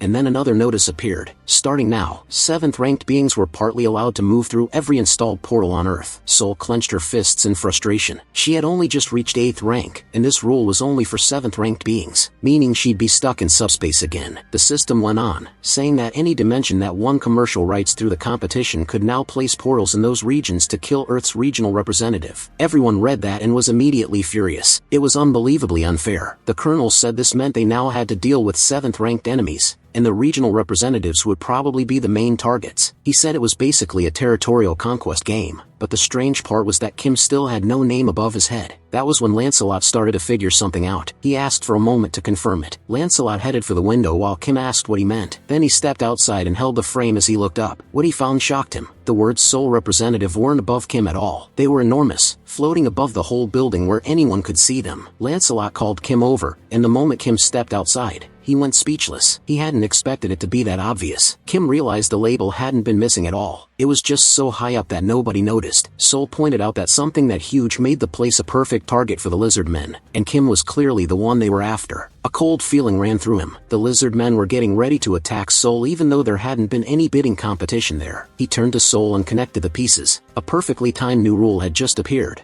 and it felt like someone had prepared for this ahead of time. Seoul hesitated but admitted it did seem strange. Lancelot was sure of it. They knew these rules were coming. Instead of going after the representative right away, they had spent that time preparing for war. They also suggested they might have experience with bidding wars like this. In other words, they likely expected this rule and already knew how it worked. Either way, the situation was serious, and they had very little time to get ready for the attack. Running a hand through his hair, Kim admits he felt something was off, but he never thought the enemy would be this prepared. Seoul asks if there's any way to get ready. Maybe everyone could hide inside Kim's subspace. Lancelot shuts that down right away. Beating Master Kim may be impossible for them, but they could take hostages to force everyone out. Lancelot and Kim split up and crush other regions first. Kim quietly agrees. That wouldn't be defense, it would just be hiding. And from inside the subspace, they couldn't strike back anyway. Sooner or later, they'd still have to beat the lizard men. Then Kim gets an idea. If he's the target and they already know where he is, he can use that to draw them somewhere that gives them the disadvantage. The group falls silent, each one turning over possible plans. The colonel finally says their best move is to predict the enemy, move faster than they do, and get weapons and defenses in place before the attack starts. More than anything they need speed. Joe Mayan tells them travel won't be a problem. He can cut the time down a lot. Then he asks if they should leave now and where they're heading. Kim says that's the issue. He still hasn't picked the location. The five of them trade thoughtful looks, trying to find a battlefield that favors them. Then Kim remembers a place he's fought at before. It was where he beat several hellhounds with refrigerators. The terrain there could limit their losses while hurting the enemy badly. That made Kim Jong-Gi-Elm Bridge the perfect spot. No civilians would get caught up in it, and a bridge's long narrow shape would hurt the lizard men. With so little room, their movement would be limited,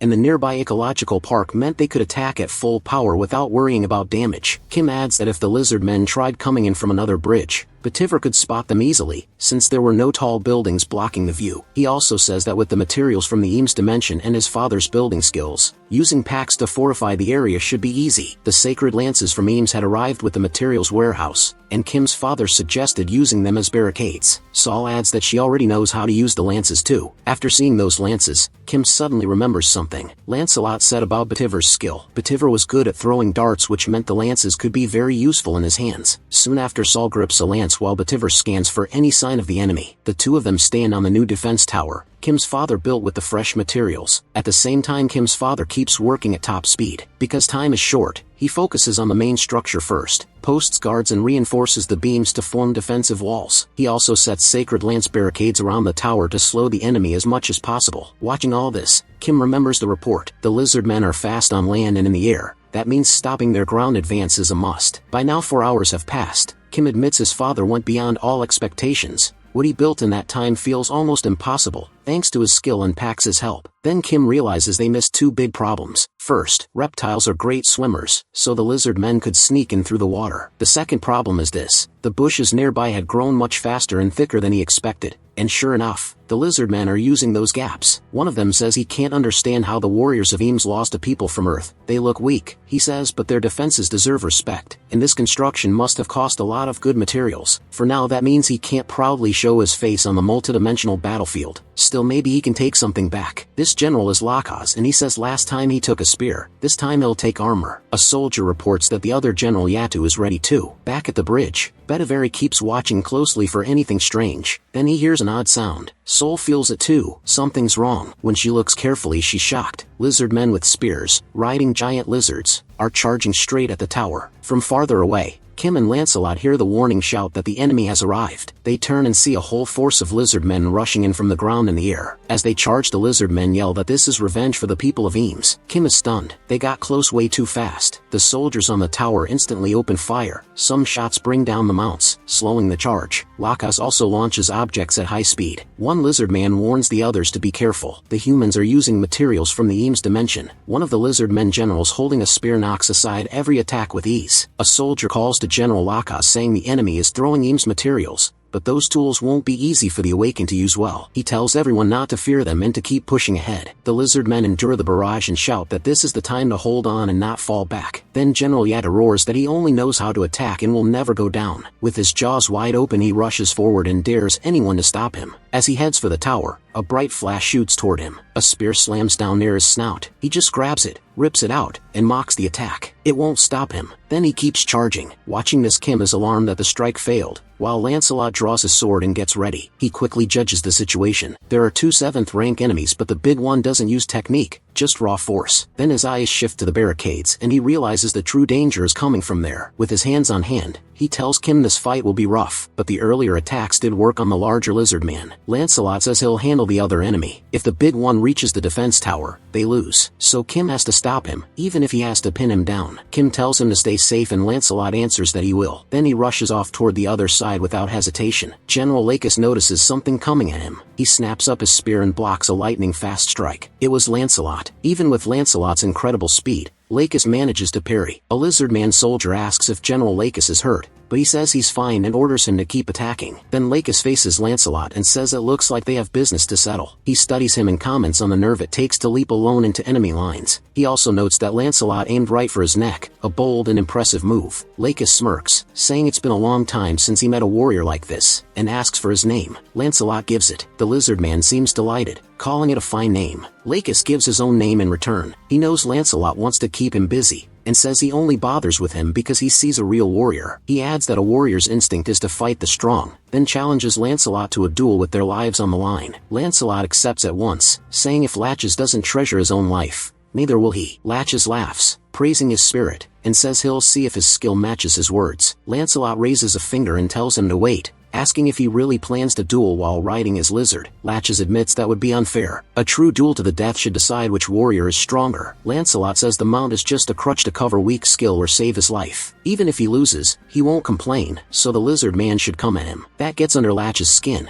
and the air turns tense. He dismounts and walks toward Lancelot. Lancelot asks if they're even now, ready for a fight where both will risk their lives. On the other side, the soldiers keep firing at the lizard men. Their shots land, knocking some reptilian warriors off their mounts. Even so, the attack doesn't slow much. The lizard men keep driving toward the tower. As the enemy closes in, the soldiers shout for non-stop fire. Then one of the mounts suddenly leaps, and with its sharp fangs it tears into a soldier's shoulder and throws him to the ground. His teammates rush over at once, yelling that they've got a wounded man. In the middle of the chaos, another lizard man and mount try to break through. One soldier takes charge, saying he'll handle the injured man and asking for cover fire. He also warns that more enemies are coming in fast. Before anyone else can move, someone appears with a spear. In one quick throw, the spear strikes the mount trying to break the line. The hit is so strong that the rider loses balance and crashes down. He barely has time to understand what just happened before Sol appears and smashes his head into the ground, finishing him before he can react. Sol looks up at the soldiers and says she'll handle anything that gets near the building. All they need to do is keep firing. A reckless lizard man charges straight at Sol without even slowing down. She plants her feet and puts all her power into one punch. The hit is so strong it sends him flying like a toss doll. Right after that, Sol yells at the soldiers to keep shooting. They listen at once and their bullets drop the charging mount before it can hit. In the rear, Zhao Yan starts using her healing power. The injured soldier groans while she treats him fast, telling him he just needs to hold on a little longer. At the same time, the lizard men on flying mounts spot a gap in the defense and rush it. Before they can break through, a spear hits one of them in midair and sends both rider and mount crashing down. Another lizard man notices something coming and tries to respond, but he's too late. He gets hit too, and the impact slams his mount into another one, hard enough to cause a huge crash. Even so, the enemy still has the numbers. Plenty have gone down, but the rest keep charging, and some bodies are left stuck against the walls. The others only attack harder. Watching from afar, Bativer sees how bad things have gotten. He wonders if he can really hold off this many enemies by himself, and how much longer reinforcements will take. Somewhere else on the field, Yatu, the brute of the lizard men, keeps forcing his way forward while defending against Kim's attacks. He's already covered in wounds, but he doesn't stop. Instead he grins, and says the attacks are impressive. He's even enjoying himself, asking Kim if he has anything stronger that might actually hurt him. Kim answers with several solid beams, the same ones he got in the Eames dimension. Yatta just blocks them like it's nothing. As the beams keep coming, Yatta shouts that the non-stop barrage gives him no chance to move ahead. That's when Kim realizes Yatu is a total idiot. He's been using the same automatic attack the whole time. For some reason, Yatta thought it was a new move every time. Even while the beams keep firing, Yatta only seems more impressed. Kim though knows he's got him pinned. Now he has to choose his next move. Should he keep this up and wait for Lancelot to come back, or do something else? Kim checks Lancelot's fight but quickly decides waiting could be dangerous. Still he wants some way to help him. Then a sharp sound cuts across the battlefield. Rapid strikes tear through the air with a heavy slicing noise. And Kim knows right away it's coming from Lancelot's fight. The sound is from Lakis's sacred spear. Its power is so insane that even when Lancelot dodges a swing, the ground still explodes beneath them. Right now, Lancelot is focused on avoiding it, because taking that spear head-on would get him killed. Seeing that, Lakis mocks him and asks how long he plans to keep running. He says maybe Lancelot wasn't the true warrior he thought. Lancelot backs off a little, and thinks about the taunt. He wants to answer, but Lakis isn't completely wrong. That weapon is just too powerful, and Lancelot understood that a little too late. After watching it closely, Lancelot confirms this spear is stronger than the ones from the Eames dimension. He also realizes it has other traits that make it even more dangerous than he first thought. Then Lancelot speaks up. Since the lizard men call Eames their sister dimension, he asks if the spear was made there. Lakis quickly says no, it was forged in Saboros dimension, but he adds that the people of Eames gave it a special upgrade. Lancelot says that's what he expected, and he says he has a proposal. No, a question instead. That makes Lakis pause for a second. Lancelot uses the opening to mock him, asking if that weapon is just there to hide the lizardman's lack of skill. Lakis gives a small smile and calmly says he's not stupid enough to fall for the same bait twice. Then he charges in at once. He thrusts the spear at Lancelot, but Lancelot slips past it easily. However, Lakis suddenly changes the direction of the attack mid-strike. Lancelot was ready for that too, and blocks it in time. Even so, the spear's force is massive and blasts Lancelot several meters back. Lakis doesn't give him a second to recover, and keeps pressing forward, trying to stop Lancelot from getting his footing back. But Lancelot is already set, kneeling with his sword braced in front of him. Lakis knocks the blade aside with ease and moves in to finish it. He says Lancelot may be a warrior, but this is where he dies. Lancelot doesn't move, he just watches the blow coming, and right before the strike can end everything, something completely unexpected happens. The spear starts shaking hard,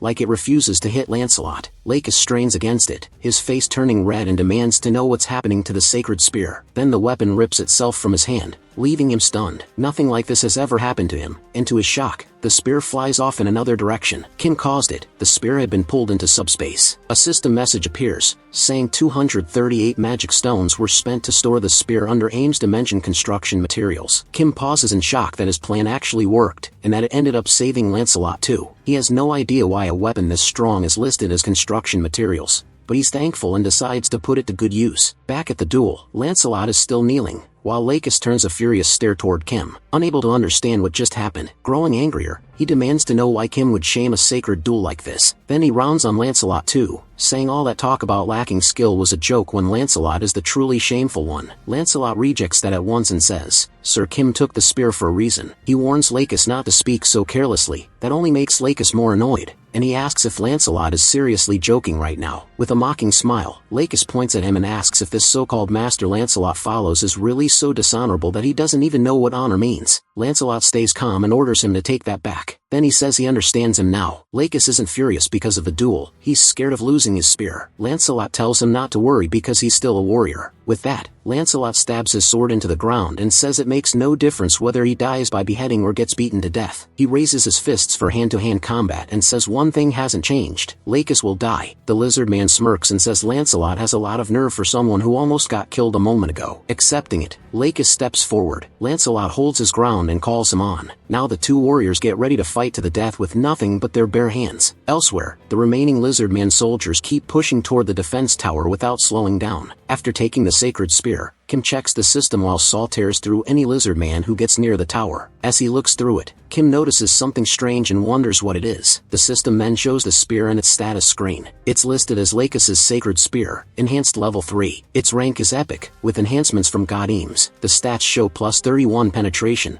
plus 31 acceleration, and purification. Seeing all that, Kim immediately knows this spear is in a whole different class. The focus returns to Yatta, who is still stuck inside Kim's beam barrage. With a smug grin, Yatta asks Kim why he suddenly stopped attacking. He proudly decides Kim must have been crushed by the power of the great Yatu. In his mind, that has to be it. His body is too tough, so Kim must have worn himself out attacking, grabbing the spear and realizing he could never bring Yatta down. Then Yatta asks if Kim knows that in the 7th hierarchy, only two people exist, rather Costas and Lakis. According to him, they're the only ones who have ever managed to stop his advance, and he's never met warriors like them. So Yada tells Kim his death is certain. Kim will never be able to stop him, but at least he tried. Grinning again, Yada says death is an honorable end for a warrior. He insists that Kim should be proud to die by his hand, because once the dust clears, he'll finish this battle quickly. While Yada brags about his strength, something suddenly slams into his hands and leaves him speechless. His eyes go wide. He looks down at the hand that's been pierced, and realizes it's Laika's sacred spear stuck through it. Completely confused, he wonders why that spear is in his hands at all. Before he can figure it out, more strikes come. Several more blows pierce his body, and he can't react in time. Yada drops to his knees as his strength drains away, and falls for good under the sacred spear's brutal assault. Even as he dies, Kim's subspace keeps working in the background, firing the spears at incredible speed. Just then,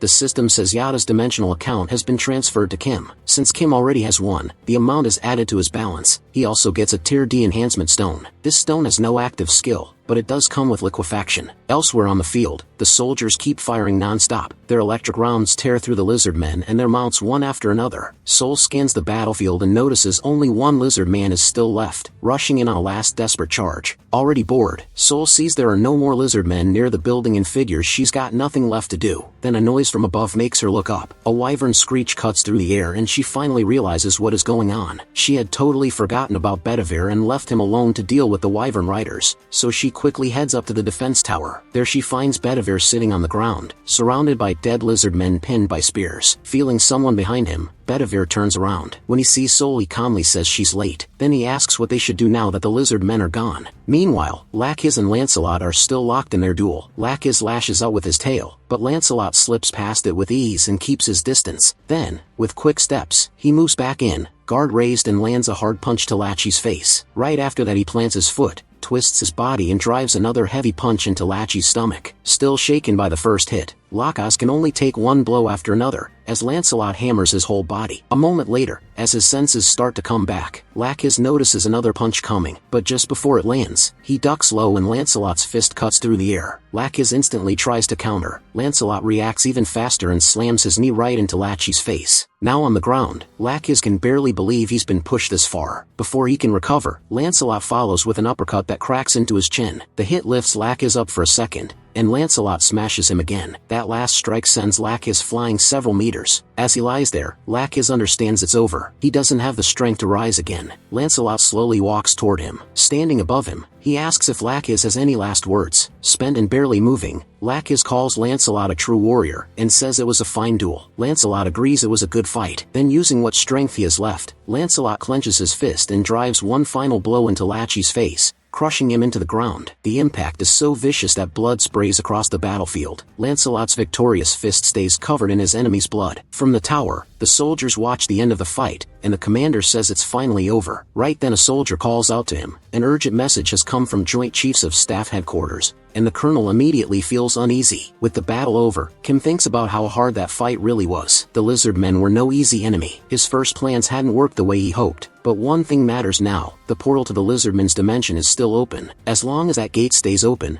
more enemies could come back, maybe in even bigger numbers. So now it's time to strike back. Later, Kim sits in a helicopter with the system window open in front of him. It shows he's spending 1,000 magic stones to unlock a new ability that lets him send up to 8 items at once. Even so, Kim is still thinking about the best way to use the new enhancement stone he got from the crocodilian enemy. It has liquefaction, and it's becoming clear that Camelot needs to start mass-producing enhancement stones. Then Yongso tells him they're about to land, and Kim is surprised they got there so fast. Before getting out, he reminds himself they urgently need more intel. He needs the exact spot of the lizardman's portal, their numbers, their defense lines, and every other useful detail. He also needs enough data to choose the best place to launch the counterattack. As soon as he steps off the helicopter, a soldier shouts out for everyone to salute Colonel Kim. Seeing that, Kim scratches his head, a little embarrassed. Formal salutes always make him uncomfortable. A soldier comes forward and introduces himself as Park Imbo, Lieutenant Colonel and Operations Officer of Incheon's 17th Division. He says he's heard a lot about Kim. What stood out most was that Kim stopped the lizardman's attack without losing a single person. He heard that directly from the Chief of Operations, who couldn't be there because of urgent business. Kim remembers the Chief of Operations getting a wireless message and running off without explaining. He vaguely recalls hearing something about insects attacking headquarters. Still, Kim shrugs it off and says it's probably nothing too serious. He also remembers the colonel saying he had unfinished business at the Joint Chiefs. Park Imbo nods, relieved it isn't something worse, and invites Kim inside to talk. Once they're in,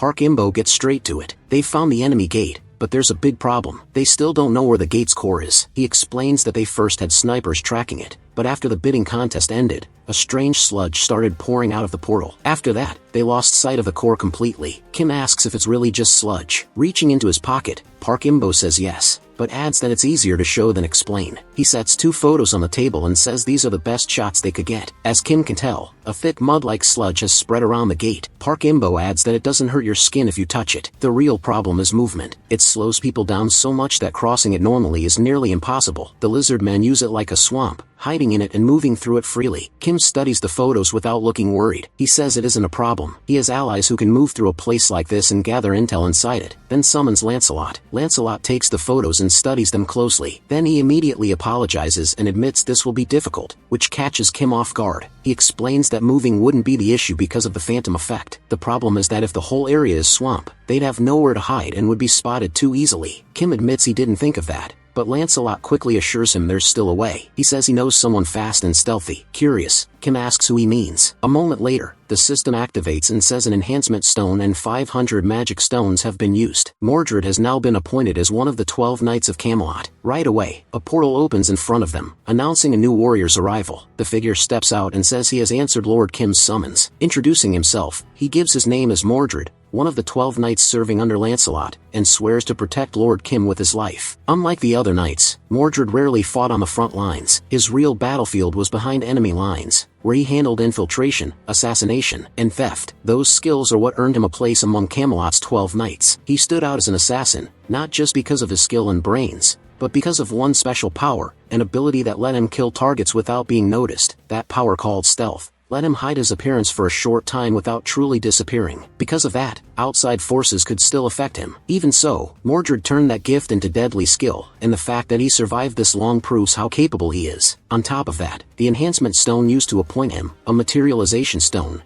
gave him the power to avoid physical interference, though only for a short time. Simply put, an already great assassin became even better, thanks to the stone. Back in the moment, Kim excitedly tells Mordred he'll explain the mission, and Mordred answers at once, calling him my lord. Pointing at the map, Kim says they need to find the core of the Lizardman's gate from the Sabros dimension. Hearing that simple order, Mordred says he understands perfectly. Kim praises him, saying it's just what he'd expect from someone experienced. Mordred understood right away, even from that short explanation. Lancelot then warns him that if he dies, the whole plan falls apart. He adds that from his fights with the Lizardmen officers, these enemies are not to be underestimated. Even if Mordred can't get the information, he must come back alive. Mordred assures them again that he understands, then turns to begin the mission with firm resolve. Kim watches with a smile, thinking Mordred seems truly dependable. Then the colonel asks if they're really sending that knight alone. Kim turns to him and says of course. These knights are the very best, and all they need to do is trust the Knights of Camelot and wait. Kim tells the colonel to get some rest for now. They can't make a plan until Mordred comes back, and he'll let him know the moment he does. The colonel thanks him and asks to be dismissed. He then tells Lancelot to rest in subspace too, since he just fought that strong lizard man. Lancelot nods but says Kim doesn't need to worry. Being undead, he doesn't get tired. Kim is about to argue that he still needs rest when something about Lancelot catches his eye. Lancelot pauses, wondering if Lancelot's armor always had this few marks on it. Lancelot thanks him for worrying. Still puzzled, Kim says the armor and sword looked much more damaged before. Lancelot explains that inside Camelot,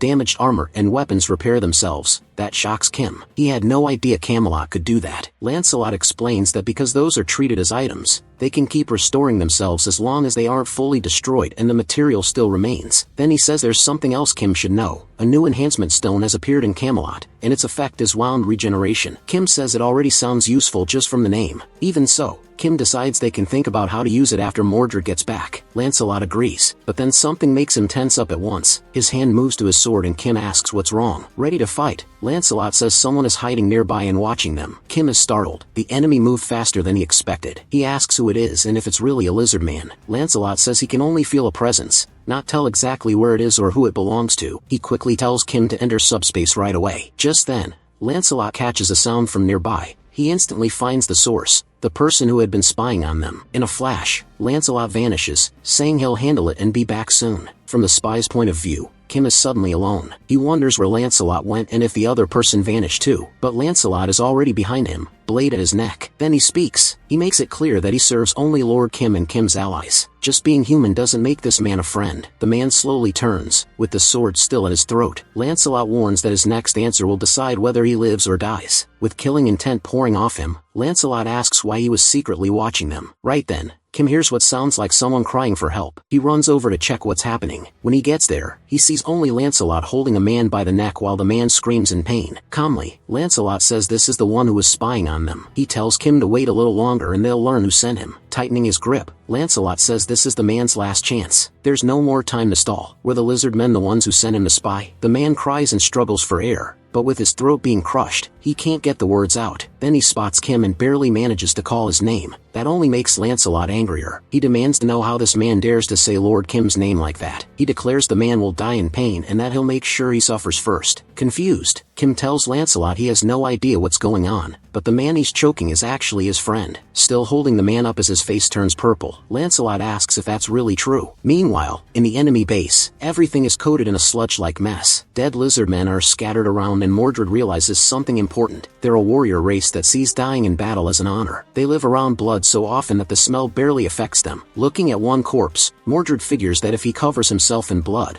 the lizard men will have a much harder time tracking him. Since hiding his trail is key, he pours their blood over himself and heads for a tunnel. Thinking that with his scent masked, it's time to begin the infiltration. He moves slowly and carefully to stay unnoticed. Before long, Mordred notices the place is huge, with corridors far bigger than they need to be. He wonders why they built it like this. As he goes deeper, he thinks the whole layout is wildly inefficient, especially since the lizard men come in all sizes, some huge, some small. That makes him suspect these giant halls were built for one especially massive lizard man. If so, that giant has to be important. Avoiding contact with anything around him, Mordred reasons that if this giant weren't a key figure, there'd be no point in making the place this impractical. When a lizard man suddenly stops right beside him, leaving Mordred unable to move, he realizes he was one step from being caught. With no choice, he uses the immaterialization enhancement stone. It hits him just how dangerous this is. Without the stone, he'd already be dead. He can't fail on his first mission. Lancelot had made one thing very clear: find the gate's core and come back alive fast. The farther in he goes, the more he notices that the lizard men here are stronger and better organized. Then he spots something completely unfamiliar. It's a purple creature with one huge eye and a round head. Hidden in place, Mordred mutters that he's finally found it. The one-eyed creature is talking with a bald old man reading a book. The elder calls it filthy, and asks if it's trying to interrupt his magic research. If it keeps bothering him, he says, he'll lock it up. Then another voice cuts in, annoyed by the elder's attitude, and asks if Salson has forgotten their agreement. Salson answers that he only agreed to guard the gate's core. He never agreed to let anyone inside. Closing his book, the elder says he can seal the core without damaging it. He adds that instead of worrying about the core, they should think about the subordinates who already died. The voice replies that long ago Salson really was a great arcane mage, but now he's in exile clinging to them just to stay alive. As something moves toward him, Salson says there's no need to bring that up all of a sudden. A tail-like thing wraps around the elder's neck, and the voice warns him to remember his place, unless he wants every bone in his body crushed. Now it's clear the voice belongs to a giant lizard man, the leader of everyone there. Salson quickly gives in, saying he understands, and may have spoken out of turn. He asks the giant not to be so rough, while Mordred keeps watching from hiding. Just from one look, Mordred can tell this isn't an ordinary lizard man. He also wonders if Salson really is an arcane mage, especially after hearing that he used to be one, but isn't anymore. Mordred starts piecing things together. What link does an arcane mage have with the lizard men? And why is he guarding their portal core? From his angle, he still can't tell if what's around Salson's neck is a tail or a tentacle. While listening, Mordred can tell from the creature's voice alone that it rules the lizard men. But right beside him, a giant chameleon has blended in so perfectly that even he failed to notice it. Only then does Mordred realize he still hasn't seen the full body of the massive creature. It's huge, and now he's even more sure the oversized halls may exist for that monster alone. Since the lizardmen's defenses don't seem that tight, he considers getting a little closer to confirm it. But suddenly he feels something strange. He can't see anything, yet something presses against his leg. The giant chameleon fires its tongue straight at Mordred. The weird feeling makes him turn, trying to figure out what happened, but by then, something is already wrapped around his arm, and he has no way out. As the tongue drags him in, Mordred instantly knows everything has gone wrong. The chameleon slams the stealth knight into a wall. Before he can react, the hit disrupts his camouflage, exposing him right in enemy territory. That commotion draws everyone's attention, and the giant lizard turns to the arcane mage, demanding an explanation. Salzen already knows what this means, and answers at once, saying an intruder got inside and was spying on them. The bald elder immediately activates a red aura spell and summons several scrolls into his hands. Taking one, he gets ready to cast arcane magic. Without wasting a second, he fires a magic missile. Multiple powerful red projectiles shoot out at once. The red bolt shot right at Mordred while he was still trying to recover. He moved fast, his eye flashing as he likely used his materialization power to dodge the hit. Then a memory hit him. Kim's classmate made fun of his uniform, asking if he'd pulled it out of the trash. He kept pointing at the ripped clothes,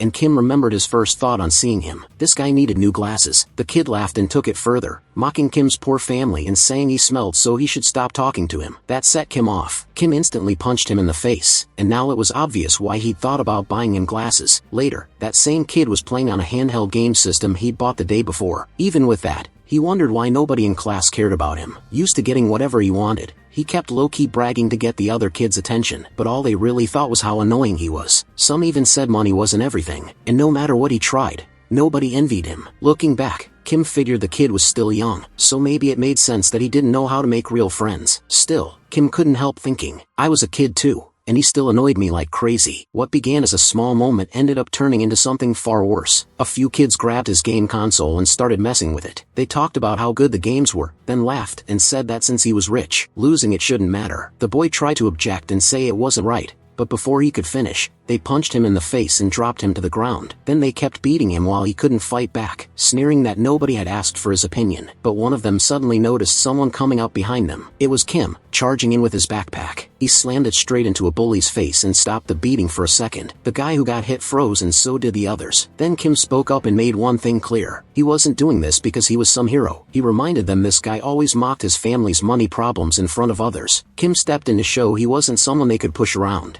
and honestly to look cool in front of everyone. The delinquents guessed the two might be friends and asked if Kim wanted to get beaten instead. Right then Kim regretted acting tough because the whole thing flipped and now he was the one getting hit. Meanwhile, the boy with glasses watched and realized this all started because he'd been such a jerk. As the bullies kept going after Kim, someone suddenly caught one of their wrists. It was Sol, showing up at the perfect time. She didn't need to say much. Her presence alone was enough to make Kim think for the first time that Sol was actually pretty cool. Only then did he remember Sol already had a reputation around there for being seriously tough. Kim smiled in relief, glad to be saved, but Sol just said this was unacceptable and from now on he'd be doing morning training with her too. Kim was stunned because he knew that wouldn't be easy. Even while Sol held the delinquent's arm, Kim protested that he wasn't even in a sports club so he wasn't doing all that training. Sol brushed that off and said it didn't matter. She talked to the coach herself. The club members asked if Kim was Sol's little brother and called him cute, while the delinquent had no clue he'd just messed with her family. They patted Kim on the head and he thanked them while Sol lectured the delinquent and told him to go home. As Kim started to leave, he turned back for one last look and saw the rich kid still standing there. Kim asked what he was doing and told him to hurry up and go too. The boy burst into tears and all he felt in that moment was gratitude. After that the two got close fast through high school, spending more and more time together in and out of class. They watched fight promos, cheated on tests and laughed when Kim got mad because he still scored lower than his friend even after trying hard. Even when they went to different schools they stayed in touch, comparing grades and updating each other on life. After high school they ended up at the same university and their friendship only got stronger. By then they weren't just close, they were true best friends who shaped each other's lives. Kim and Sol played League of Legends together. During one game, his glasses-wearing friend who loved weird builds casually said he'd been thinking about joining a kendo dojo. Kim was so surprised he asked where that came from. His friend said watching Kim and Sol train looked awesome and it made him want to try a sport too. Since there was a kendo dojo near his house, he thought that was a good start. Still amazed that anyone could think that training looked cool, Kim joked and asked if he'd hit his head. His friend just said not every kind of training was as brutal as Sol made it look. That was when Kim realized it. That was the moment Miho first started kendo. Before that he never would have even thought about joining a dojo. Back in the present, Miho suddenly said something that completely shocked Kim. He said it again. He'd awakened swordsman abilities. Kim could only stare. Seeing that reaction,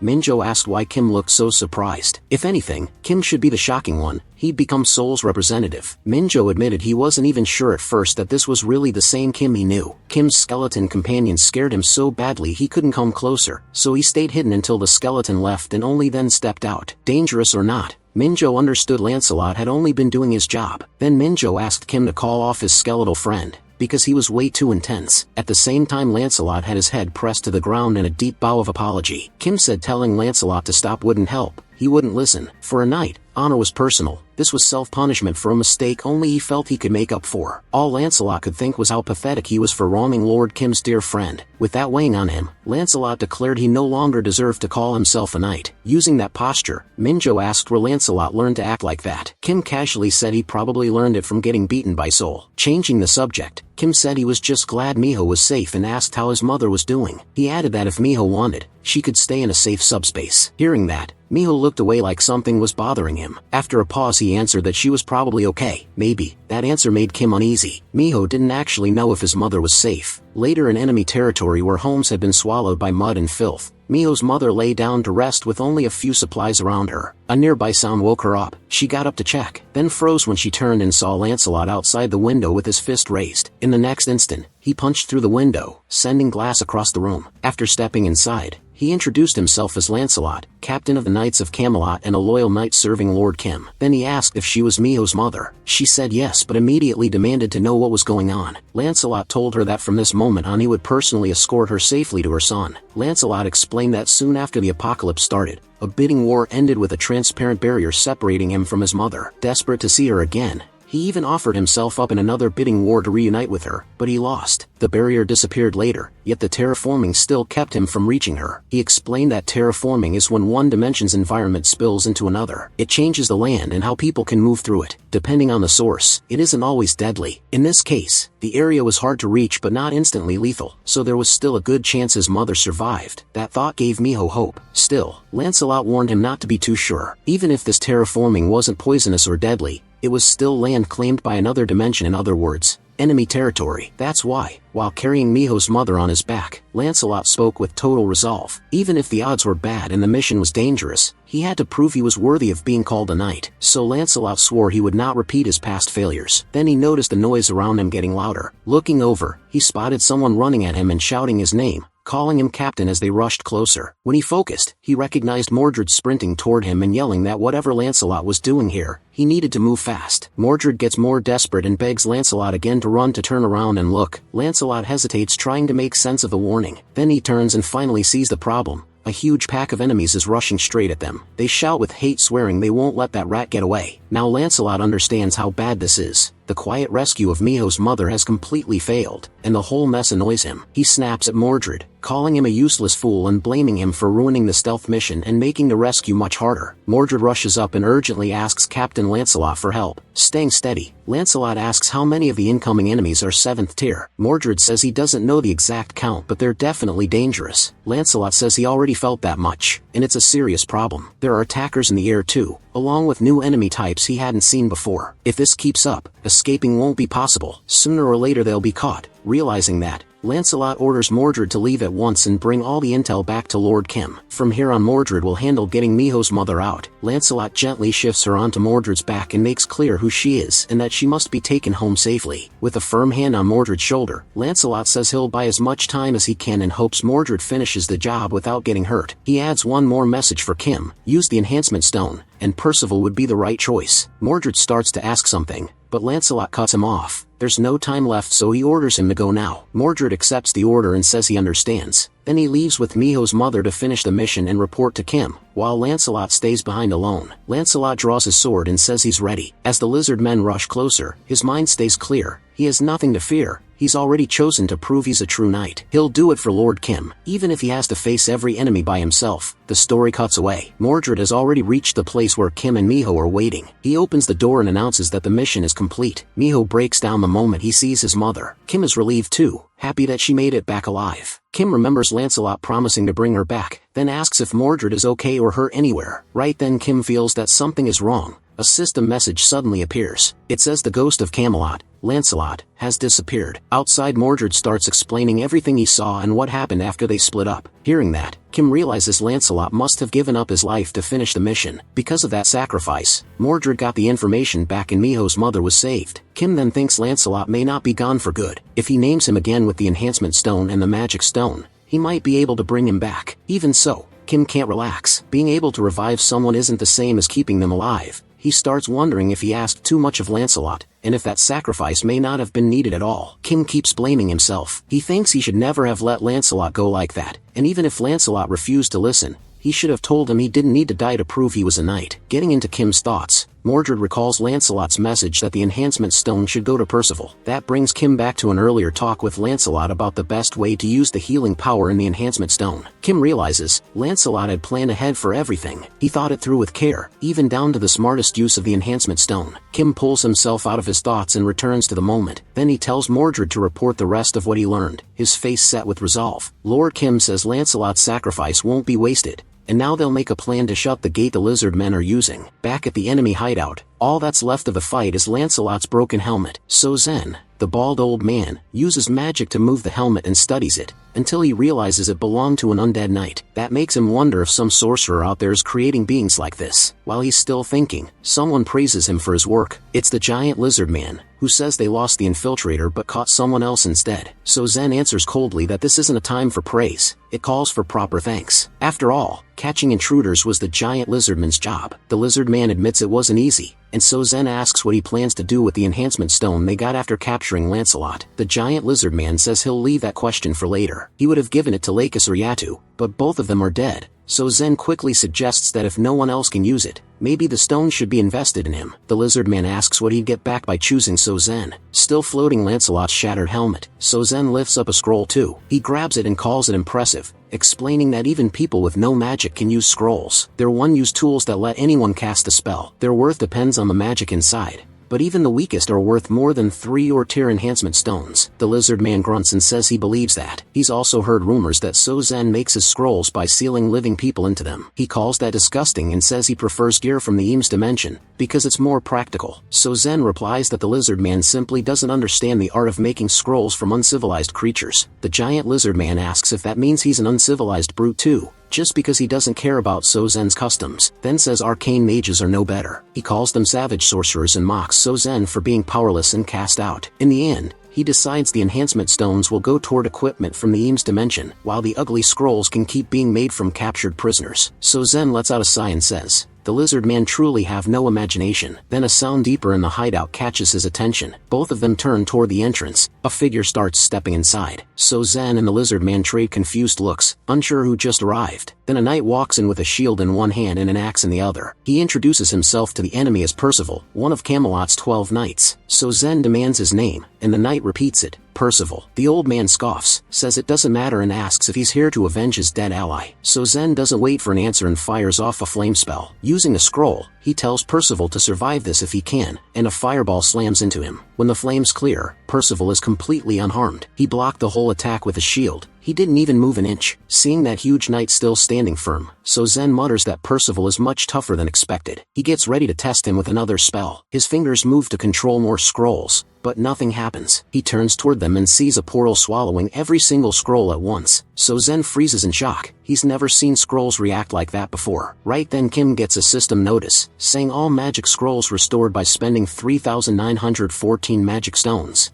leaving 1843 behind. Kim, now inside a helicopter with Juyen, confirms the scrolls were secured and says the rest is up to the team. That message comes through a radio Percival is carrying. As soon as he hears it, Percival calls out and asks if Mordred heard that too. Completely lost, So Zen asks who this Mordred is and if he's the one who stole the scrolls. Before he gets an answer, Mordred drops his camouflage right behind him. He gives So Zen no time to react and cuts his head clean off with one fast strike to the neck. With icy calm, Mordred says that's the name of the man who killed him. A little earlier, while they were making the plan, Mordred had gone over the enemies they would face. He mentioned there was a mage among them, an old arcane sorcerer named So Zen, who had been exiled from Arcane. That made Kim remember how the man once called the King of Knights had mistaken him for an Arcane. Betaver explained that Arcane is the dimension of the strongest mages. As far as he knew, it had 3 ranks of mages, and even the lowest one was still 6th tier. Sol was shocked and pointed out that if the weakest mages there are already 6th tier, then they must be insanely strong. Mordred added that for some unknown reason,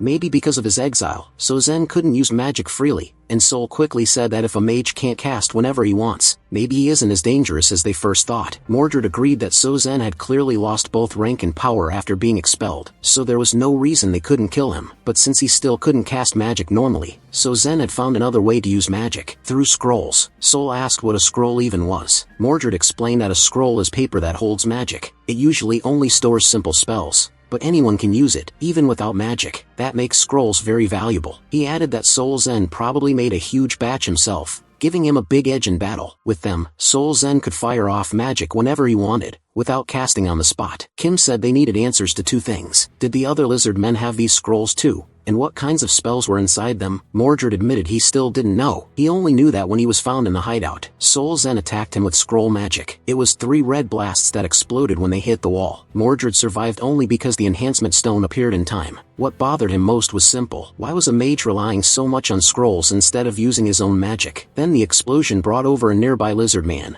who rushed in asking what happened and whether the commander was safe. The commander, a chameleon, said an intruder had gotten in. The lizard man asked where he was. The chameleon warned that the intruder could disguise himself and told him to alert the others fast. The soldier nodded. Mordred thought about sneaking away, but he couldn't leave without learning why that mage avoided casting for himself. The lizard man said they should block the entrance first so the intruder couldn't escape, and the chameleon agreed. The second it finished speaking, Mordred appeared and cut the lizardman's head off. As his camouflage faded, the chameleon froze in horror. It had been standing there the whole time. Mordred knew he needed an advantage and more information, so without hesitating, he slashed the chameleon's throat with one clean strike. The chameleon dropped, twitching and choking on its last breaths. Then Mordred heard someone yelling, calling the dead lizard men idiots and bastards. It was Salzin, floating in the air and fuming that the lizard men were too dumb to catch one intruder. Still in the air, he grumbled that he had to handle it himself and even write a new scroll, which wasn't easy. Then he looked at Mordred and said his luck had run out. No matter what, he would be caught. At the time, Mordred didn't get what he meant. Later, he said the biggest shock was that Salzin tracked him down even after he escaped the cave. Because of that chase, Mordred learned how far both Salzin and the lizard men could go. Mordred lowered his head and apologized, saying the pursuit was worse than expected, and Captain Lancelot had paid a heavy price. Kim told him not to blame himself. Without Mordred, they wouldn't even know a mage was with the lizard men. Kim said he had gone in for information while fully ready to die if he had to. No one had the right to judge that. Kim again told him to drop the guilt. Making the call was his job, and right now shutting down the lizardman's gate came first. Bedivere said Salzin was probably avoiding making more scrolls because they weren't easy to produce. If so, the odds that other lizardmen had them were low. The officer confirmed the enemy names, including the bald mage, and said they were likely hiding in a cave since it was the easiest place to conceal the portal core. He added that Salzin was almost certainly the main shield for the portal, which meant he wouldn't leave the cave. That told him two things. 1. The enemy force wasn't strong enough, so Salzin had to step in himself. 2. The full Guardian mission had to be used, and no information could leak. Kim said that if they took out the old mage, everything else would get much easier. The hard part was finding a way to shut him down, and the officer agreed. Kim said he had a good idea, and it depended on his newly unlocked level 3 subspace skill. He meant the category function, which let stored items keep their own special traits and sort themselves by set rules. Those categories were higher tier, but there was a catch at that level. He still couldn't make or change them. He remembered trying to register a car, only for the system to reject it, because no category matched, so items could only be stored if they already fit an existing category, and even then it cost him. That was also why he could store the Sacred Spear of Lakaz. It fit under Eames construction materials. Not long ago after killing the traitorous goblin Bangso, Kim evolved the subspace to level 4. That upgrade finally let him create new categories. Even so, the system capped custom categories at just 2. Then Kim realized something. If the mage couldn't cast freely, and had to depend on scrolls, there might be a way around it. He started setting up a new category for the scrolls so he could cut Suzin off from them. Kim added that Pax's power worked from pretty far away, so even if Suzin stayed deep in the cave it could still reach him. Once the plan was set, an attack team was sent into the cave. That team included Sol and Percival, the new tank knight. Sol joked and asked if he was leading the mission, and he said yes. She told him she wanted to see what he could do, and Percival said he was looking forward to it too. But once things started, Percival realized Sol never got the chance to do much. Kim kept her inside the subspace to avoid extra trouble. Sol got mad and shouted that she wanted to fight too. Kim told her turn would come and asked her to calm down. Inside the cave the lizard men were already passing word around. One of them warned the others that an intruder had entered. Another said he'd report it to Suzin, but as he ran off, a hidden figure appeared right in front of him. It was Mordred, and true to his role as an assassin, he cut the messenger down with a single strike. Mordred was part of the infiltration team too, and then back in the present, Soul's severed head was shown rolling across the cave floor, while Mordred stood there with his dagger. The huge lizardman said he had felt a tiny tremor in the ground, and then this man suddenly appeared and killed Susan. He confessed he ignored it because the vibration was so weak. He never thought anyone could get that close without making a sound, and now he wondered if this was the same intruder from before. Across the cave, Percival rushed the one-eyed monster with his giant axe. The creature seemed to realize it was finished and froze in fear. Percival jumped up and brought his strike straight at its huge eye. But right before the blow landed, something whipped in front of him and blocked it. The giant lizardman's tail, now moving more like a snake, it knocked Percival away and sent him flying. Seeing that, Mordred shouted for Percival to destroy the gate fast, but he was hit by the same tail and smashed into the ground too. Now both of them were down, and it was clear the giant lizardman was really a huge serpent. It declared that no one would touch the gate. The serpent thought to itself that it had heard stories about enemy knights, but these two were beyond what it expected. Looking at Susan's headless corpse, it muttered that the old mage had been useless from the start. It had never trusted him, and now there was only one move left. The giant serpent grabbed the one-eyed creature in its jaws and fled deeper into the cave. Still on the ground, Mordred tried to figure out why the enemy was doing this and what they really wanted. By moving the portal core, he kept turning over the possibilities, trying to guess where they were taking it. Meanwhile, as it rushed through the tunnels, the giant serpent thought back on what it knew from past bidding battles. No matter how strong someone was, a representative was never allowed to be 7th rank. That rule made the current situation much harder to read. The serpent guessed its leader had stayed outside the cave for safety while still watching everything happening inside. As it sped through the tunnels and neared the cave exit, it realized that with all forces drawn inside, Leader Kim would be left exposed. And just as it expected, outside the cave, Kim stood in the helicopter with a huge representative mark glowing above him. As it closed in, the serpent realized it had finally found its target. Inside the helicopter, Kim suddenly felt something rushing toward him. When he looked out and focused, what he saw caught him completely off guard. A giant creature rushes in, ready to swallow the whole helicopter in one bite. Kim sees the huge serpent closing fast, but he stays calm, trusting his power. Seeing the danger right away, he tells Pax to throw something at it. Pax instantly launches an object at incredible speed, hitting the serpent and making it recoil before it can reach the helicopter. The hit drives the huge snake hard into the ground. What Pax threw is a beam from the Eames dimension, a material known for being extremely tough. The serpent catches the beam with its tail, then whips it far away. After that, it realizes the object really is a building material from the Eames dimension. It had heard rumors about Kim's strange powers, and now those stories start to seem real. From the helicopter, Kim studies the monster's strength. It's every bit as powerful as it looks, so he tells Yong-Soo to keep their distance for now. Not wanting to let it recover, Kim orders Pax to keep attacking. Pax fires several Eames beams in rapid succession, all aimed at the serpent again. Sensing the barrage, it coils up to shield itself. Because its body is so tough and because it saw the attack coming this time, it blocks the beams without seeming hurt at all. Watching it defend itself, Kim realizes this enemy won't go down easily. Pax keeps up the beam attack, but now the serpent seems to form a plan. It starts slipping past the beams one after another with sharp, careful movements. Then it races off, reaches a building and climbs it. At the top, the serpent lines itself up with the helicopter. Inside, Kim and Yong-Soo still can't tell what it's planning. Then it suddenly spits venom at the helicopter, trying to catch them off guard. Yong-Soo quickly swerves to avoid it, but he can't fully get away. Some of the venom still splashes across the windshield. As the glass starts to melt, Yong-Soo panics. If the windshield weren't so strong, the venom could have hit him directly. Kim reacts at once, opening the subspace and telling Yong-Soo to get inside immediately. The portal starts closing slowly behind him. Seeing that, the giant serpent assumes they ran from the fight, but then the system shows a new deployment. Another Black Hawk comes out of the subspace and returns to the battle. The venom-marked window is now perfect, like nothing happened, and that's because this is a completely different helicopter. The serpent is left wondering if the venom damage got erased by going through the portal. It can't make sense of Kim's ability. Inside the new helicopter, Kim thinks it through. As long as the aircraft is stored in subspace, he can just swap in another one. But he also sees that the Eames beams aren't working, so he starts thinking of another way to attack. Meanwhile, the serpent stays wrapped around another building, watching him closely. Kim wonders if he should try the new item he got. Instead of wasting time, he tells Pax to fire the electric spear. The spear shoots forward at high speed and strikes the serpent head-on. At first it barely reacts, but unlike the beams, the spear actually pierces its thick hide. The serpent looks down at the weapon stuck in its body, wondering what it is and where it came from. Then it realizes the truth. It's the sacred spear that once belonged to its ally, the lizard man Lakis. While it struggles to understand that,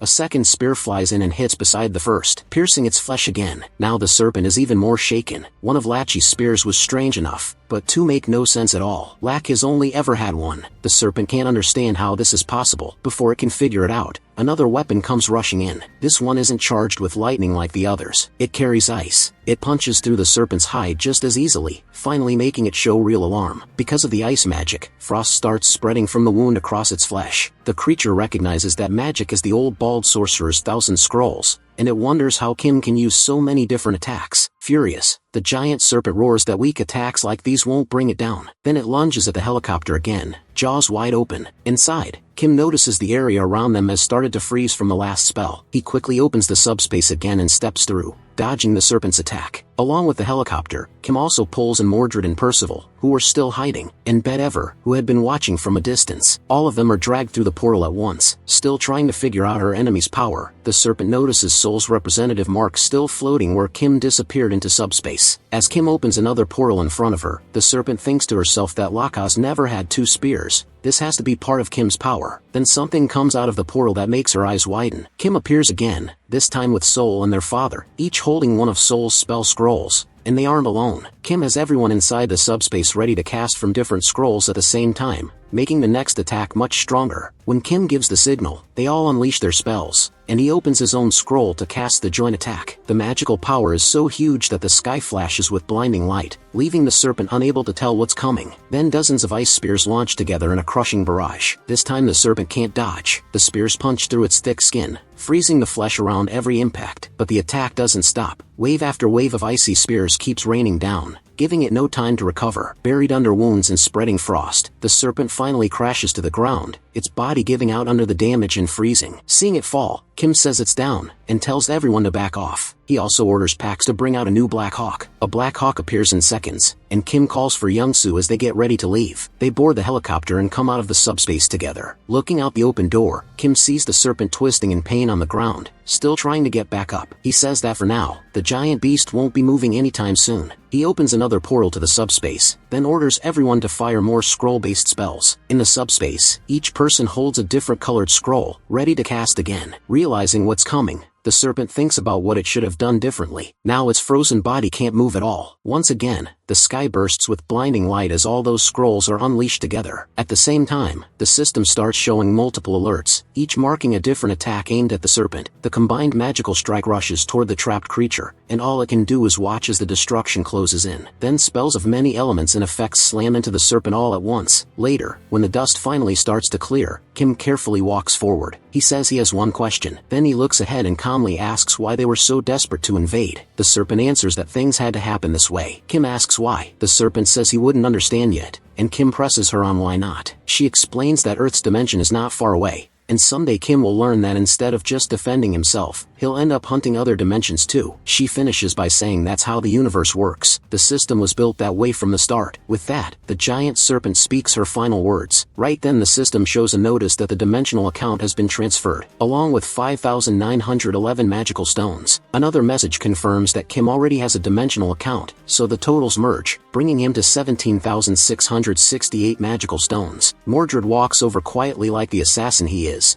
and remarks that the serpent really does look dead. But her final words linger, especially the part about having no choice but to invade, and the universe being built that way from the beginning. Mordred explains that even though their enemy leader is dead, the core of the dimensional gate still remains. Kim asks if he knows where it is. Mordred says he saw the serpent swallow the gate core to protect it, while they were still hiding earlier. Hearing that, Kim points out that even after everything it took to beat her, they still have to find the gate core inside the serpent's huge corpse. Mordred says that's right, but adds that Lord Kim doesn't need to worry. Back in their hometown, they were famous for cutting apart and breaking down corpses, and he takes the lead. Mordred calls the other knights over and says their goal is simple: destroy the gate core and wipe out the Suburo's dimension for good. Then they head into the corpse. After a while, the system shows another transfer notice: 33,638 magical stones with no sender listed. A second message says Kim's dimensional account is active, so the new total rises to 51,306 magical stones. Kim notices the terraforming there is slowly fading away. Then Mordred calls out, saying that while breaking the portal core, he found something unexpected. Surprised by how fast Mordred worked, Kim turns to look. Mordred is holding 3 red enhancement stones. Without wasting a second, Kim orders the system to use them. The system replies that the 3 enhancement stones along with 500 magical stones are being used to appoint Lancelot as one of the 12 Knights of Camelot. The stones rise into the air and glow with a red light. Then a voice rings out,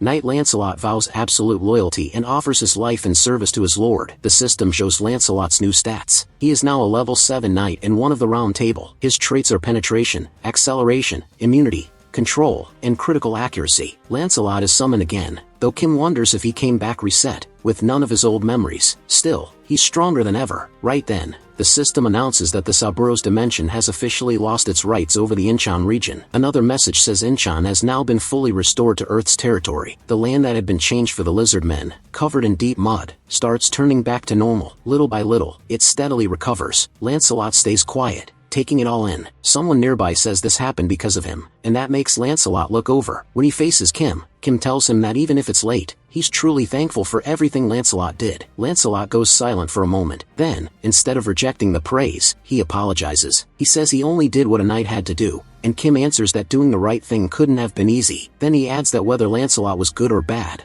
thanks means more than an apology. Lancelot almost apologizes again, but stops himself and sincerely thanks Kim instead. In that small moment, Kim feels relieved. His friend really is back. Lancelot wasn't reset. He came back as himself. Just then, something makes Kim look up. Several helicopters are flying toward them in formation. By now, the city is no longer buried in mud. In all of Korea, only Incheon had lost the fight for territorial rights. Now that it was recovered, that meant the monsters who had tried to take over Korea were defeated. Still, things weren't fully safe. Primitive monsters like orcs and wyverns were still out there. Those threats still had to be cleared before the country could really return to normal, and that would take a long time. Soon, the helicopters land. The operations chief steps out and calls Colonel Kim, which catches him off guard. The chief explains they couldn't come sooner because of the terraforming. Now though, more helicopters are on the way with supplies. Looking up at Kim standing on the giant serpent's corpse, the chief says that monster must have led the lizard men, and wonders how something that huge could exist. Kim answers by asking if the other operations chief is okay. After all, the last time they met, that man ran off saying insects had attacked him. Later back in the subspace, it was finally time to eat. As food was served, Kim couldn't help noticing how strange it felt. They were eating Chinese food while monsters still roamed outside,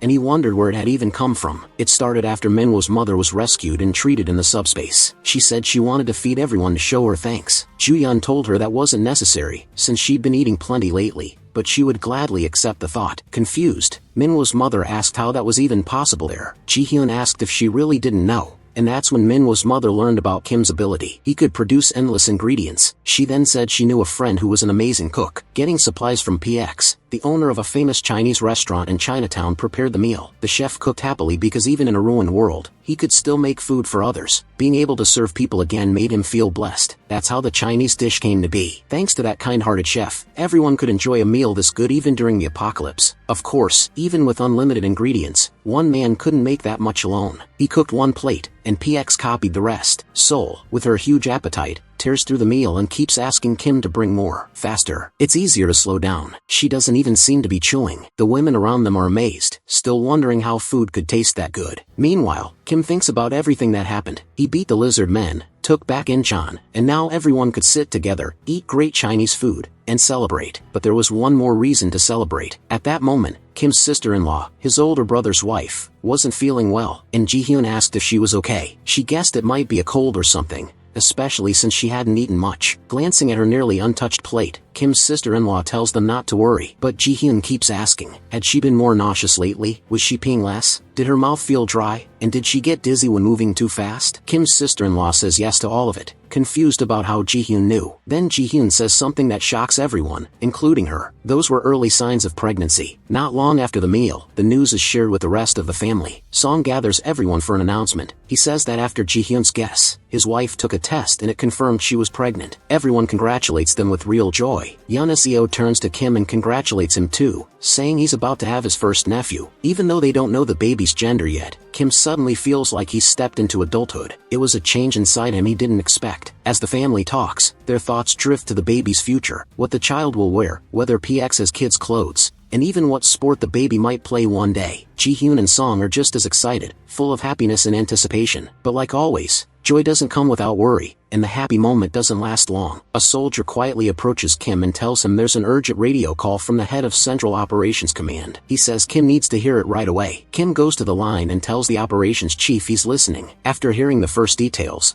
Kim says the terraforming in Incheon is gone, and asks if the chief will return soon. The chief answers that, through the remaining direct lines with China and Japan, he's sharing updates on a growing crisis. Terraforming is now happening on a massive scale in both places, and it's spreading bit by bit. He adds that each country is facing different dangers. From the Beijing Gate, toxic gas is pouring out. From the Fukuoka Gate, poisonous water is bursting forth. Kim quickly understands the danger. Korea sits right next to both countries. He asks which side is taking the worst hit. The operations chief says neither problem is small, but the more urgent one is clearly the toxic gas from the Beijing Gate. As the colonel keeps talking, they mention a huge incident, and giant dead insects already on the ground. He explains the toxic air hasn't reached them yet, but those giant bugs prove it's only a matter of time. Carrying the Beijing toxic gate is now the top priority. Troops are being prepared, but this isn't something brute force can solve. That's why he stayed calm until now, though he admits he's a little ashamed. The colonel says he needs to ask Kim for help. Kim tells him there's nothing to be ashamed of if they do nothing. The whole Korean peninsula could turn into hell. Wanting a clearer picture, Kim says he'll fly straight to China by helicopter, and asks if that's acceptable. The colonel tells him to stop by the 3rd Guard Brigade first, before going to China. Kim agrees and says he'll leave tonight. With that, the radio call ends. Thinking about his future nephew, Kim can't accept a world full of giant insects, poison and filthy air. That only hardens his resolve to fix this and restore Earth. He orders PX to level up the subspace. The system immediately shows the cost. 30,000 magical stones are spent for the upgrade, leaving 20,000 in reserve. As night comes, the system finally announces the subspace upgrade is complete, and that new functions have been unlocked. One of them is a fixed portal installation. Unlike the normal portals they've seen before, Kim tells the system to install the new portal. Just as the skill description says, this portal works differently from the ones Kim used before. The first big change is that once he sets it down, it stays in that exact spot and can't be moved. Another difference is, it has no real body and no defense at all, so it can't be used like a shield. Still, anyone Kim allows through can step into the subspace, which lets them escape enemy attacks instead of blocking them. Unlike the old summon portals, this one stays in one place, making it much easier to go in and out of the subspace and grab what they need. Manhwa says that's an incredible skill, and in the wrong hands it could be used to scam people. He then asks if Kim is really going to China and tells him to hurry. Kim says yes, and after sealing the gate there, he'll head to Japan too. Clearly impressed, Manhwa says Kim's powers have grown way beyond Korea now. If Kim ever needs help, he's in. He reveals that he has awakened as a swordsman, even if he hasn't shown it yet, and thanks Kim again,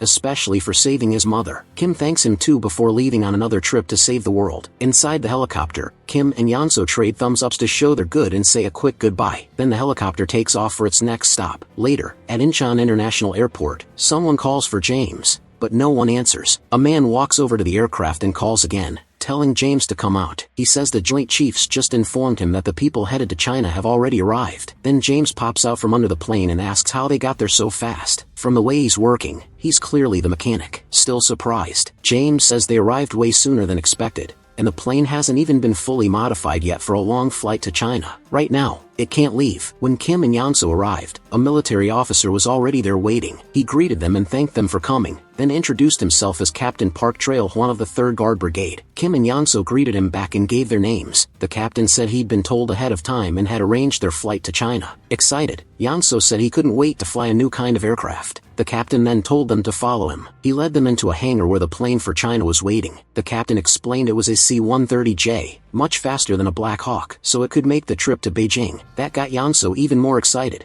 and he asked if it was the kind of plane special forces used in spy movies with cargo space. The captain said yes, but the work wasn't finished yet, so they needed to wait a little longer. Yeonso asked what exactly was being changed. The captain explained they expected monsters or other threats on the way to China, so the aircraft was being given basic defensive upgrades, not missiles or anything heavy, just enough to help it survive. Yeonso kept staring at the plane like he was dying to fly it. The captain said it was almost ready, but there was only one engineer working on it. Kim was surprised and asked if one person could really modify a plane that big. The captain admitted it sounded strange, but said the engineer, James, wasn't exactly normal. Even so, Kim still had doubts that one man could handle a job that huge. Then the captain looked back and noticed someone coming. He said if James was coming over now, the work must be finished. James, the engineer in charge of the aircraft, walked over and called them in to see the results. Holding a magic stone, James said that if they checked the outside, it wouldn't look much different, and that was on purpose. He put the upgrades under the plane. He explained that flying monsters usually attack from below, so that's where he focused the changes. Seeing the magic stone in his hand, Kim figured James had awakened with some kind of mechanic ability. He was probably an aircraft engineer even before the apocalypse, and his awakening had boosted the skills he already used in real work. Kim was impressed by the sharp metal spikes fixed under the aircraft. Still, he couldn't help wondering if the plane would fly right after all that. Before leaving for China, they'd test the upgrades first. While they waited, Kim handed out food and supplies to the soldiers there. When a portal opened beside James, Kim watched him carefully. What stood out was that James didn't react at all. In a world full of monsters, fear, hunger, thirst, and barely any resources,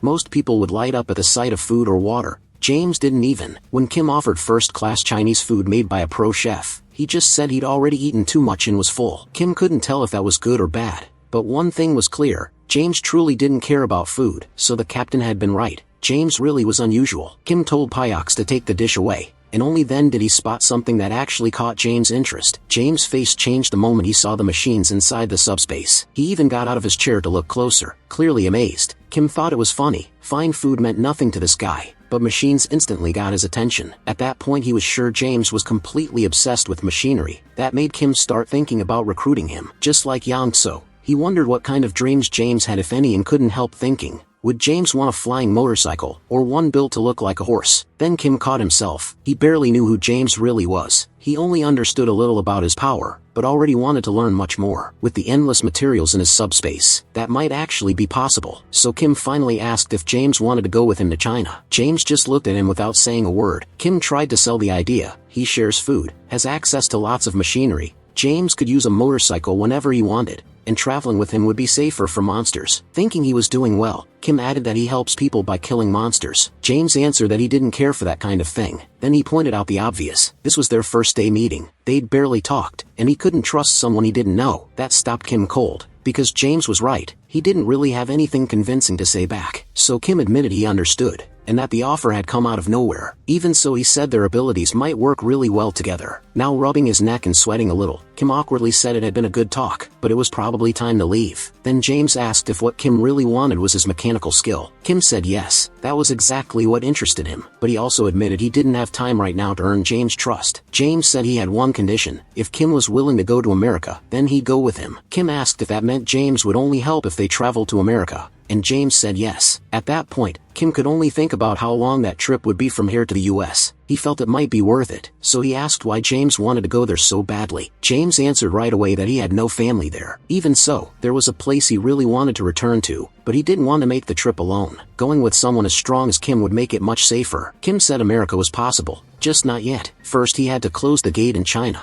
and after that he needed to go straight to Japan. James said that was fine. He wouldn't push, as long as it didn't take too long. Kim smiled and agreed, promising to take James back there. Then to seal the deal, he opened a portal to his subspace. James had no idea what Kim was about to do. Then Kim pulled the whole aircraft into the subspace. After that he summoned 2 motorcycles and 2 Blackhawk helicopters, but the space still looked empty, so he brought out a lot more vehicles. Kim turned to the stunt engineer and said every one of those machines was now his to take apart or rebuild however he wanted. He made it clear this wasn't a bribe or some promise, just a gift. Smiling, he said he'd be back soon and waved goodbye. Then Kim left, while James stayed behind, still stunned by what he had just seen. As Kim walked off, he figured what he'd just done probably came off a little scary, but also kind of funny. Back in the subspace, James could only stare at the pile of vehicles and aircraft, wondering what he was even supposed to do with all of it, and what kind of power Kim actually had. Right then James felt a wave of regret. If he'd known Kim could do something like that, he would have agreed on the spot. Meanwhile the plane kept heading for China, and Kim quietly thought James still had no clue what he was really capable of. A few hours later, they finally reached their destination, and something was clearly very wrong in the city below. Strange insects were climbing the buildings, giant cockroaches, and far too many to count. They covered the structures in massive swarms. There were giant praying mantises too, devouring equally huge crickets. As the aircraft approached, people on the ground noticed it right away. Seeing the nightmare below, Kim could only think the lizard men looked noble compared to this. Just then, Yang Tso said he was starting the landing. By the time the aircraft touched down, some insects had already crawled into the landing gear. The airport was littered with wrecked planes and dead bugs. Still, Kim had expected trouble, so he quickly opened a portal and pulled the aircraft into his subspace. In one smooth move, the whole aircraft vanished inside. To be safe, Kim opened another portal and someone stepped out. It was Lancelot, and his presence felt much stronger than before. He called out to Mr. Kim saying it was safe to come out. Kim told him to wait a second. He was changing into something new. After a brief pause, Kim stepped through wearing a radiation protection suit. His first question was whether any insects were nearby. As he adjusted his helmet, Kim pointed out that the toxic gas was a huge problem and the giant insects were probably both numerous and dangerous. Lancelot told him not to worry yet. None had been found close by, but he added that they already had visitors. Kim turned and saw someone much sooner than expected. A man stood there with his hands together in greeting, asking if they were from Korea and saying he had been waiting for them. The man had several others with him and all of them were clearly glad Kim had come to help China. Besides the giant bugs, the poison air was still one of their biggest problems. Inside a building, a long-haired man carefully opened the door and checked outside. Relieved, he saw no insects had followed them. After shutting the door, he turned to Kim and said the place wasn't great, but he hoped it would do. Kim said it was fine, but then something else caught his eye. Several people inside were cultivating an energy that gave off a blue glow. It wasn't just one or two. Multiple men were meditating while releasing that aura. The problem was, they looked terrible, with dark circles under their eyes and clear signs of dehydration. Watching with Lancelot, Kim asked what condition everyone was in. The long-haired man said he had driven the poison out of this area with internal energy, so it was safe to remove the mask. Curious, Kim asked what internal energy actually was. The man explained that among awakened members of the Morum family, it was a power passed down through bloodlines. He added that some awakened people came from the martial arts world. In parts of China, old traditions had survived and now existed alongside this new age. When monsters first appeared, people with awakened powers began appearing too, but ordinary awakeners and martial arts clans gained very different kinds of abilities. For example, Kim has subspace and his sister Joy can heal wounds. Unlike those unique powers, martial artists use internal energy, shaping that inner force through their own meaning and style. Each person's skill changes how that power is used, and awakened martial artists can do incredible things. That was why the Chinese government recognized them so quickly and sent them out to kill monsters. These awakened martial artists were led by the long-haired man known as Anyang. Anyang explained that not everyone fighting belonged to the martial arts world like his group. As he drank tea,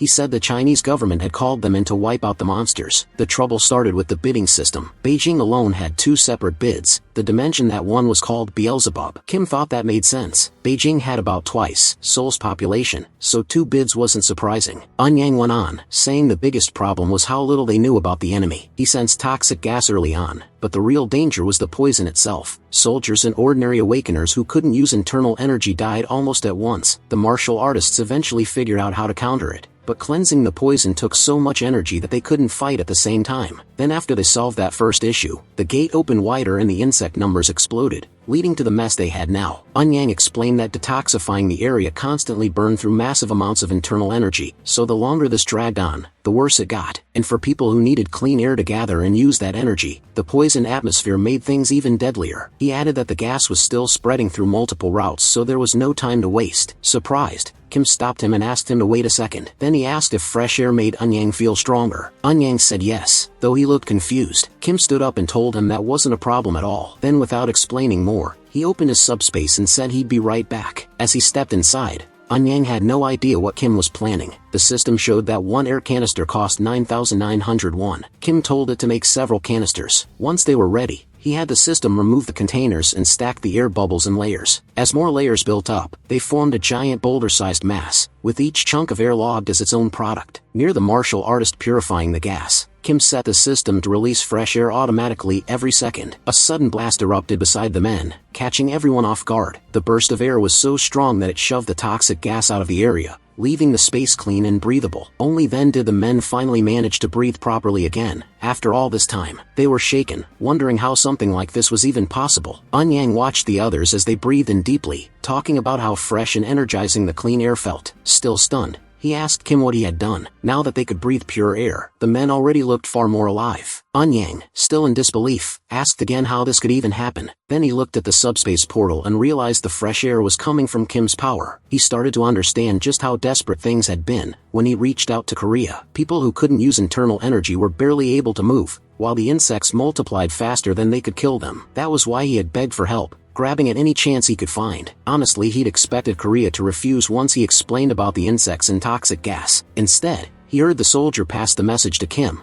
and the answer came back that Kim would gladly help. Anyang had also noticed how calm the Korean soldier sounded. Unsure, he asked again if Kim really planned to come all the way to China. and the reply came right away. Kim would leave that same night and arrive the next morning. For a moment, Anyang thought the Koreans were being arrogant, as if one man was enough to handle this. But now, seeing Kim do more than just fight insects and actually show this overwhelming power, Anyang realized he was the arrogant one for underestimating Kim. With a shocked glance, he finally understood why Kim had stayed so calm. His ability really was unbelievable. Then Kim noticed something else. He looked over and saw Anyang leaning toward him, like he wanted to thank him. Anyang sincerely apologized for troubling Korea, thanked Kim, and said he would never forget this. He added that he wanted to act before the toxic gas reached Korea. Kim told him he was apologizing too much, and asked him to lift his head, saying there were still ways to keep people alive. Anyang looked up and admitted this had been a battle that only got worse the longer it lasted. With this power, they could now use internal energy much more efficiently, so recovering their strength first would help. Even so, they didn't have forever. Anyang proposed starting the operation 3 mornings from now. Kim agreed, saying that made sense. They were already recovering, so they should do it properly. Later on, Kim brought out Chinese food from his subspace, and the men ate like they hadn't seen a meal in ages. With every bite, they threw up thumbs-ups, clearly loving it. Even Anyang said the food was excellent by Chinese standards. After they finished eating, he stood by a whiteboard and said it was time to talk about how they would wipe out the insects. First, he would explain everything they knew about them. He started by saying there were different types, but most looked like familiar insects. Some were bigger, and some released toxic gas. Flying insects like moths and flies tended to do that more often. Most were rank 9 or rank 8, though a few reached rank 7. The real problem was the sheer number of them, which made tracking them hard. Anyang kept explaining the situation to Kim and the rest of the group. He explained that rank 8 bugs were usually found in swarms, while rank 7 ones were rare and looked dangerous right away. Then he moved on to the gate locations. As Anyang went over where the gates were, Lancelot suddenly spotted something odd. He stepped closer to the window to get a better look. Poison gas still covered the area outside,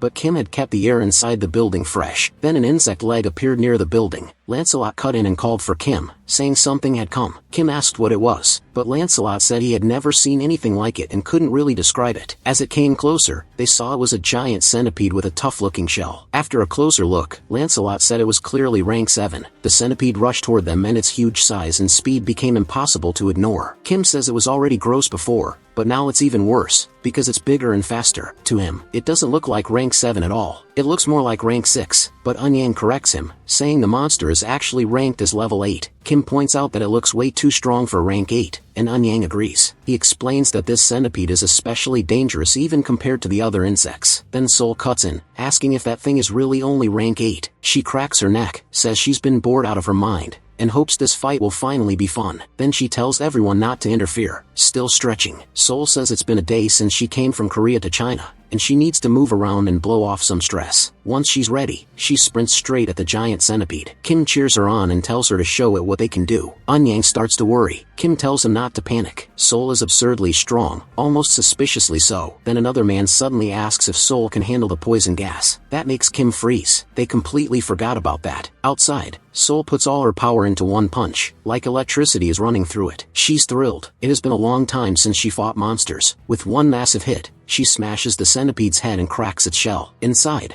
Anyang keeps explaining that no matter how skilled someone is, breathing toxic gas will poison them. He adds that the centipede's shell is incredibly hard and shouldn't break easily. Then he says he'll go help Sol. He urgently calls for his disciple, saying he'll face the centipede himself while she treats Sol's injuries. But then a strange sound makes them stop and they go check it out. When they reach the balcony, Anyang is stunned. Looking closer, he realizes Sol already broke the shell and killed the centipede with a single punch. As Sol celebrates, Anyang and his disciple can't help thinking about how much internal energy it would take to crack that shell. With everyone shocked by that one hit, Kim just thinks this was normal for Sol. Meanwhile, the other man wonders if Sol's body is heaven sent because her physical power and talent for martial arts are unbelievable. But while Sol keeps celebrating, blood suddenly runs from her nose. The poison gas is finally hitting her. Then she drops to the ground and Anyang panics, telling his disciple to treat Sol's internal injuries right away. Once they return to the insect briefing and the plan to break through the gate, the main points are simple. First, the polluted air makes moving around much harder. Second, it's very hard to track many insects at once, and there could be unknown rank 7 monsters mixed in. Third, they have at most 3 days to close the gate, so their main goal is to destroy the core while avoiding the insects as much as they can. They need to move fast toward the mountain. Anyang says it won't be easy because the closer they get to the gate the more insects they're sure to face. He admits the plan sounds reckless, but right now it's still their best option. That makes Sol think hard. Anyang then says they want to teach her everything they know. He suggests a spar so they can quickly judge her skills,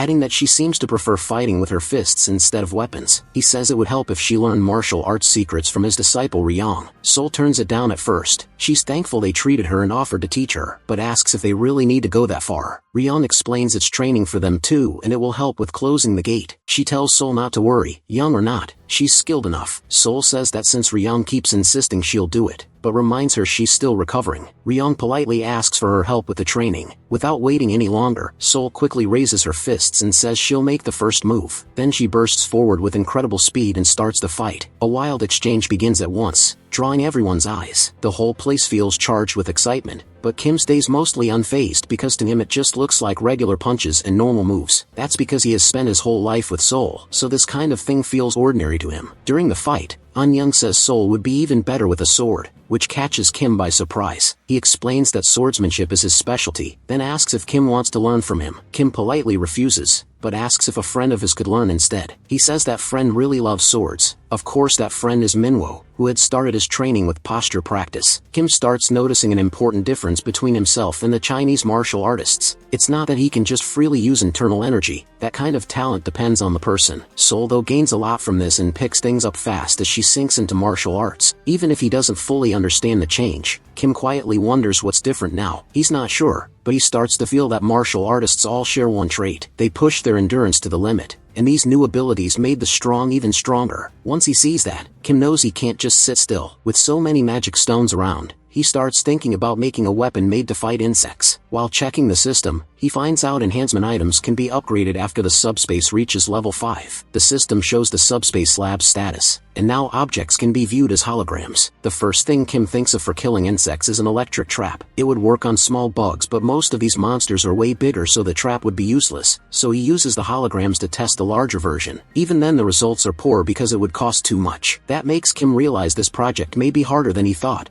No matter how much he thinks, he can't come up with a good answer, partly because he doesn't know much about machines or electricity. Stuck at the limit of what he can figure out, Kim can't move forward, not even on the simple problem of protecting the helicopter. On top of that, he doesn't know much about rank 7 flying insects, and his new allies say things get more dangerous near the gate, where the bugs grow more alert and aggressive. While studying the hologram, he notices the packs only have a range of 100 meters, meaning they'd have to stay pretty close. Thinking about that, he mutters that if it were up to him, he'd just make pesticide and wipe them all out. Right then, someone walks up and asks if he really said pesticide. It's his sister-in-law, and she confidently says she can make it. That reminds Kim of something. When he brought his whole family into the subspace, everyone had carefully managed their food. The water supply though came from soon awakening as an alchemist, something his older brother had clearly told him before. Realizing he forgot that in the joy of having his family back, Kim pays closer attention. His sister-in-law excitedly tells him that even if her alchemy isn't as advanced as his, she's awakened too and can help. She adds that she's been using the lab while Kim was busy. He tells her that's fine and says she can use it whenever she needs. Thankful, she asks what kind of pesticide he wants. Kim looks back at the giant centipede hologram and thinks about the huge number of insects, some even stronger than expected. Then he says he needs a super strong insecticide that can kill all of them at once. Sometime later, with the city buried under poison gas and giant insects, the group heads for the gate's core. As they move, Eun-jang thinks about how fast the last 3 days went, and now he feels stronger than ever before. His pure internal energy has never felt this powerful. Then one of the men snaps him out of it, warning that insects are up ahead. Thanks to Kim, they can now fight back, even if they still have no idea how to repay him. A swarm suddenly appears in front of them, and Eun-jang orders everyone to get ready. The insects blocking their way are ants, but before the Chinese fighters can attack with internal energy, someone throws a green liquid at the ants. The moment it hits, the ants drop almost instantly. It's the insecticide Kim's sister-in-law made, built just for this insect mess. The Chinese warriors are shocked by how strong it is, and Eun-jang can only stare. While they train their inner energy, Kim had been making a weapon like this. At that same time, Kim is riding with Lancelot on a motorcycle. Seeing the results himself, he realizes the insecticide works even better than expected. That brings back his talk with his sister-in-law. She had told him she'd been using his lab, and the hologram system made the work much easier. For the last 3 days, she'd been testing different potions to kill insects. She said none of them turned out super strong, but the pesticide was easy to make. Right then, Kim understood that even her simple version worked amazingly well on the bugs. It was also safe for people and had no smell. Knowing how useful it was, Kim thanked her but warned that it wouldn't work on rank 7 insects. Still, for normal ones, it was perfect. After a short rest, Eun-jang looks at the mountain that's now become a dungeon full of insects. He tells the group things get much harder from here, then thanks Kim for bringing them this far without a fight. But the mountain is a different story. They've tried many times to destroy the portal core and every attempt failed. Whenever they climbed, the insects swarmed them all at once. They may be mindless, but they still know they must protect the core. Kim Ewing adds that it's been a long time since the last attempt, so no one knows what kinds of insects live there now. Kim tells him not to worry. He's ready for rank 7 insects. Smiling, he finally shares what he kept hidden. Lancelot is rank 7,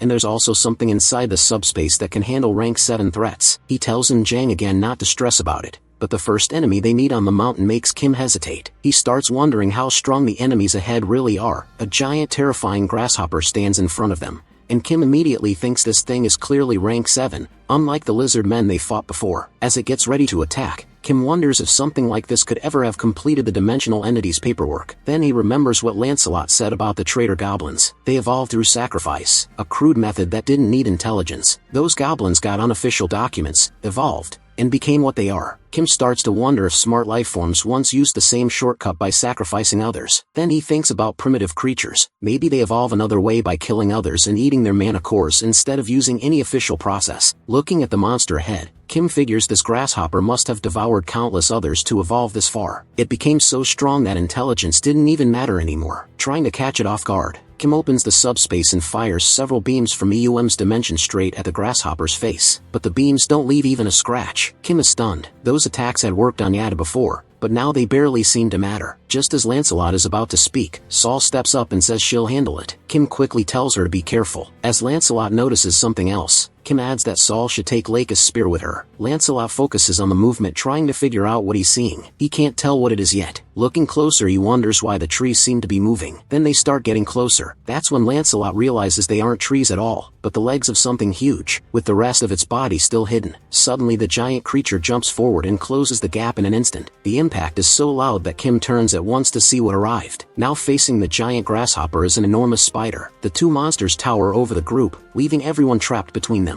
For a second, no one understands what they're looking at. In the middle of that shock, Kim mutters that the next wave of giant insects might spread across whole continents. Lancelot urgently calls to Kim and tells everyone to climb onto the spider's back. He explains that the spider can't reach its own back with its legs, so they'll be safe there for the moment. That should give them time to think of a plan. Kim likes the idea and immediately orders everyone onto the spider's back, even without hearing the full plan. They obey right away and start climbing. Some use light steps to dash through the air, while others leap with barriers or grab the spider's thick hair to pull themselves up. Once they're on its back, the group looks around, unsure what to do next. They ask about the plan, and Kim says Lakis's spears might work on the spider, but not on the grasshopper. Sol says she already hit the grasshopper several times, and its shell was unbelievably hard. The spears could only leave light scratches nowhere near enough to kill it. She also warns that if anyone lets their guard down, the grasshopper will eat them without a second thought. Right after that, the grasshopper suddenly launches toward them at insane speed. Its movement is so fast that everyone freezes for a split second. The whole group is caught off guard as the giant monster rushes straight at them. Seeing it charging with clear killing intent, Kim yells for everyone to move, but the group is already reacting on instinct. A second later, the giant grasshopper slams into the spider. From nearby, Lancelot shields Kim from the shockwave with his own body. The others can only ask what just happened. When they look down, they see insect blood splashed across the ground. The grasshopper is still standing, and now it starts eating the spider it just crushed so easily. Watching that, Kim wonders why it attacked what looked like its own ally. It soon becomes obvious that these creatures can tell who an enemy is, but they don't understand loyalty or teamwork. They're driven by instinct alone, striking first without thinking. Keeping with the same plan, Kim points ahead and says they need to climb onto the grasshopper's back while the dust blocks its view. Everyone moves at once and quickly climbs onto the creature's back. As he climbs, Kim wonders if the grasshopper has noticed them, but it keeps eating the spider like nothing is there. Then suddenly, the grasshopper goes completely still. No one knows why it stopped, but the strange pause gives them a rare chance to catch their breath. Joel asks Kim what they should do next. Kim says they need to wait a little longer. If they destroy the portal core, the insects will have to return to their own dimension, so there will be no need to fight the grasshopper at all. When the chance comes, they'll jump down and destroy the core. Then the grasshopper starts moving again. It suddenly leaps into the air, forcing everyone to hold on tight so they won't get thrown off. The landing sends a shock through its whole body and nearly knocks everyone off balance. Then it jumps again,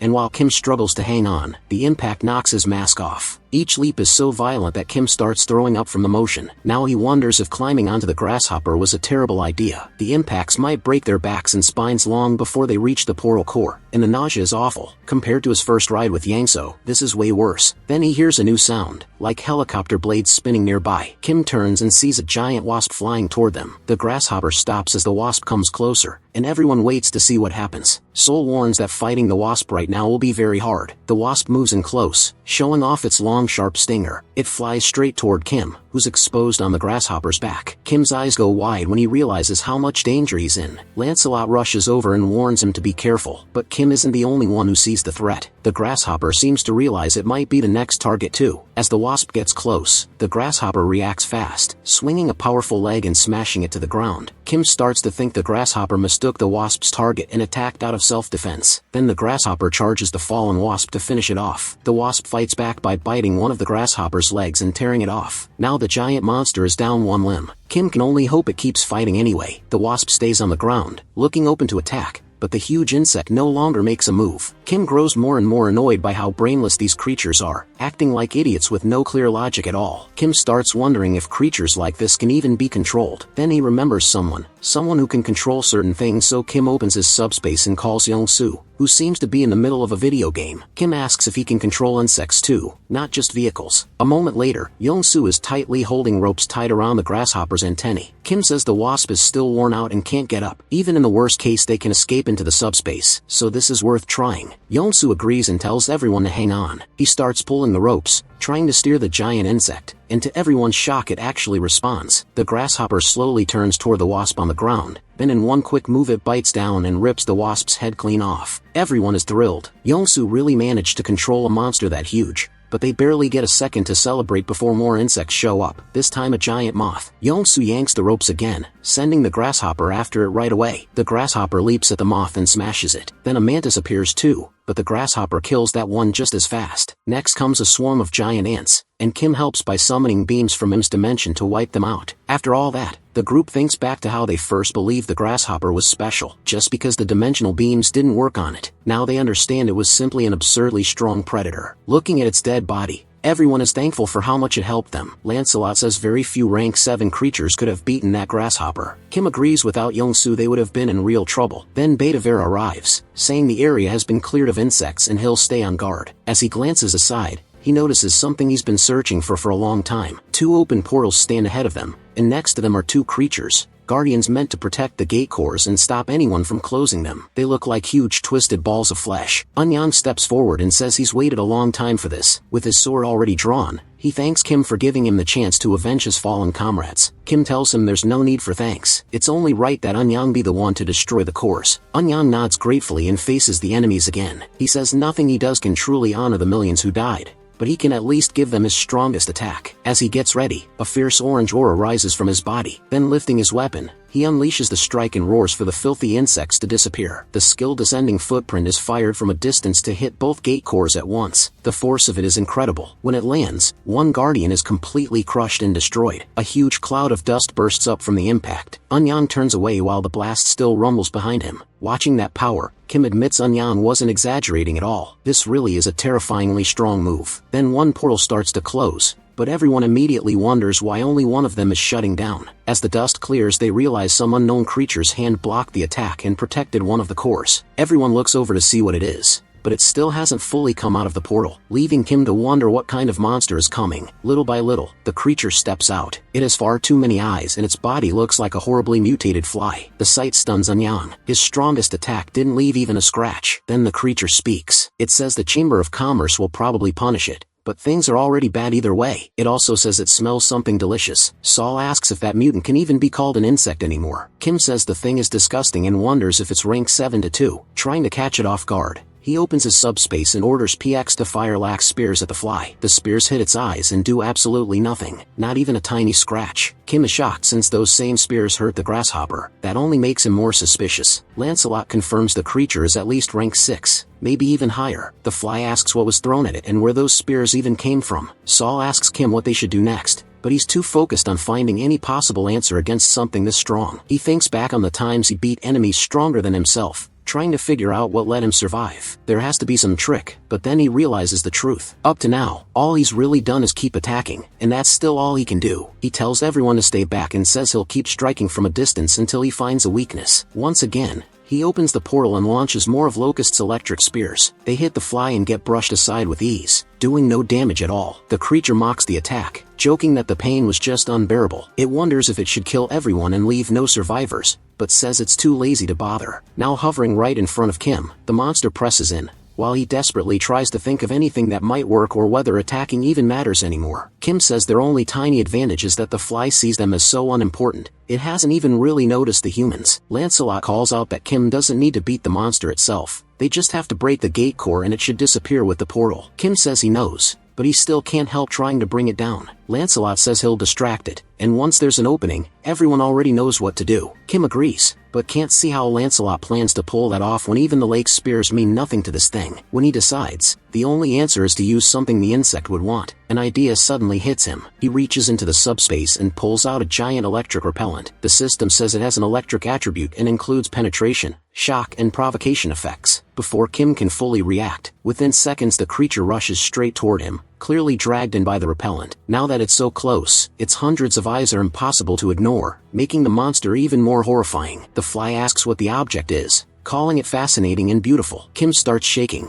thinking the creature is talking about him instead of the giant repellent it's holding. While he's frozen in fear, Lancelot shouts to Mordred to move fast and hit the hand still protecting the gate core while the fly is distracted. Using stealth, Mordred closes in on a huge arm guarding the core. He reaches it and jumps toward the core. Still hidden, he drives in with his dagger, aiming right for the core the creature was shielding. The strike lands perfectly, splitting the gate core in two. At that exact moment, the system announces that ownership of the dimensional account has been transferred, though it gives no info about the previous owner. The account contains 48,881 mana stones, bringing Kim's total to 74,616. The system also reports that Beelzebub's dimension has lost all commercial rights. The Beijing region has been returned to Earth. At that moment, with the fly still staring at the repellent in a trance, it suddenly gets dragged backward into the portal and sent back to its own dimension. After that, the dark feeling hanging over the area starts to fade, and daylight comes back. One of the Chinese men sees things returning to normal and asks if it's really over. The sun shines over land that only moments ago had been covered in toxic gas. The men erupt in cheers. They've finally cleared the Chinese gate. In relief, Kim drops to the ground and sits down. Lancelot walks over and asks if he's okay. Kim says he is, even though his legs gave out and he nearly died to a giant fly. When that creature got close, he couldn't do anything. The fear hit so hard he couldn't even think about entering the subspace. So this time he really feels like he came back from the dead. What shocks him most is that even a monster like that fears the multidimensional Chamber of Commerce. It's the same group behind this war. If they ever want their old lives back, they'll have to face the very organization that terrifies monsters. Seeing how drained Kim is, Lancelot asks Mordred to stay alert. Kim can only think about one thing now. He needs more allies, and he has to grow stronger. Later he talks with Eun-Yang,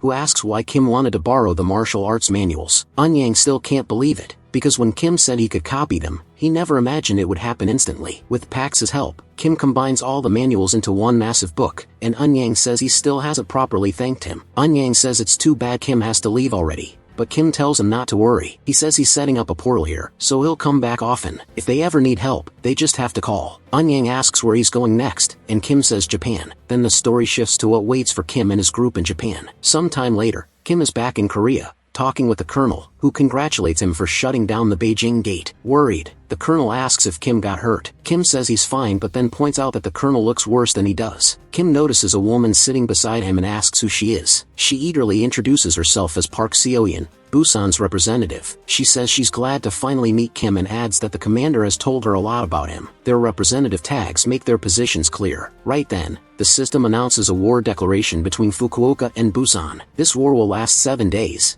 and victory comes from killing the other side's representative. Everyone is stunned. No one expected Fukuoka to declare war on Busan. The colonel asks if Kim remembers being told that Japan's situation was getting bad. Kim says he does, though China had to come first. The colonel explains that Japan's old government fell that same day, and an ultranationalist group called the Society for the Awakening of Restoration took over. They worship beings from other dimensions and praise awakened power. Kim says it sounds like the first core traders who became goblins. The colonel sets down a photo and says it's one of their enemies. Kim picks it up and freezes. It looks like a fish. He asks if they aren't human. The colonel says most of the society are fish-human hybrids. That was the main difference from the goblins. In Japan no one stopped them, so they kept growing until they seized the whole country. Things got even worse yesterday when Hideki, a so-called assault captain, suddenly appeared in Busan. People working near the coast saw the monster arrive and had no idea what it was. Then the shark-like creature rushed them and started biting people without hesitation. Seoyeon explains that Hideki showed up and immediately began slaughtering civilians at random. Now it seems the group wants more than Japan. They plan to invade other countries too. Right after the massacre, they sent the war declaration Kim just saw. He feels overwhelmed,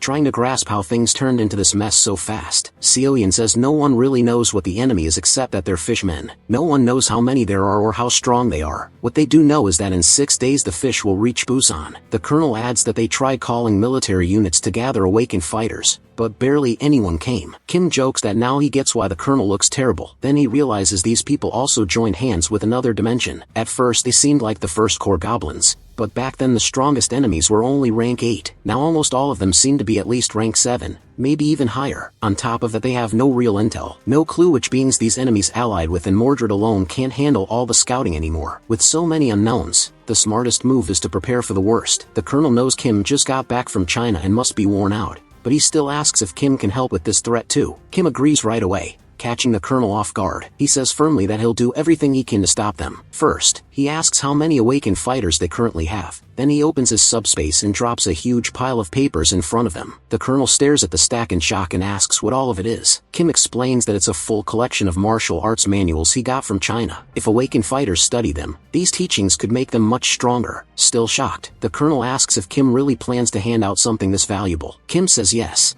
Not just to the awakened troops, he'll also give them to anyone willing to help in the battles ahead. What matters now is helping and working together, no matter who they are. Then Kim brings up someone specific. He says it's been a while since they last met and wonders how that person is doing. He's talking about Mr. Song, the big man who was once under mind control. A little embarrassed, Song says he's doing fine, especially since his gift is being extremely tough. Kim turns serious and says he has a hard favor to ask. He wants Song's help with something important that will happen in Busan in 6 days. The scene shifts to the international airport, where James meets Kim. He tells Kim not to worry, this job should be easy for someone like him, and says he's been waiting for him. Kim asks why. James says he once claimed he'd only help if it meant going to the United States, but after seeing what Kim can do, he realized he had judged him wrong. When James admits he never really understood Kim's power and asks how many machines are linked to it now, later Kim walks along thinking. He looks back on the misunderstanding with James being settled, then starts measuring their current strength. Right now they have 200 awakened troops, 20 awakened fighters, and James. Kim wonders if the Morum people are still busy dealing with Beijing and thinks he should contact them soon. He figures he may need more help to carry out his plan. His mind turns to the Camelot base he built for the knights. Since it's been a while since he used a strengthening stone,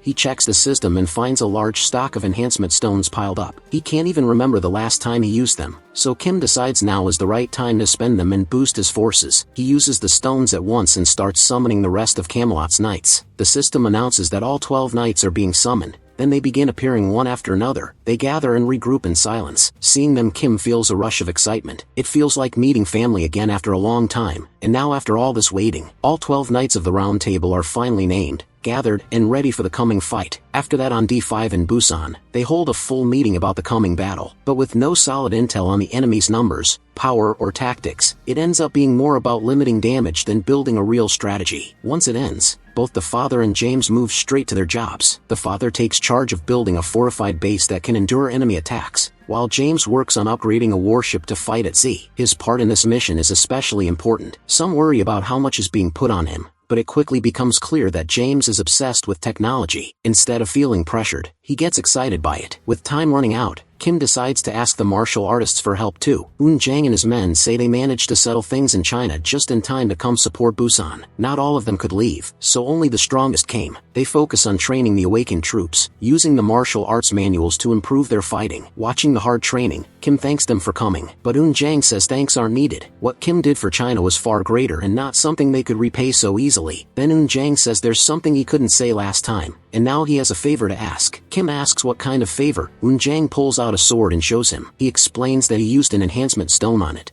making it much stronger, and asks if Kim can duplicate the weapon. Kim is completely caught off guard. Eun Jang says that if others who need it could use swords like this, it would help on the battlefield, and only Kim can make that happen. Still stunned, Kim asks him to wait a second. It's such a rare and valuable weapon that copying it feels like a huge choice. Even so, Kim accepts the sword and thanks Eun Yang for trusting him with it. Wanting to test the sword right away, Kim promised to keep it safe and put it in the hands of the people who needed it most. The system showed the swords info next. It was a rare wind-type weapon with piercing and speed boosts, a strong blade that could do just about everything well. After that, Kim opened his portal and called Manhwa over, saying he had something for him. Manhwa was worn out from non-stop training, so he couldn't even ask what Kim meant. He just waited to see what the gift was. A few minutes later, Manhwa explained that after reaching skill level 10, he learned he could get a classification and a dimensional account with 1,000 mana stones. Since then, he'd been hunting monsters to collect them. He admitted he was upset he got left out of the insect battle, just because he still had no official classification. That caught Kim off guard. He started wondering if raising skill levels was what pushed someone's classification up, and then remembered most martial artists were already rank 8. Maybe some of them had gotten registration forms from dimensional beings,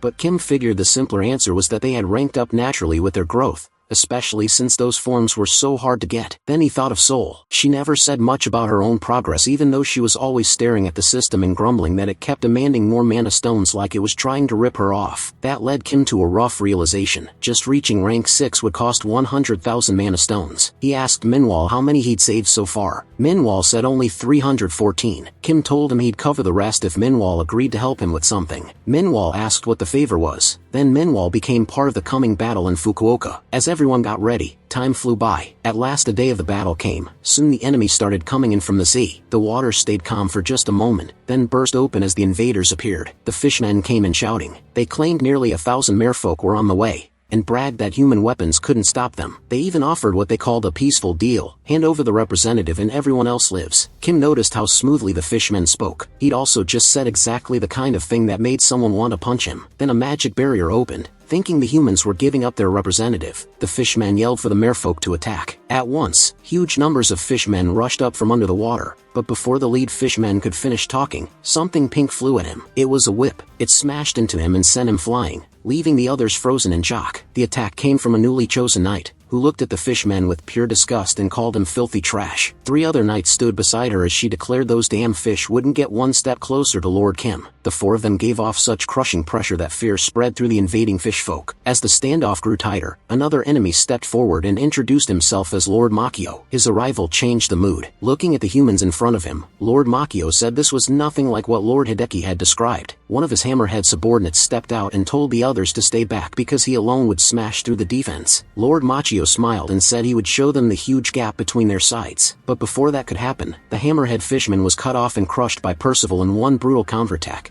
dropping him on the spot and showing just how wide the power gap really was. After seeing a commander go down that easily, the other fishmen rushed in anyway. They shouted that Lord Hideki was still with them, and with their numbers, they still had a chance. Joining the front line was Anyang, holding his sacred sword with steady resolve. His trusted aide fought beside him, hammering the enemy with a non-stop barrage of punches. Soul was there too, cutting through wave after wave of fish soldiers. Her moves were sharp and clean, built on the new fighting technique she'd learned through hard training. She even wore a bright smile while fighting. In the middle of the battle, a second Lord Hideki finally showed up. He ordered his troops forward and boasted that fish folk had their own ranks of power, and the humans were about to see that for themselves. Then his confidence got blown apart. A Verga beam shot in from nowhere and slammed straight into his chest, blasting him back and stopping him cold. The regular fish soldiers stared in horror as their commander was thrown away like a piece of trash. A few seconds later, confusion became panic. Shouts broke out across the enemy line, telling everyone to run. Something had clearly gone wrong. One panicked fisherman yelled that there weren't even any human ships around, so how could they be under attack? The sea was supposed to be their safe zone. From a rooftop, Kim watched the fishermen scatter. He didn't celebrate, he just kept watching. He couldn't figure out why they were retreating so wildly. Unlike the lizard men or the insect swarm, these fish folk still hadn't shown anything truly dangerous. That made Kim wonder if this was really all they had. As the enemy tried to flee across the ocean, Kim opened a portal high above them. From it, a huge warship came down, built with incredible tech and precision. The fishmen may have had their own plans, but against the ship James built,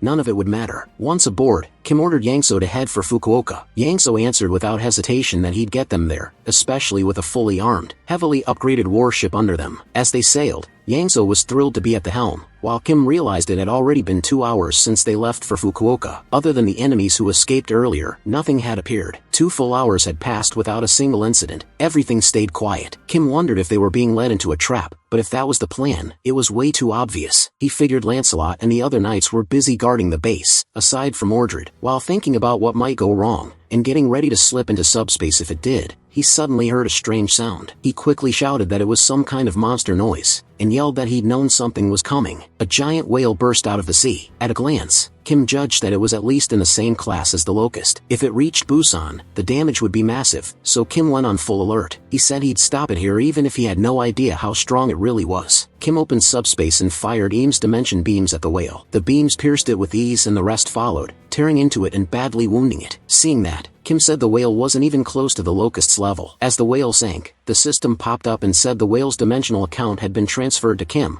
raising his total to 54,827 magic stones. Kim stared at the message and wondered if it made sense for such a weak enemy to have a dimensional account. Was this bait too? Still suspicious, he started thinking about how strong the next rank 7 enemies might be. Even so, he was ready for whatever came. At least that's what he thought. About 10 minutes later, Yongsu announced they had reached Fukuoka, and Kim was surprised they got there so fast. He stayed careful. Crossing the sea had been way too easy, and he'd expected to fight merfolk in the water. Still, he was glad they arrived safely. From here on out though, they were deep in enemy territory, and he couldn't relax. Looking up, he spotted the giant sign showing Fukuoka's representative above the others. Kim said the target was more exposed than expected, but he had no idea what traps or monsters might be waiting. He opened subspace and said he knew exactly who was best at sneaking behind enemy lines. Calling Mordred out, Kim said it was his turn and ordered him to infiltrate and gather intel. Mordred answered that he would carry out Lord Kim's command. Then the stealthy knight slipped into enemy territory without being noticed. While sneaking through an enemy facility, he found 2 monsters in the middle of an argument. Mordred stopped to listen. One of them snapped at the other in frustration. The angry one said they had sent 1,000 soldiers and still failed to break through Busan's weak defense and kill its representative. The one yelling was a fat fish wearing clothes. He scolded one of the fishmen who had run away, demanding to know why the mission failed. Still enraged, he also asked where Hideki was and what he'd been doing. The fleeing fishmen said Hideki got hit by some huge structure and was taken out with ease. The fat fish said that was impossible. As the fishmen kept apologizing, someone else listened quietly nearby. That man said they had clearly underestimated Korea's strength when it came to helping Japan. A large fish guard added that Korea had scored very high in this bidding war for a reason. The big fish apologized and told the man not to worry, promising that even if they lost Fukuoka he would make sure their investments suffered no losses. The man cut in, called him chairman, and asked who gave him permission to lose Fukuoka. The chairman said things in Busan weren't going as planned, but the man shot that excuse down. He said failing to kill the Busan representative didn't mean they had lost yet. The director said if Busan was this hard to handle, they needed a smarter plan going forward. Then he decided to erase the regional representative hologram himself and ordered the president to throw that representative into the basement. The president walked up to the fat fish and praised the director's plan, saying he'd lock the representative up right away. That fat fish was the representative. Terrified, he begged for more time, saying he was only a rank 8 regular and the basement was for monsters like Madaji. Before he could say more, the president grabbed him by the head and said he couldn't promise how long it would take, but he did make one promise. The representative fought to break free, but it was useless. He soon passed out from lack of air. The president then finished his sentence. Once the Busan representative was dead he'd let him out. Hidden nearby, Mordred watched the whole thing without being noticed. Mordred returned and told Kim everything. Kim could only say the whole setup was insane. Then Kim thought maybe this wasn't a trap at all. Maybe they were just showing off their power. A veteran called the president had jailed Fukuoka's representative, and the order came from that otherworldly being called the director. Kim found the chain of command weird. A director outranking a president made no sense, but Mordred wasn't the kind of person to mix up details. Still, Kim reminded himself he came for the Fukuoka representative, director, or president. That part wasn't his problem. But one thing still bothered him. The director had somehow made the representative's floating text vanish from the sky. Kim guessed this director might be an exiled mage like the Bald Sozin. He also wondered what kind of thing Madagway was if it had to be locked underground. Then he snapped out of it. None of that mattered right now. What mattered was getting into the underground prison and focusing on Fukuoka, not all of Japan. Mordred cut into Kim's thoughts and said he brought something back. He pulled out several keys he had stolen without anyone noticing. From a short distance away Kim asked if those were keys and why there were so many. Not long after they were trying the keys on a padlock. Seeing the gate covered in locks, Kim finally understood why Mordred needed so many. Before going in, Kim asked if any dangerous monsters were locked up there. Mordred said probably yes. Even the representative had mentioned a monster called Madagway and looked terrified of ending up in the same place. Kim said even the name Madagway sounded bad but warned they wouldn't do anything reckless. They would find the Fukuoka representative fast and get out. With that they entered the underground prison. Kim said the place felt like an abandoned hospital or maybe a prison,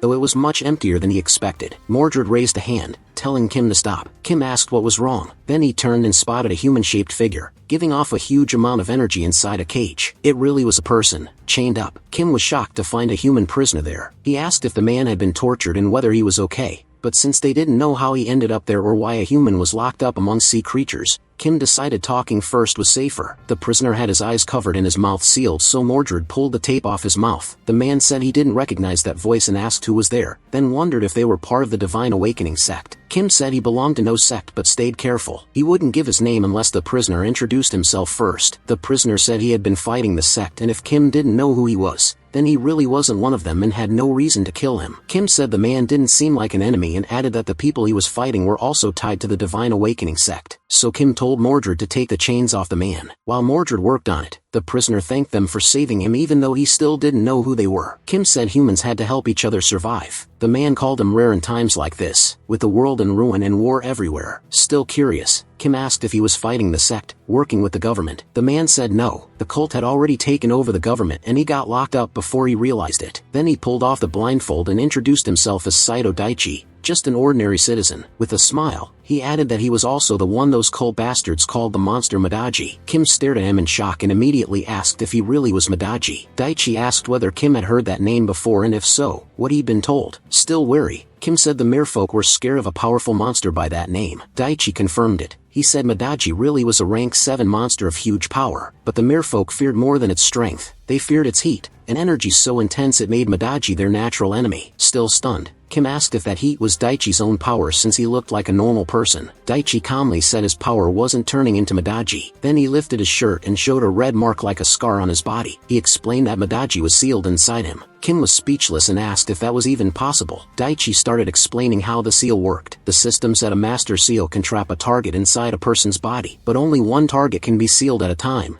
and the effect changes depending on what gets sealed. While eating pizza, Daichi kept explaining, the bigger and heavier the sealed creature is, the harder it is on the host. The body weakens, dizziness gets worse, and the person can even pass out. He learned that the hard way after sealing Madaji. According to Daichi, Madaji is a monster with overwhelming power, massive in size and strength. He told Kim it was easily the strongest rank 7 monster he'd ever run into. Madaji crushed everything in its path, human or monster. Nothing people threw at it could hurt it. All they could do was hope it never came through their land. The only thing that could stop Madaji was Daichi's special ability. The government knew that and planned the sealing with help from several awakened people. Only their teamwork made it possible, but the real trouble started after the seal was complete. Later they found out the government side that pushed for sealing Madaji was actually the Divine Awakening cult. By then it was too late. The cult had already slipped in using agents who hadn't gone through the merfolk transformation yet, so nobody suspected them. And the moment Madaji was sealed, the cult started murdering the awakened. Since everyone had gathered in one place to seal the monster, it made wiping them out much easier. That's how the cult killed every awakened who refused to join. Daichi said he was one of the people who resisted, so they kidnapped him and locked him up there. He bowed and thanked Kim for saving him. Kim told him that wasn't needed and asked what he planned to do next. Daichi admitted he didn't know. Alone there wasn't much he could do. He added that if he could, he'd undo the seal and send Madaji after the cult to destroy them. But that would kill him too. Madaji couldn't be controlled or stopped, and setting it free would wipe out all of Japan. Kim asked if releasing the seal had any condition or cost. Daichi said no. He just didn't do it because he'd die and nobody else could control the monster. Kim looked both shocked and excited, like that answer had just given him an idea. Sometime later, out in the city, one of the patrolling merfolk sensed something was off. A strange booming noise caught his attention. When he looked down, he saw the building the merfolk were using being ripped apart from the inside. The whole structure started giving way from within. Then it burst apart completely, throwing wreckage everywhere and smashing nearby buildings too. In the middle of the ruin, the dust slowly cleared, and from that cloud,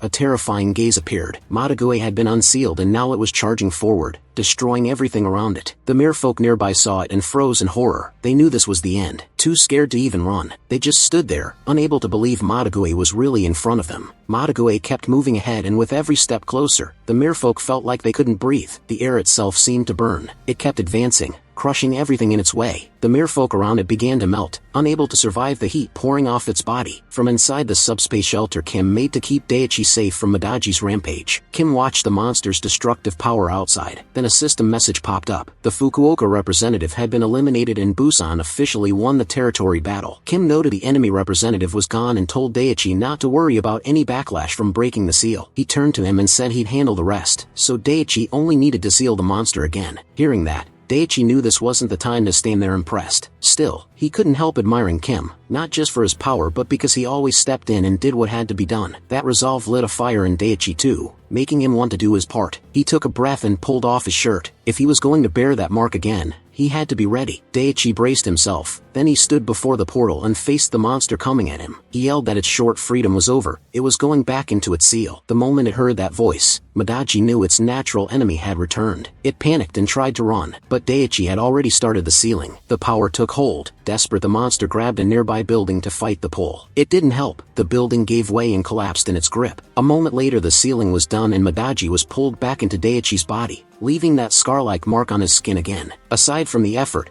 Daichi fell backward, but Kim caught him before his head hit the ground. Kim told him he did well, and through fading eyes Daichi felt he'd finally done what he had to do. Using his last bit of strength, he gave Kim a thumbs up. Just then, Yongsu ran over and asked who he was. Kim said the man was from Japan.